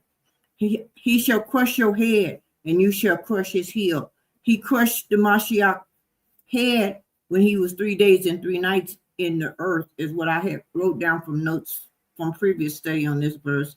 And then this here seed of the serpent is the anti-Mashiach, and the seed of the Asher is the Mashiach, is what I got from that.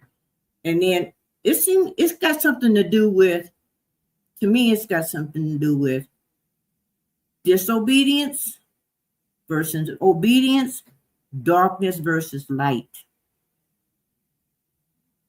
Because they were going to be teaching mankind how to be fit citizens in the kingdom of Yahuwah. They were bringing forth beings that way. I don't think it has to do with the physical children. I don't know. I could be wrong, but that's what I keep getting in my mind. Is he talking to them in the garden right now? Yes. Okay, then why does it say, because you have done this, you are cursed more than the cattle, the beasts of the field, on your belly you shall go and eat the dust of days of your life. Was there dust in the garden?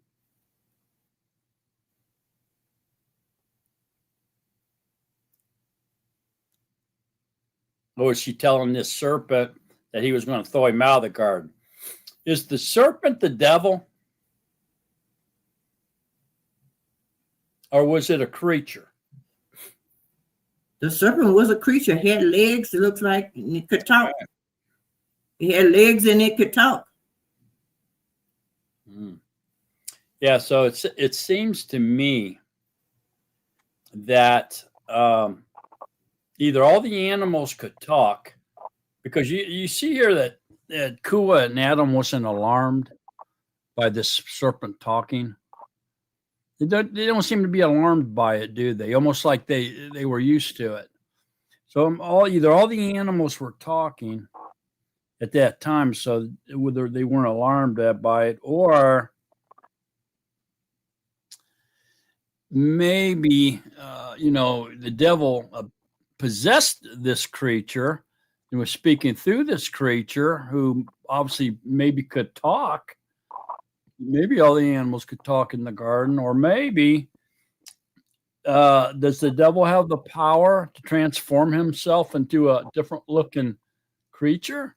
And if he did, would it be a creature that Adam and Kua was not familiar with and had not seen? And so wouldn't that cause some type of alarm? They seem to not be alarmed at all here by this serpent. I think all that. Go ahead, Roz.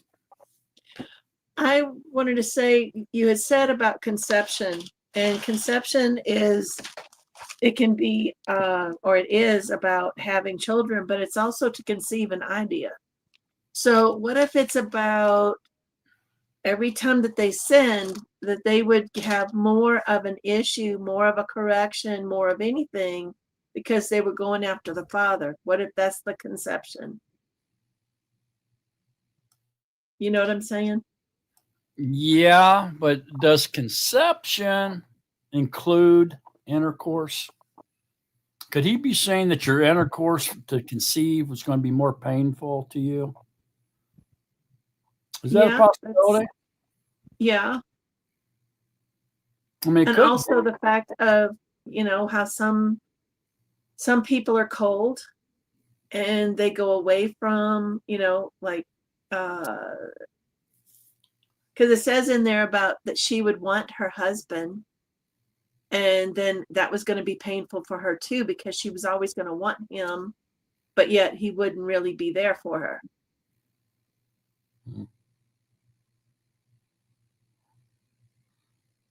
Go ahead, Talitha. Okay, for me, it's going back to what you were talking about with like the animals, or the serpent talking and them not being alarmed.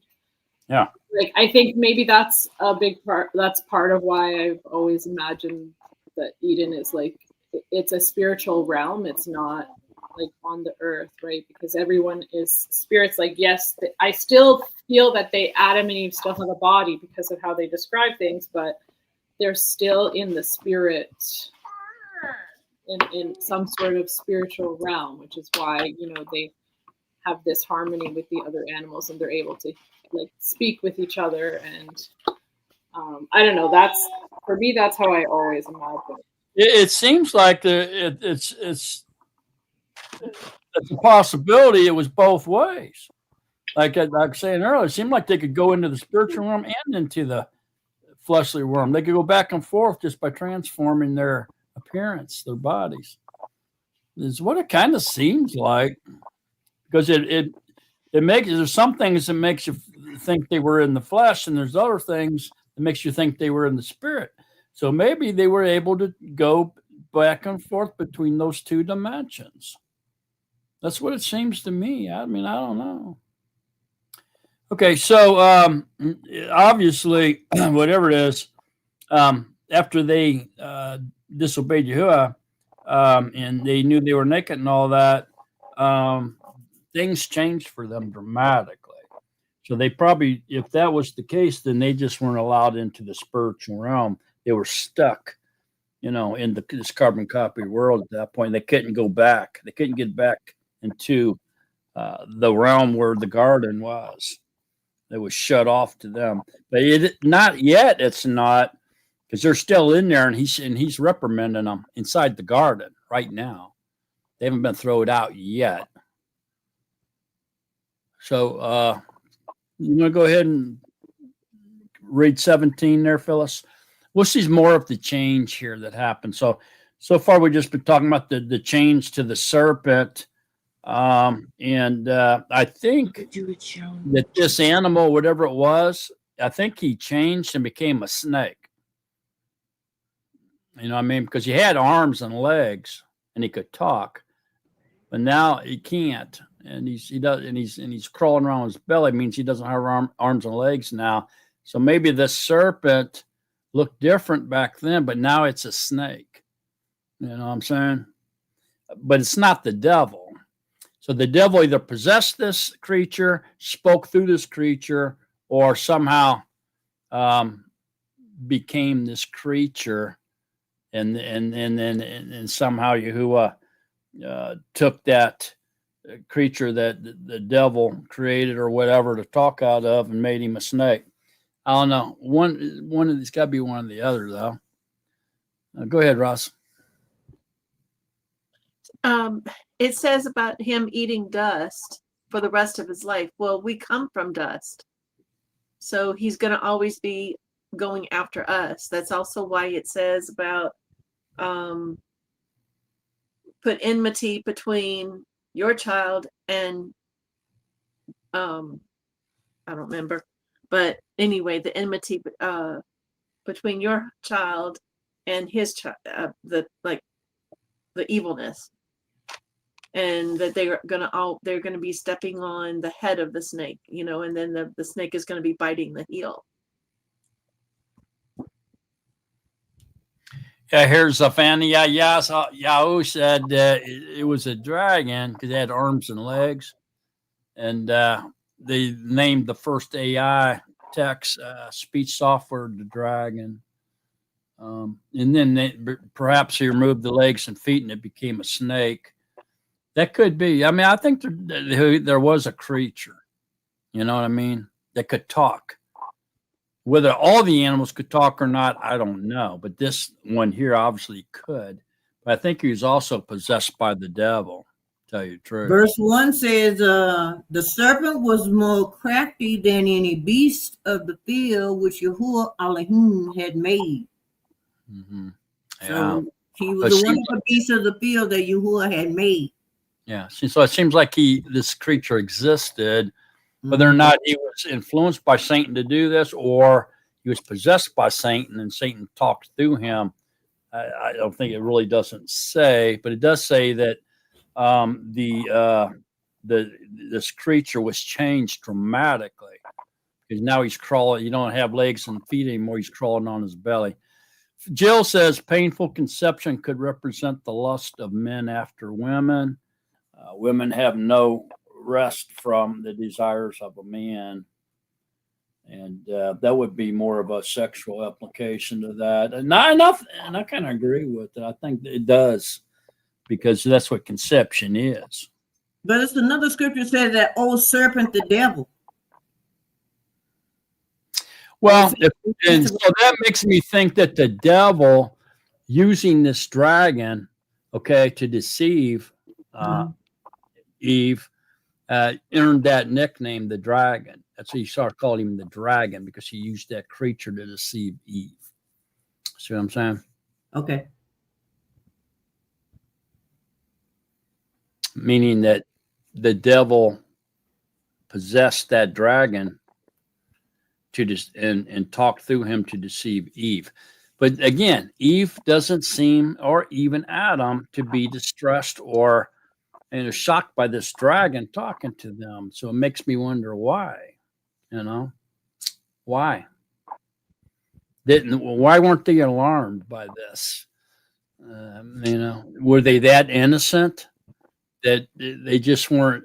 It could be that they were that innocent that nothing scared. They weren't scared of anything because they didn't know any better to be scared from anything. Maybe that's why there was no alarm or reaction to this dragon as well. They had no reason to. They didn't know evil, so why would they be afraid of it? You know what I mean? And so they were gullible, basically, beguiled, because they were so innocent. See what I mean? So very interesting stuff. Let's go ahead and finish. Read a little bit more, Phyllis. Can I have one word about conception? Yeah.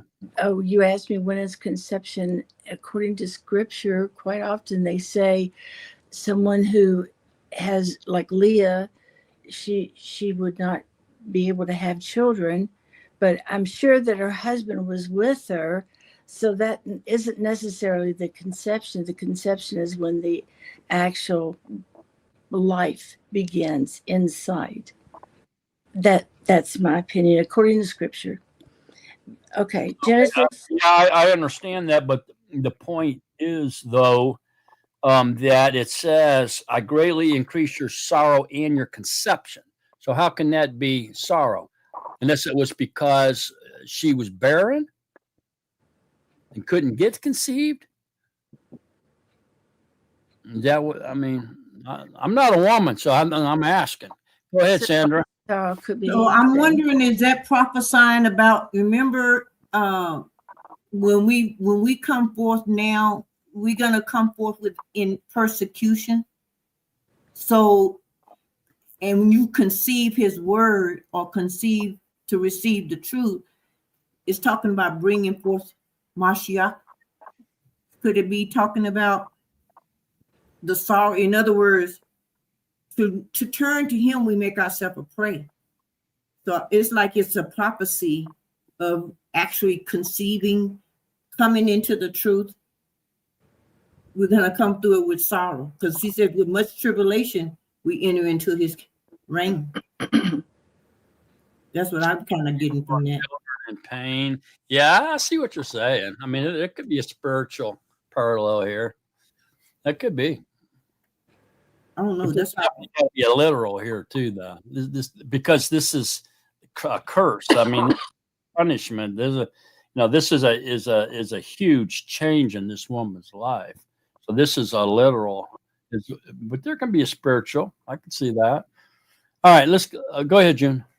I just wanted to say a quick note. I've had 5 children, and my 5th childbirth was absolutely no pain whatsoever. So this could have been a punishment just for her, because once I learned to say the word, I was saying His words during my labor. There was no pain at all. No pain to deliver the 5th one. Wish I would have done that with the 1st, but what happened to the first one? First one was a lot of pain because I fought again. Ah, boy. All right. Come on, Phyllis. Let's okay. Genesis chapter 3, verse 17. And to the man he said, because you have listened to the voice of your Asha, and have eaten of the tree of which I commanded you, saying, do not eat of it. Cursed is the ground because of you. In toil You are to eat of it all the yeoman of your life. And the ground shall bring forth thorns and thistles for you, and you shall eat plants of the field. By the sweat of your face you are to eat bread until you return to the ground, for out of it you were taken. For dust you are, and to dust you return. And the man called his ashes name Kua, because she became the mother of all living. And Yahuwah Elohim made coats of skin for the man and his asha and dressed them. Okay, hang on now.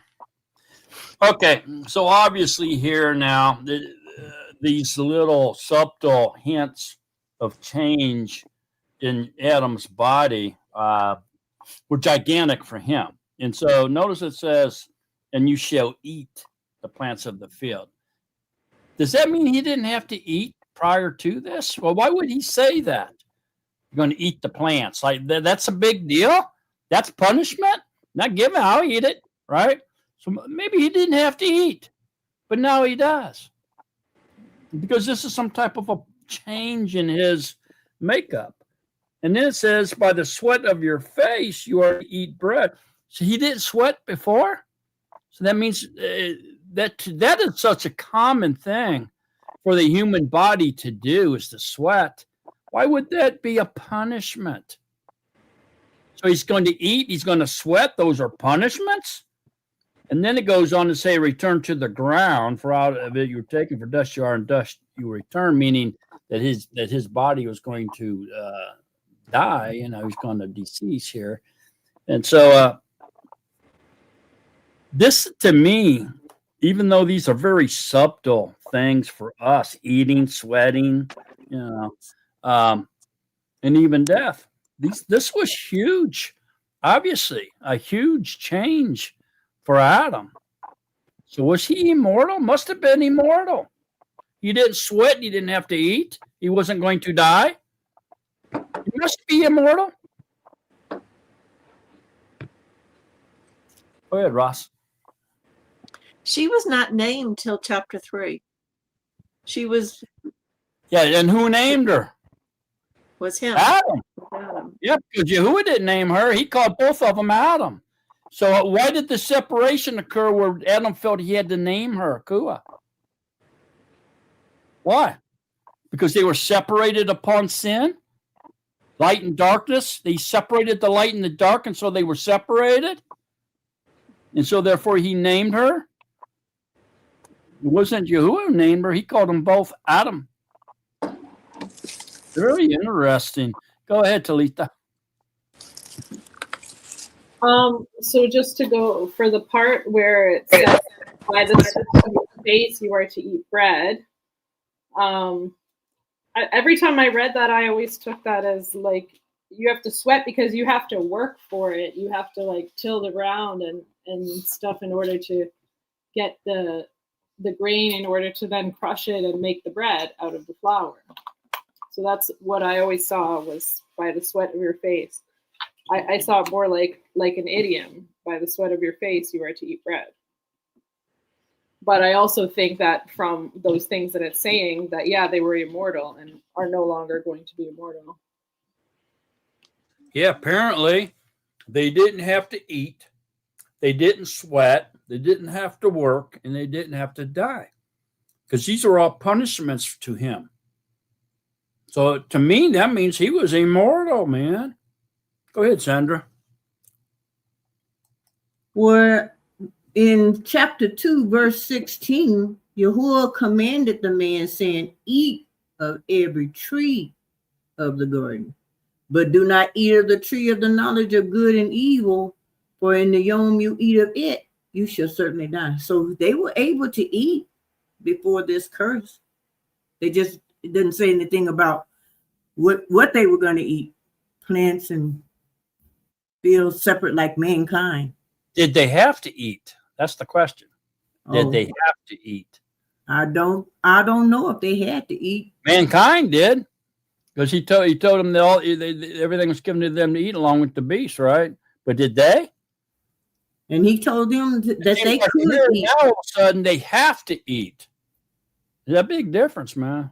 It's a difference between it seemed like a difference between the fleshly and the spiritual going on there. Well, it says you are to eat bread until you return to the ground. In other words, you have to eat now. Did you know that science proved that what we eat is what kills us? Eating and drinking is what kills us. Did you know that? But the problem is, if you don't eat and drink, you're going to die even faster. So we're between a rock and a hard place, aren't we? Go ahead, Talita, Roz, whichever one of you.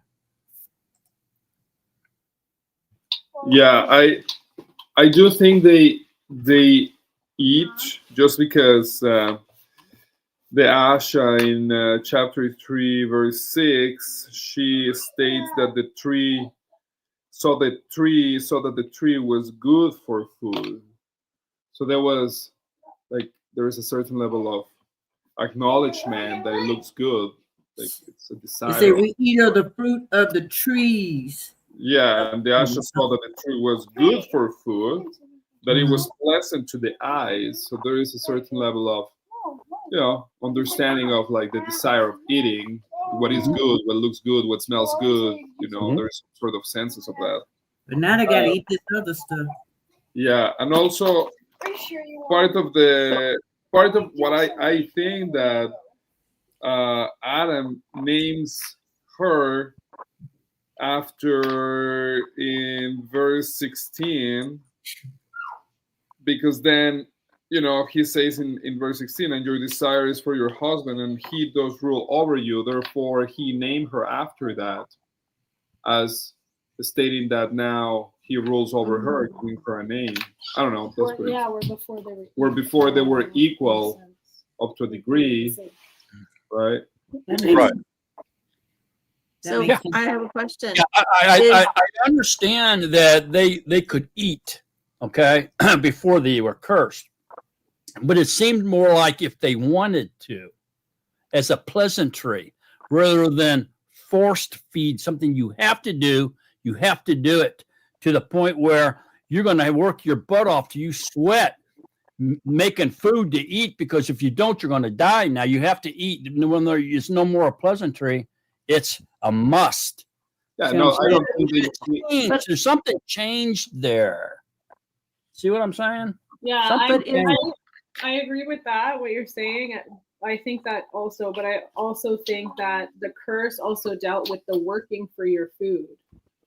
Because in the food is just hanging from the trees. It's there for you. If you want to enjoy it, you can. Yeah. So that the curse deals with not only the fact that you now have to eat in order to survive, but also that you have to work it in order to make yourself the food to eat. Yeah, and you have to sweat. Yeah. And so obviously they didn't sweat. I mean, why would sweat be mentioned here? If it's not that big of a deal to us because everybody sweats, but maybe they didn't. So all of a sudden, this is a big deal for them. It's a huge change in their body makeup. You know what I'm saying? Obviously, this was a gigantic change for them. It's not to us because we're used to it now. Thousands of years later, but these were the first people to experience this change, and it was gigantic for them. Go ahead, Ross. Well, food is not necessarily always what you're taking in that's physical, by mouth, like meat or vegetables or whatever. Food is also like they did with manna. The Father fed them manna. Manna was also what the Malachim ate. It was the knowledge. So this was the tree of knowledge of good and evil. So she saw that the food was good. So she liked what she heard. She liked what she saw. It was the knowledge. That was her food that she liked. Yeah, which was blinded by the lie. That was evil, though. It was on the knowledge of the tree of knowledge of good and evil. So it would have been evil knowledge. Yeah. She liked that evilness, that wickedness. Yeah. Go ahead, before Philip. That, they were given the manna from the Father, so it was the good food. Well, that didn't happen until much later on. I mean, this is the beginning here. I was Go ahead, Philip. I was relating this to like a type of Mashiach because of the he was able to eat, and he used that as a witness. He didn't have to eat. I didn't get the impression he did. That's a good point, because once he died and he was resurrected, okay, and he was on the for 40 days. He ate. He materialized himself back into flesh and let Thomas stick his fingers in the palms of his hand in his side. So he was flesh. And then he sat down and cooked and ate breakfast with them with fish. And he also ate honeycomb. He said, "What you got to eat? I'm hungry." And they gave him honeycomb, right? And something else, whatever it was. So he did eat because he wanted to. Not that he had to, because he was spirit. Do you think he's eating sitting up on the throne? I doubt it. So there's definitely a pleasant eating for pleasantry, because you like to eat fish or honeycomb or something, then you have to work and grind your stone. You have to, plow and plant and grind and work your tail off to get something to eat so you don't die and feed yourself and your family. That's a big difference. See what I mean? So it was a huge change. There's no doubt about it here. Go ahead, Talita. I'll let Oz go first because he was first. Well, in regards to food, part of it, I do think that they had to eat. Now, back in chapter 2, verse 15, and Jehoiakim took the man and put him in the garden of Eden to work it and guard it, right? So he was kind of in charge, but he had to still work it. I don't know what degree he had to work it, but if we take in consideration back on chapter 3, verse 20, that they did not have a coat of skin. So, it's very an open interpretation of maybe they had another type of body. That they didn't sweat. You sweat through your skin usually, right? So the fact that he cursed them to sweat and then put them the coat of skin, but maybe they didn't have to eat because they didn't have organs. Maybe it was all spirit. I don't know. It's very interesting, actually. But I think he had to work either way. He put it to work. It's in chapter 2.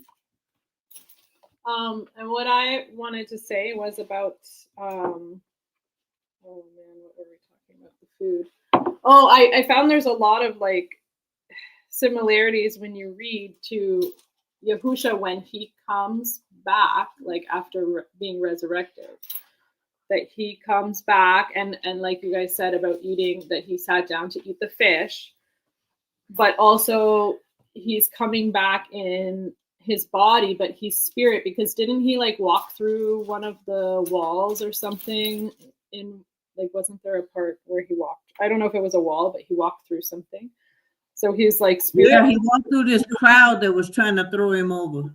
Yeah, but he's also still recognizable as he defied gravity and he walked through walls. That's right, but he's like a human being still. So I found there was a lot of things that make it sound like when they were in Eden before these curses were given to them, that's how they were a flesh of sort, but they were also more of a spirit. They didn't need, that's why they were able to communicate with what's around them. They don't need to eat, but they can. I don't know. That's what it sounds like. Yeah, I think Yahusha here, what Jilly's saying here. Oh yeah. Yahusha was doing that when he materialized his flesh and transformed his flesh, he would be hungry and he would eat. But when he came back to spirit, he showed himself as a spirit. He didn't have to eat because he didn't hunger.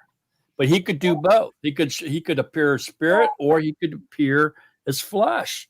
Obviously, he did. There's no doubt about that. Go ahead, Ross. Couple of things.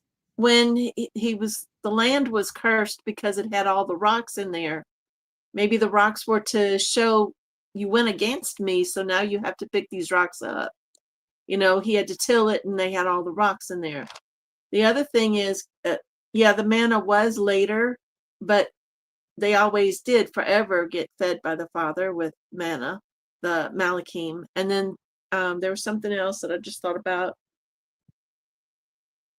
I don't remember on that part, but as far as the rocks, I think that was to like forgive the term penance. That was just something to show him, like the tzitzit is to remind us of the Father, and to keep the commandments and everything. The rocks were also to remind him that he went against him, because he is the rock, the unhewn rock.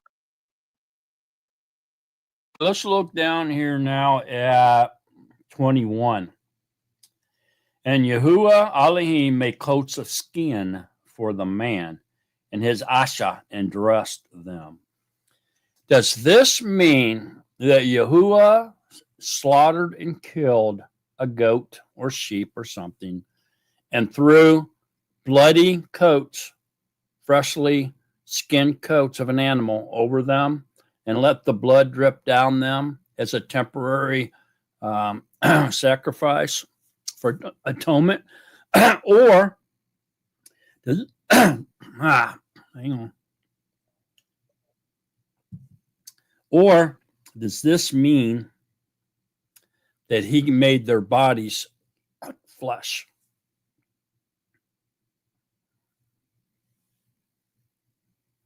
He made coats of skin for them. Does that mean their bodies are flesh now? Coats of skin? Are these coats of skin that we have on?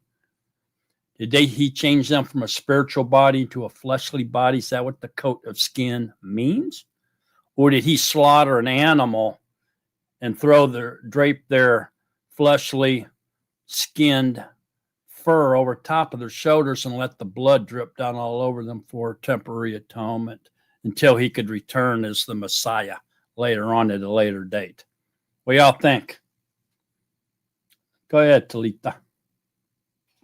Well, every time that I've read this, I always thought before that, it was literal coats of skin that he dressed them. But reading it this time, after everything we've been talking about, like, it seems much more of a metaphoric example of the coats of skin is like, solidifying them in the flesh, taking away the like spiritual aspect by now putting them on the earth in the flesh as a physical, being. I don't know. Me, I'm starting to think the opposite.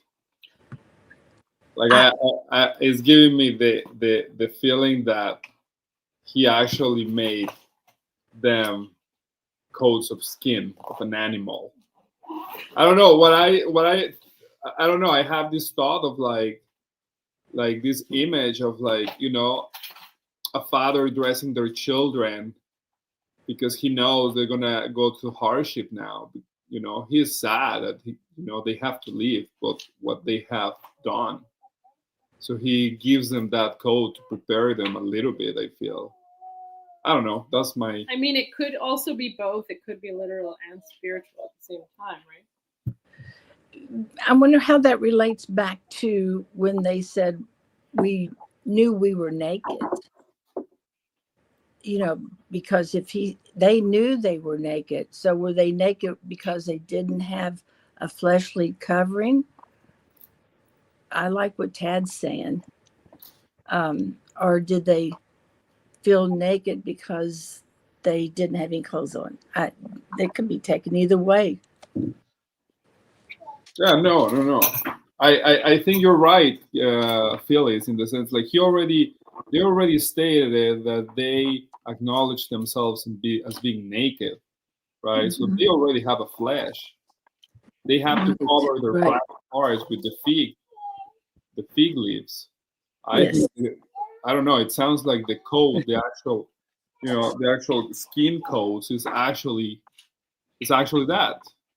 But also, I feel like throughout the scripture, nakedness is often, when it's talked about, it's always after some sort of sin, right? And then they talk about. Well, remember in Noah, Noah's sons covered their father's nakedness by backing up so even they wouldn't see it. They're talking about flesh there. I can see it both ways.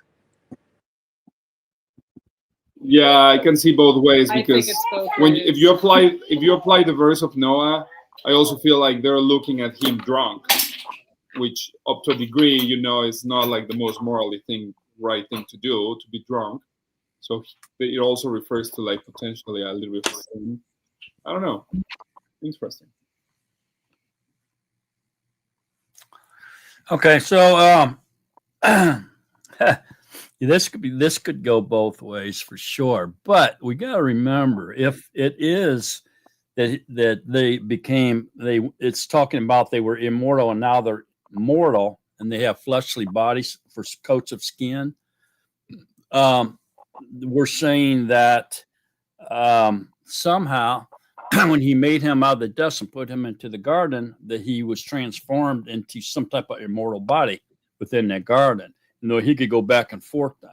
As he came out of the garden, he would be flesh, and as he went back into the garden, he would be immortal, have an immortal body.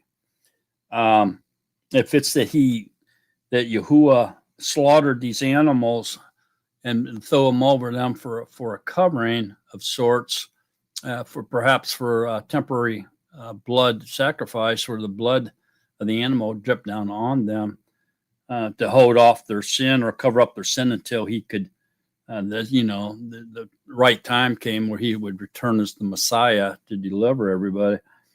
If that's the case, then were they immortal the whole time? Or was it changed? If it was changed, then it has to be the other way. See what I'm saying? So it can't be,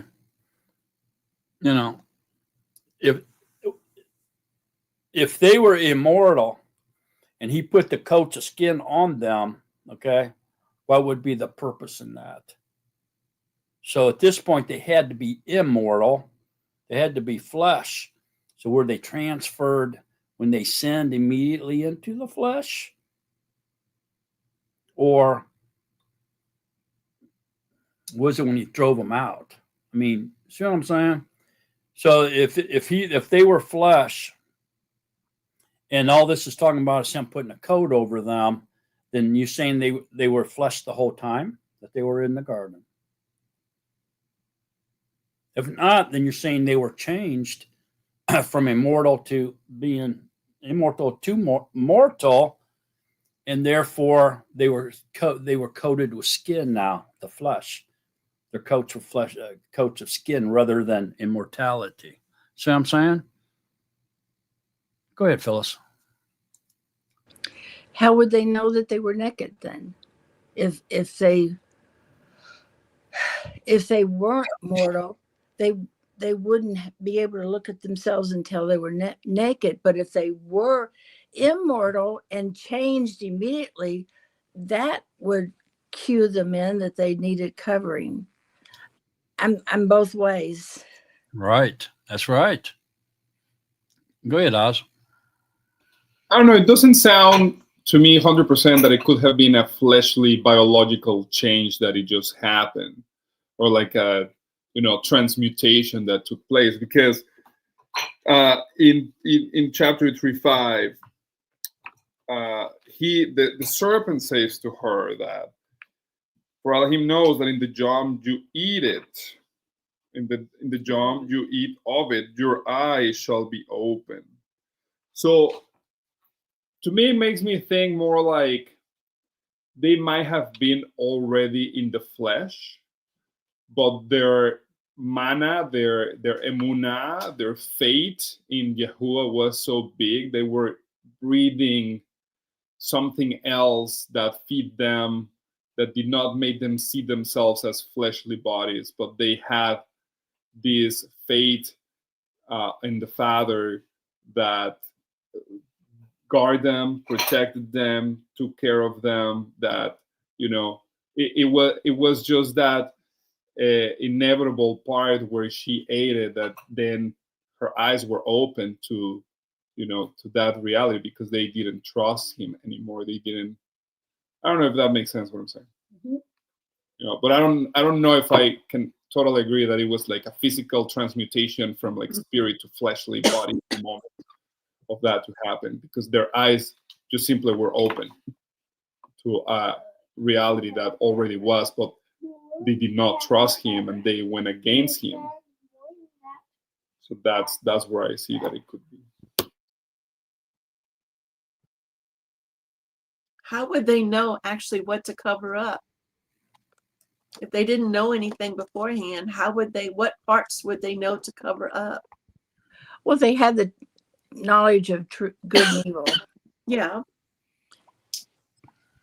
Can I make a comparison? Another comparison. Yeah, please. We were talking about changing the body. Like, were they immortal and then immediately became mortal? Well, in the reverse, when Yahushua comes back and he changes our body, it says that it will be in a twinkling of an eye. So why couldn't that have happened to them also? A twinkling of the eye in the other direction. Mm-hmm.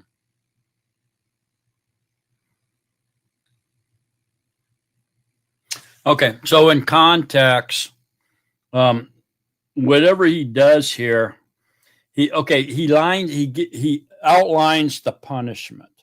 Okay, the punishment of the serpent, the punishment of Kua, the curse on the earth, the punishment of Adam. Okay, and then he gives them a coat of skin, and then he throws them out.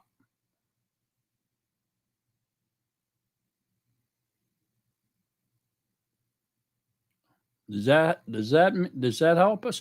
Go ahead and finish reading that, Phyllis. I think at 22, right? And Yahuwah Elohim said, "See, the man has become discerning to know good and evil. And now, lest he put out his hand and take also of the tree of life and eat and live forever." So Yahuwah Elohim sent him out of the Garden of Eden to till the ground from which he was taken. And he drove the man out, and he placed cherubim at the east of the Garden of Eden, and a flaming sword which turned every way to guard the way to the tree of life. All right, thanks, Phyllis. Okay, so he gave them the coats of skin, and then he put them out because they have discerned. And he says the reason I'm going to put them out because if they take their hand and take from the tree of life and eat it, they'll live forever. So does that mean that the coats of skin is flesh, and all they have to do is grab that the fruit off the tree of life, and they can live forever in their flesh?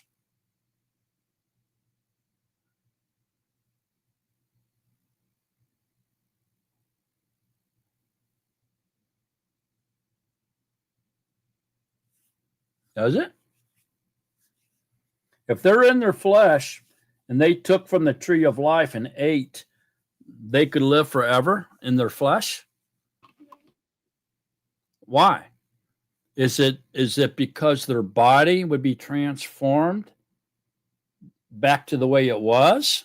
Or could it possibly be because of the environment they're in? Which one is it? Ross? What if they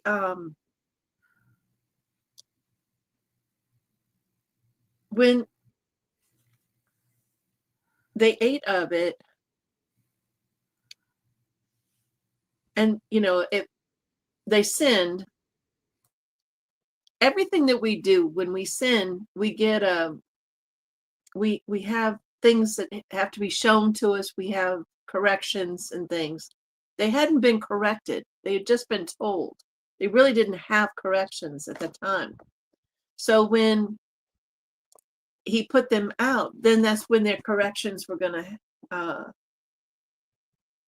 happen. He didn't want them to just be told, get like a slap on the hand of, well, yes, you can come back.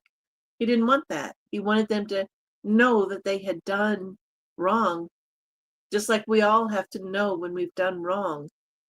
And we get told, you know, like if I go steal something, am I immediately, you know, just, you know, or is there something that happens that we have to go through to understand really why not to steal?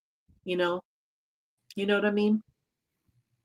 Yeah. So I think what you're saying is in their state of flesh, if they would eat from the tree of life, then they would automatically transform them right back into the body they had in the first place. And so he said, now you got to go because you're not going to go back to the way you were. We're going to move forward with the way you are. Go ahead, Talitha. Yeah, I was thinking similar along those lines, but also that he doesn't want them to eat from the tree of life, because the whole point is, you know, he's trying to refine his chosen into, you know, to being kind of like perfect and obedient. And if they eat the fruit after they just disobeyed, then that means that the like evil would be in this, you know, they would be eating the fruit and becoming immortal. But he's trying to take out all of the byproduct, as you were saying before. Like he's trying to take out the dross, so they still have sin within them. So he doesn't want them to right now eat that fruit, and then now they're living forever with sin in the garden. I don't know. All right. So if they would take the fruit and eat it, and they had the knowledge of good and evil, would that stop him from eliminating all the byproduct? That would mess him up on his plan, wouldn't it? Yeah, it would, wouldn't it? Because they would have the knowledge of good and evil and they would live forever. Well, he doesn't want evil to live forever. He wants to eliminate that byproduct. That's what I was trying to say. Thank you. Go ahead, Sandra. It seems like to me that he is fulfilling his word, that if they eat from that tree of the knowledge of good and evil that he told them not to, that they would surely die. And death can be everlasting, yes, but he wanted life for them. He didn't want them. That's why he said to guard the way to the tree of life. It's like he is saying, okay, you have chosen death. I have life for you instead. And I'm going to put you out of here until you can get your way back. And Yahusha is going to be that way back to that tree, to that life. So that's just basically a process.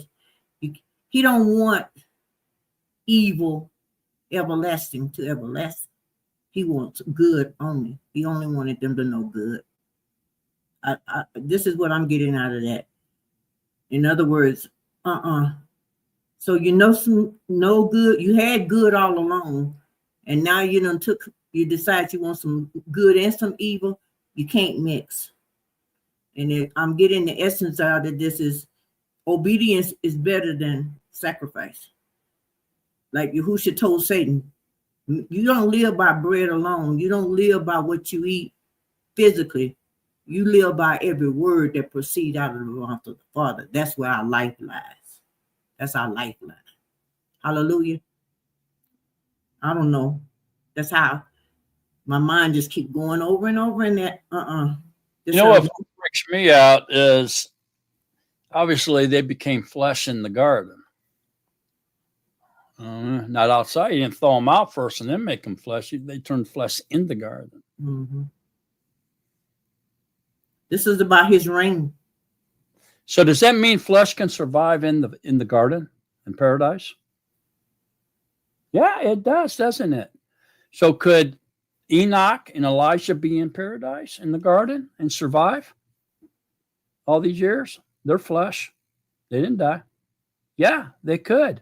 And so maybe that's where they're at, waiting on their Yahuwah's will for their life. It proves that flesh can survive there, can be there. And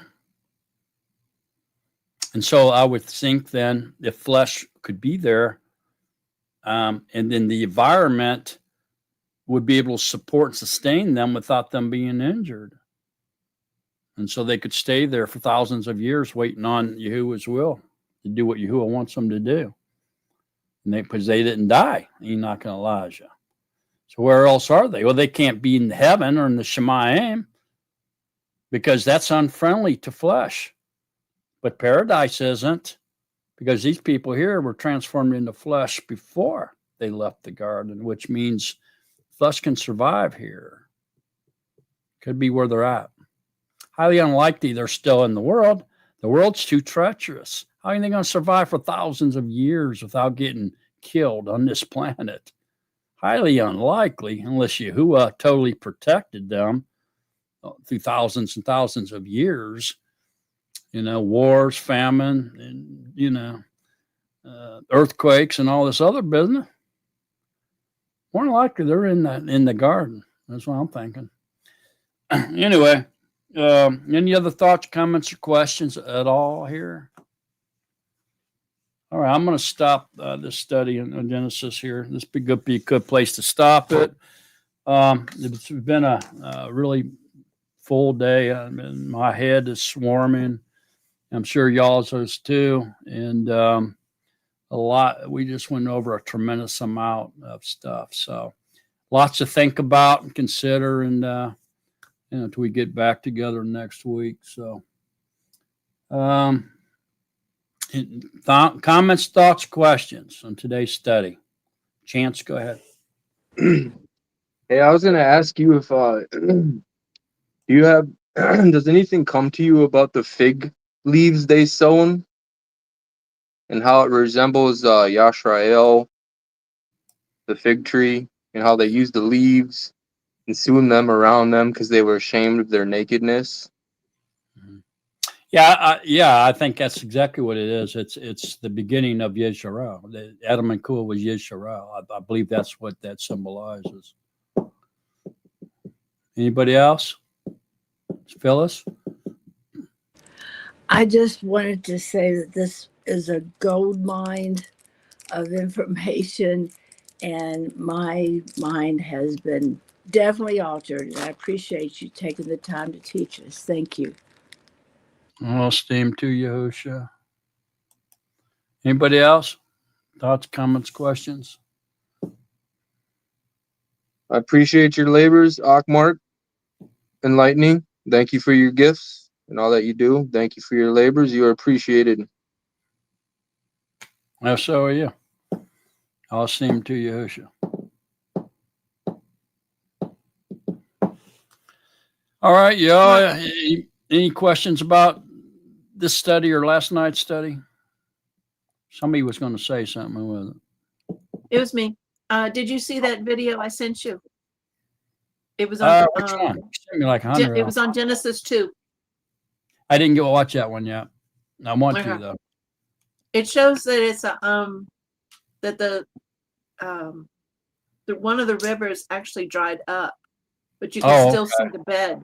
Yeah. Oh, okay. I was going to watch it, but I run out of time this morning. Okay. I got you. Yeah. Yeah. That's what we're kind of talking about that a little bit. Maybe one of the rivers dried up, or even the flood, changed the land. Yeah. It showed 3 rocks that they found at the bottom that had been polished. Mm-hmm. And 3 rocks that had been at the top of the mountain at I forget how many, I think they said 500 miles away of how long that river had gone. Oh, okay. And yeah, so it's a very interesting video. I'll have to watch that. Anybody else? Thoughts, comments, questions on Genesis 1, 2, or 3, or John 1? How about any thoughts, comments, or questions about last night's study? Anybody? Going once, going twice, gone. Go ahead, Brother Joe. Get us out of here. Take us out with the priestly blessing. Yahuwah bless you and guard you.